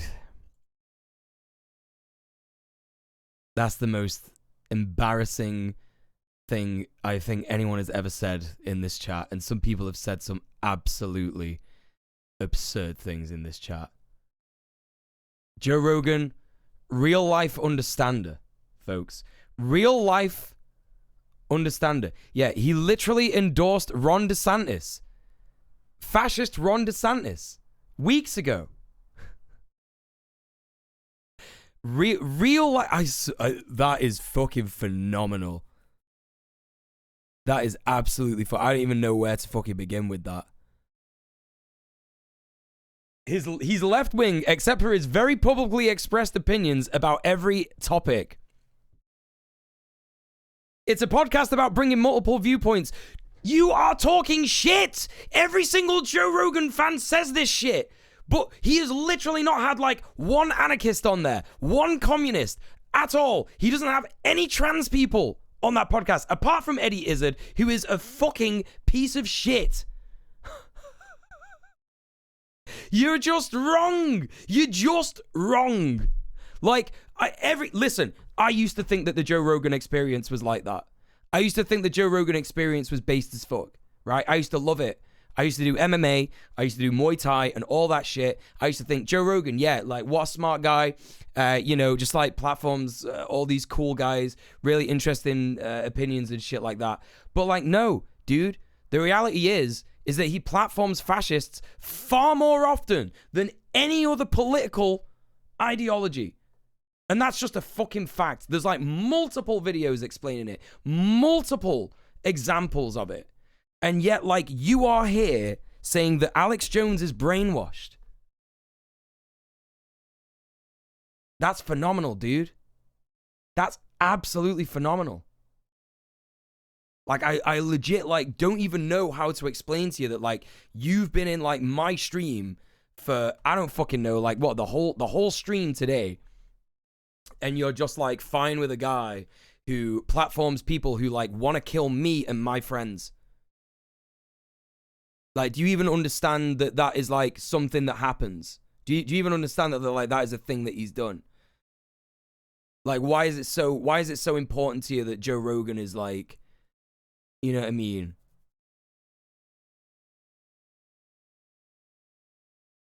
Why is Eddie Izzard a piece of shit? I believe that she's, like, a fucking true scum or something. I don't know. I heard some shit about her. But anyway, the long and short of it is, like, fuck Joe Rogan. You know, like, I would just say go away, do some fucking research, fucking figure out why you're wrong, and that's it. Do you know what I mean? Yeah, being friends with people who want to actually murder us is something of a microaggression. Yeah. Right, there you go. She said that JKR isn't transphobic. So he should not bring on those type of people on his podcast because they have different views to you. Listen, you are no longer welcome in this stream. I'm fucking your dad. That's it. And here's the thing. There's a difference between someone having a different opinion and someone who wants to kill my friends. Do you know what I mean? Like, you are the epitome of everything that is wrong in this world. Like, just having different views is not like an acceptable excuse to platform a fucking fascist, a misogynist, a transphobe, a racist. You know? Different views on food, fine. Different views on human rights, no. Absurd. Absolutely absurd individual. Like, how many streams have you fucking been in? Just literally today. Literally today.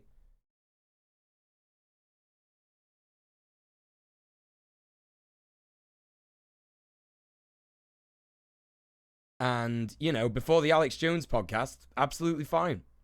It's a shame, really, to be honest. Like, you were so close, dude.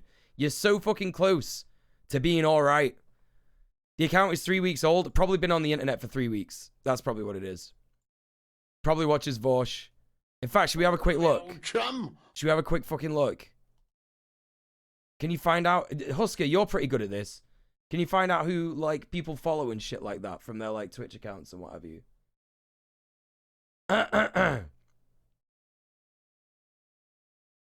How'd you figure all that out?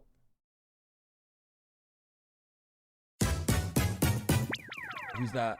Oh, Maverick, thank you for gifting a sub to JMN. Appreciate that. The brainworm of ideas don't lead to actions, so platforming any is fine. Right, exactly, yeah. Aston Mac TV, Supins, and XQC! Average XQC enjoyer. Okay, well, there you go. There you fucking go. Not even fucking following me, little dickhead. Wait, were they? No, not even fucking following me, you little dickhead. Anyway, let's crack on. I'm going to walk over to this to you so we can kind of point it. I know it's a little hard to read. You might be able to read it a little better on your screen. But this Clip is about to get spicy. Okay. Strap in, chat. Strap the fuck in. Strap the fuck in. Strap on. is a zoom of Mr. Watson has sent you a screenshot from Infowars.com, correct? Appears to be. Yeah, and it has an article here, right? Yeah. And it says, state. I know, Hild. Can you believe it? Video shows hospital using dummies in ER for coronavirus footage. Oh boy. What it says? Thanks, Kerry. Appreciate that. Let's go to the first message from Mr. Watson.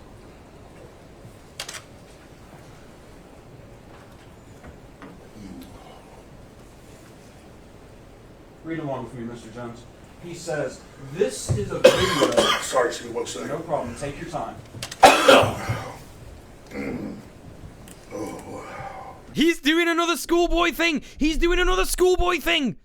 He's trying to pretend he's sick. He's trying to pretend he's literally trying to pretend he's sick. He's thinking in his brain. He's like, how do I get out of this? Like, what's the thing I used to do to get out of situations like this? What was it? Oh, I know. I'll pretend I'm ill. I'll pretend I'm ill. You ready? Yeah, you may not think it's a problem, but it's a real one. Sure. Just give me a second. Mentioned COVID and he started coughing. He coughed all day and then went outside and yelled at the press without a single cough. What? Watson says, this is a video of a medical student training to intubate. Tissues for what, dude? Tissues for what? What are you going to do with your tissues? Like catch a cough in it? What are you on about? Talk about having a bit of bowl of chili earlier, right? Makes us look ridiculous, suggesting this Yeah, just gonna wipe my mouth from the cough. That's a normal thing to do. means COVID is fake. Sandy Hook all over again. I read that correctly? Yes. Go to the next message. It's the 5G. That's right, link in bio.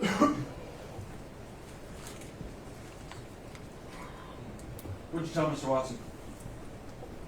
I get it. Mr. Jones, it's true that this article is right now live on Infowars.com. I can pull it up, right?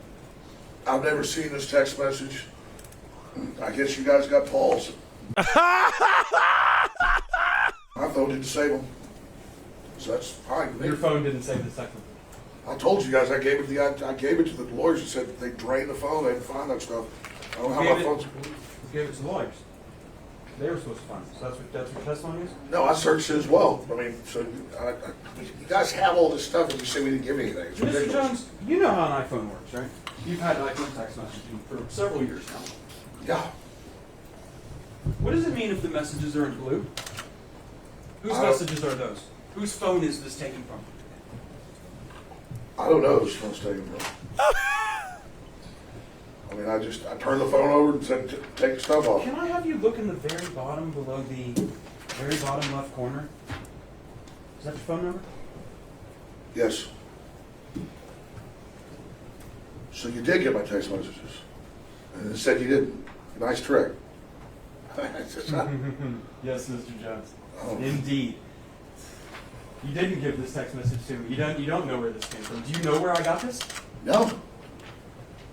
Mr. Jones, did you know that 12 days ago, your attorneys messed up and sent me an entire digital copy of your entire cell phone with every text message you've sent for the past 2 years, and when informed, did not take any steps to identify it as privileged or protect it in any way. And as of 2 days ago, it fell free and clear into my possession. And that is how I know you lied to me. What the fuck? You said you didn't have text messages about Sandy Hook. Oh, dude. Did you know that? I told you the truth. This is your Perry Mason moment. This is your Perry Mason moment. This is the Perry Mason moment. What? Then my phone, and then. Mr. Jones, you need to answer the question. No, Did you know this happened?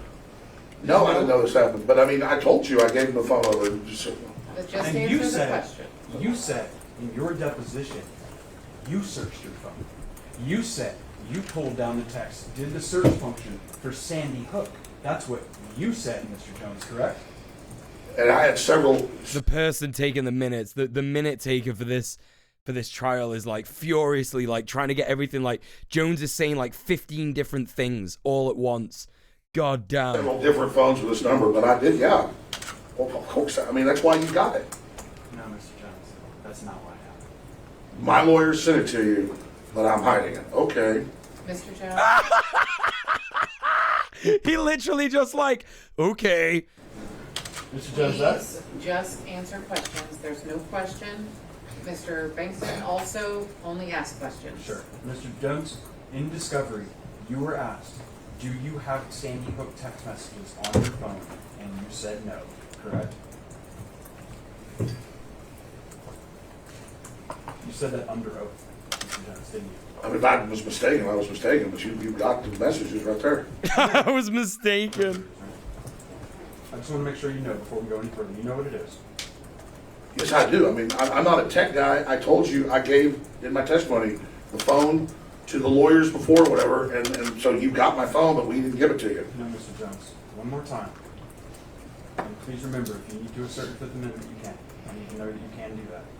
But you testified under oath previously that you personally searched your phone for the phrase Sandy Hook, and there were no messages. You said that under oath. Yes. And you lied when you said it. No, I did not lie. Emails. You testified yesterday you don't have it. You got rid of your email 10 years ago. Infowars email. Oh, so now it's Infowars. You do use email though, don't you? Not. It's like household stuff and things like that. So it's I don't personally send emails. Sure. My assistant does, and it's. Oh, okay. So like, yeah, I give my assistant my phone, and they send the emails on my behalf. Like that's how it works. I'm actually not in control of my own personal phone that I use for my phone calls and shit like that. I just let someone else handle it. Like it's like child level trying to escape, you know, like child level I can't. I genuinely can't. I can't deal with it. I can't deal with it. For like, you know, broken sprinklers or whatever. Okay. Yeah, throw the assistant under the bus. So you don't have emails about Sandy Hook. You don't have emails about this case. You got hundreds of thousands of our emails. None for me. Right, this screen right here. This right here. What time am I in the stream? 4 hours 40 minutes. Right. Mental note, that face is going on the thumbnail on the VOD channel. That face is going on the thumbnail on the VOD channel. I'm gonna blow it up, and I'm gonna like posterize it, you know, so it's like deep fried and crispy. That's exactly what's going on. 100%. You. And I didn't get hundreds of thousands of emails. Most of those, in fact, you would agree with me. Nearly every email you've produced to me, outside of maybe 100, are emails of Wolfgang Halbig and Jim Fetzer, because they sent you thousands of emails, right? I mean, I quit opening email and using it before Sandy Hook. Okay. So, you, in other words, if somebody was to tell me, oh, I have emails from Mr. Jones that he wrote about this case in the past couple of years, that person would be lying? You're telling the truth? Somebody else has got my InfoWars email because I haven't been using it all. It's not qualified, Mr. Jones. You know, in this case, you were asked to produce your emails, any emails you had about Sandy Hook. You know you were asked to do that, right? Yeah. And you said you didn't have any. I told my IT people. Is this like a core art? Is this like a core artist? This is a pretty good one. That's a pretty good one. He's looking pained and scared in that one. That's a pretty good one.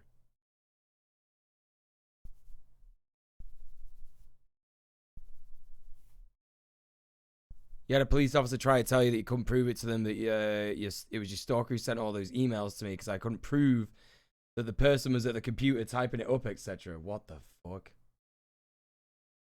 That's fucked. You got a link? All right, JMM, show me. Let's have a look at this. It's haunting, yeah. World's worst tattoo. Oh, God. Oh, Husker. No, you spoke it into existence. There's definitely someone that has... an Alex Jones tattoo. 1000%. God damn. All right, what's this?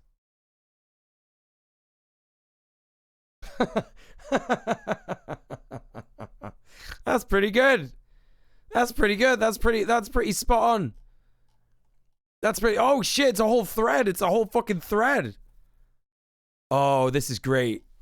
This is great. That's a good one. That's a good one right there. Yeah, this is great. I love the use of, like, dots here to... You know? Oh, and they even included his tooth that he's having trouble with in that one. That's a good one. That's a great one. Some of this is great. Some of these are fucking great. Oh, this is fucking delicious. He's fucked. Oh, this is great. What a great thread. Thanks, JMM. Love that shit. Yeah, good shit. Chat, sorry, I'm pissing like a racehorse tonight. I'll be back in a tick. Stretch your legs, all that kind of stuff. You know the score.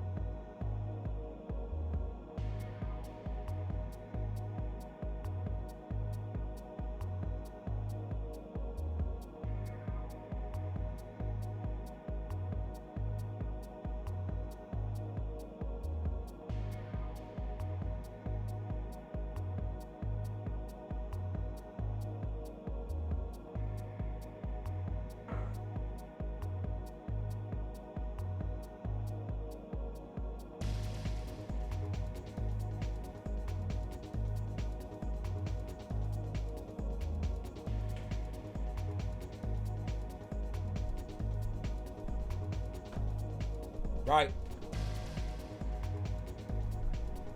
I forgot to say to Juice, who's a hero, our good friend Juice, thank you so much for the £3 earlier on.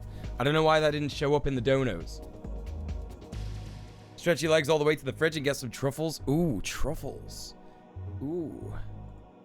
Right, let's crack on. You've got all that stuff. No, Mr. Jones, I'm saying in deposition, under oath, sworn to God. Thank you for the follow. The that court picture was surely Charlton Heston at the end of Planet of the Apes. Yeah, that's right. That's right. That camera operator is with HBO doing a documentary in cooperation with the families. Oh, no way. Cool. That's cool as hell. Yeah, double perjury. Because you don't use email, right? I mean, I think I have. I mean, I haven't been using Infowars email, and it's got to be a decade or longer in my memory. We're with Infowars.com, you know. 10 years? No. It's not. You notice when Mr. Watson emailed you, right? He didn't have an Infowars email address. He's doing his best. He's doing his absolute fucking best to look surprised here. He's trying so hard to look surprised. It says he is, like Paul Watson at sky.com. It's a UK email address. Did you know Yes. that? Right. We asked for all emails, and you told us you don't use email. All right, see you later, Conrad. Thank you so much for getting us the clip, the compilation video before. And yeah, chat, go follow Conrad, an absolute lad. Sandy Hook. That's See you later. under oath, isn't it? There might be, I'm sure there might be like privileged emails where like lawyers are requesting documents or stuff about the case. Mr. Jones. Yeah. First, objection non-responsive. Sustained. Did you testify under oath that you do not use email and that there are no responsive emails relating to this case? Did you testify to that? See, like, this is the problem with lying, right? This is the problem with being dishonest and lying. It's like, eventually you get so wrapped up in your own lies that you don't know actually how to respond when you get found out. And it's not even like a case of like, oh, well, you know, the main thing that I fall back on is I just say, oh, I don't remember doing it or anything like that. It's like you will get so confused because there's so many conflicting bits of information in your head that you will be like, oh, no, actually, I said that before, so I should say this now. And you just stumble over yourself. You know, it's like a standard thing. I used to be a pathological liar back in the day. When I was young, I used to lie all the time. Like maybe up until the age of like, I don't know. I stopped doing it a lot when I was about 16, and then like later on, still kind of did it a little bit into my early 20s, and then like maybe about 25. I stopped just like making stuff up. I catch myself doing it sometimes nowadays where I'm just like, I'll say like, oh yeah, I've heard of that. And then I'll be like, why did I say that? Do you know what I mean? I'll say it out loud. I'll be like, why did I make that up? Why am I doing that? You know what I mean? Used to lie constantly. I was quite good at it. I used to think I was quite good at it. But I was shit. I was fucking shit. Yeah, he's pickled in lies. Yeah, he's in a brine of his own deceit. Yes, I personally do not get on the internet and sit there and use email. I never send emails myself because I don't like it. I can't stand it. There's just too many of them. That's a fact that I don't use email. I could listen, right? As a content creator, right? I've had like a video with like 20,000 views. Yeah. It could get a little bit overwhelming when you've got a lot of comments and you can't respond to them all and shit like that. But, like, he's still lying. He's still lying. All people on the telephone.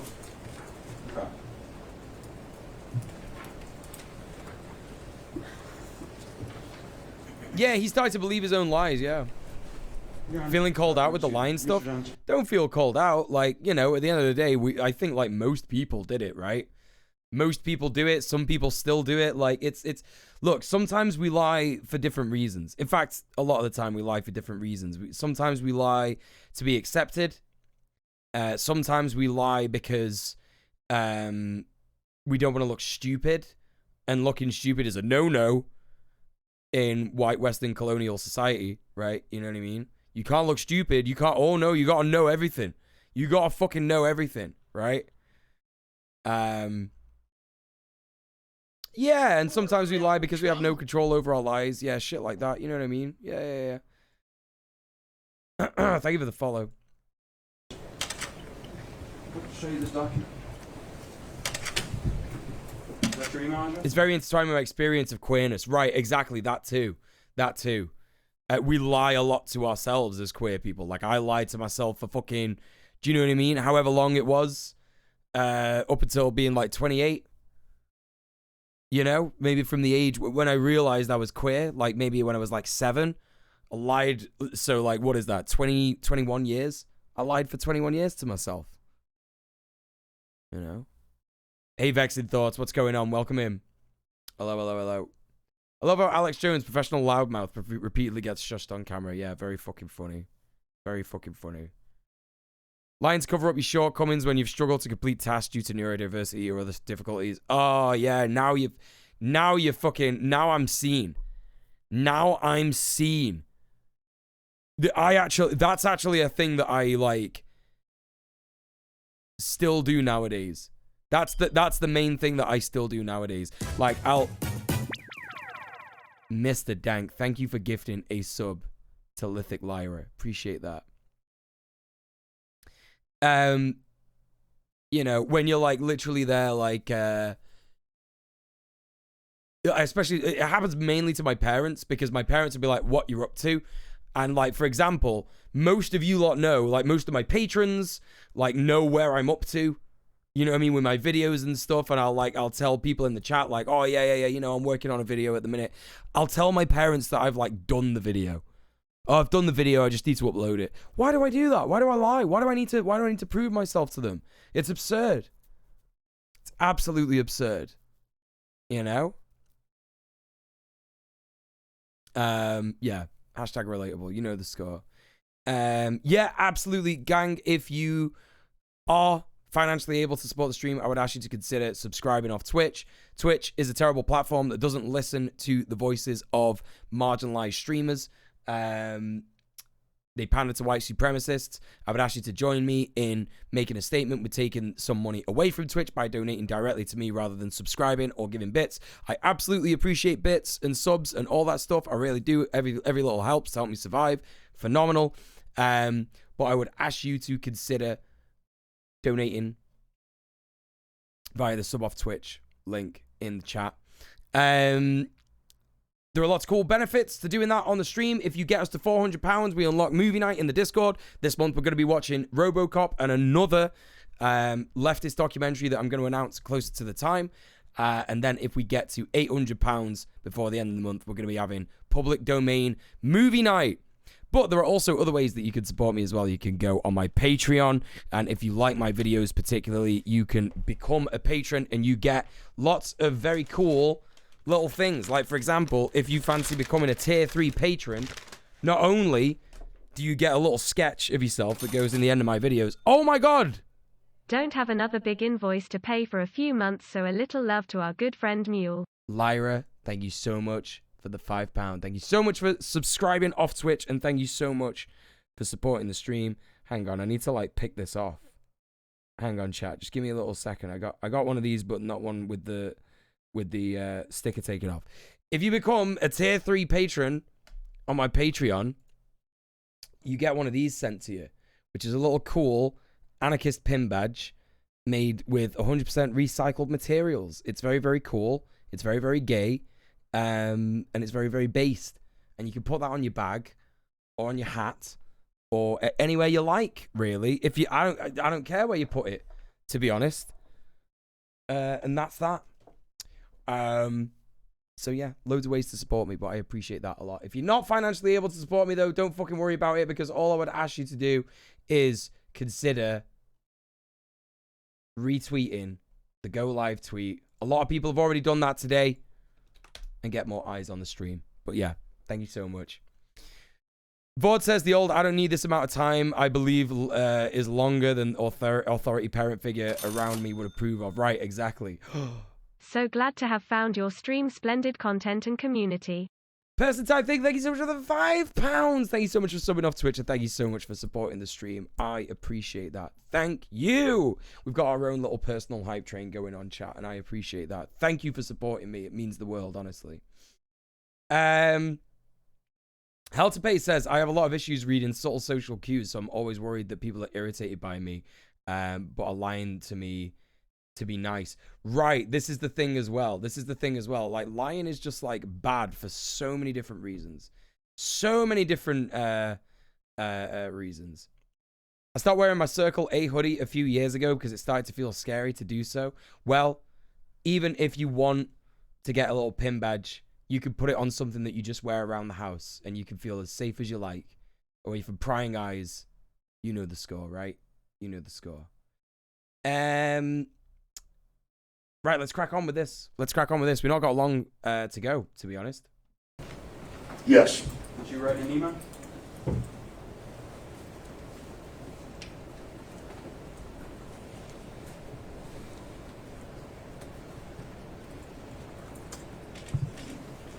Is that an email, Mr. Jones? Yes, yes. Okay, thank you, Mr. Jones. So I'm not reading it. This is from, what's this have to do with Sandy Hook? I'm not asking you a question other than that's an email you sent. Let's start there. I don't use email. Is this your email? Yeah. You say that's an email you sent? I must have dictated that to my assistant. Okay. Always, it's the assistant. It is the assistant getting thrown under the bus shit. So there are, you would agree with me, there are emails, I got a little thing, I'm done with that. There are emails that you've sent to your lawyers, your staff, and others concerning your business operations that we requested for, Sandy. As someone with alexithymia, aphantasia, and prosopagnosia, to the point where I pretty much cannot form cohesive memories, I more or less have to lie to get through mundane social interactions.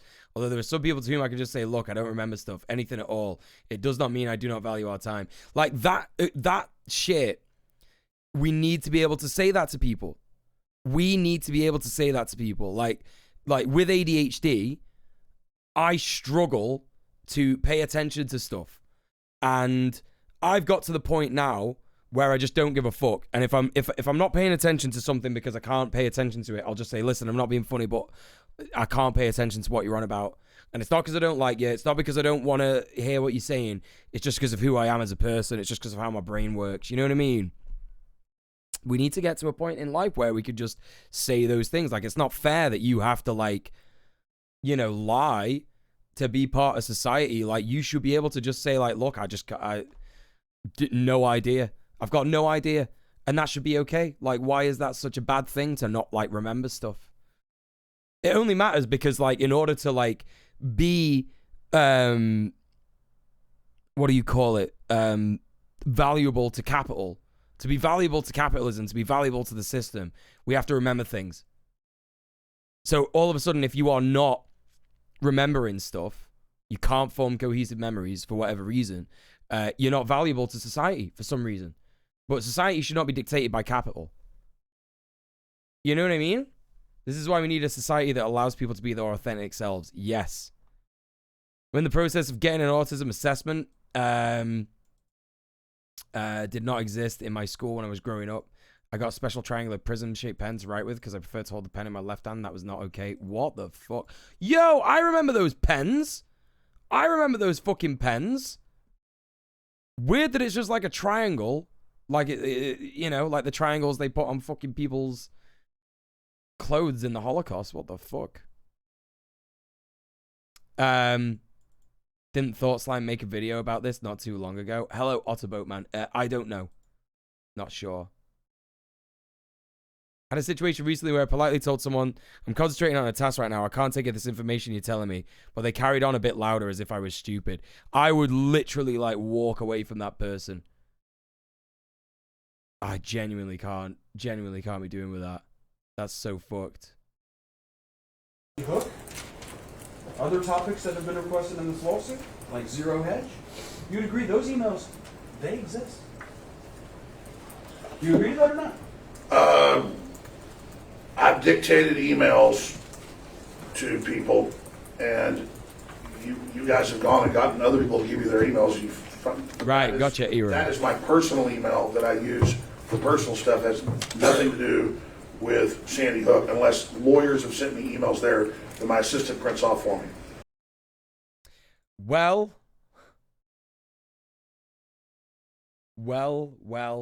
well. Had to explain to your boss multiple times that there's a physical limit to the number of things that you can hold in your head. Yeah, this is it, right? And like, bosses don't give a shit about that because you need to be productive. Which is why capitalism's gotta go. It's gotta fucking go. Well, chat, we've had a wonderful time. It's been a wonderful stream. I always enjoy having conversations like what we're having now with yous. I really, really do. Like, I like it when we come together and understand that, like, you know, people have neurodivergencies. And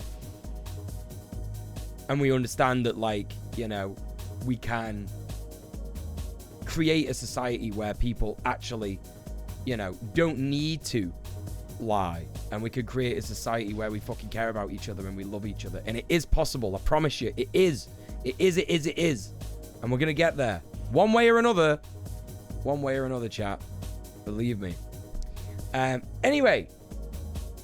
It's the last stream of the week. This is the last time you're going to see me this week. Unless you're a patron. I have 2 free days tomorrow.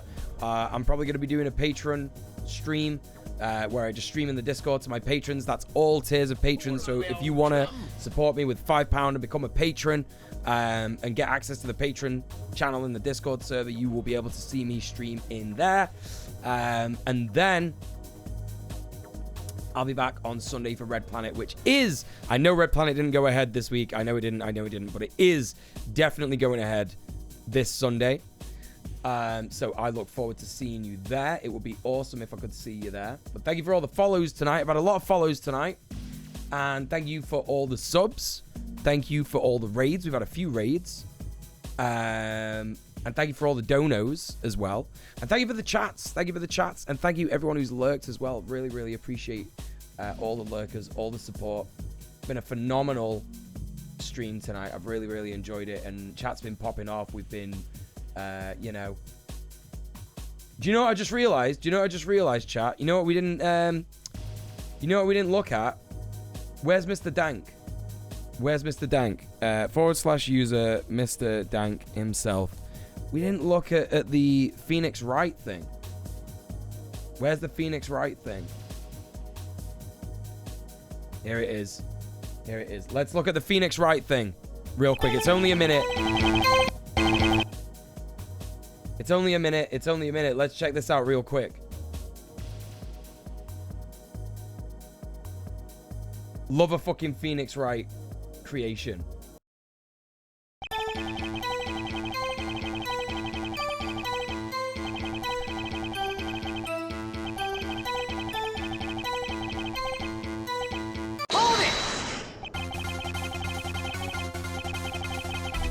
Oh, this is fucking great.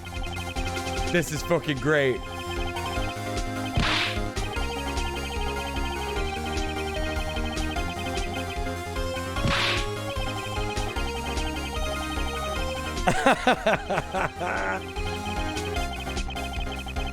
Perfect. It's gold.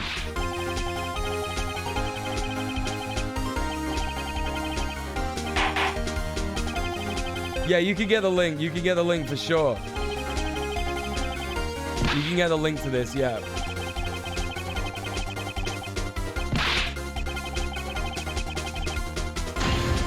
Absolutely fucking phenomenal. Absolutely fucking phenomenal. Right? Chat. That's your fucking lot. That's your fucking lot. Why didn't we just watch this version? I know. On this channel, like, it would have been a lot less painful. Right, chat, here's the link to that. There's the link to that. Get it in your fucking favorites, your favorite playlist on YouTube. Listen, we're gonna go and do a little raid right now. We're gonna go and raid friend of the stream, Raver Sharkbait. Raver is a phenomenal individual. I think he's absolutely excellent. So join with me for the raid. We're going to go and show him some love. He is playing Rust at the minute, which is an extremely cool game. And I think they're starting from scratch because it's like a fresh wipe day. So join with me. We're going to have a very fun time. I'll be hanging out in the chat for a little bit with yous. So you'll be able to like experience me as a chat member for once. What a phenomenal idea. What a crazy situation. But again, thank you so much everybody for all the support today. Thank you for the donos, thank you for the subs, thank you for the follows, thank you for the raids. Thank you just for being here in the chat, and thank you so much for lurking as well. And yeah, I'll see you after the fucking weekend. I'll see you after the weekend, or I'll see you in the Discord tomorrow if you're a patron. So, mwah! I'll see you later, see you later, see you later. Thank you so much for being here. Stay excellent to each other. Bye, bye, bye, bye, bye, bye.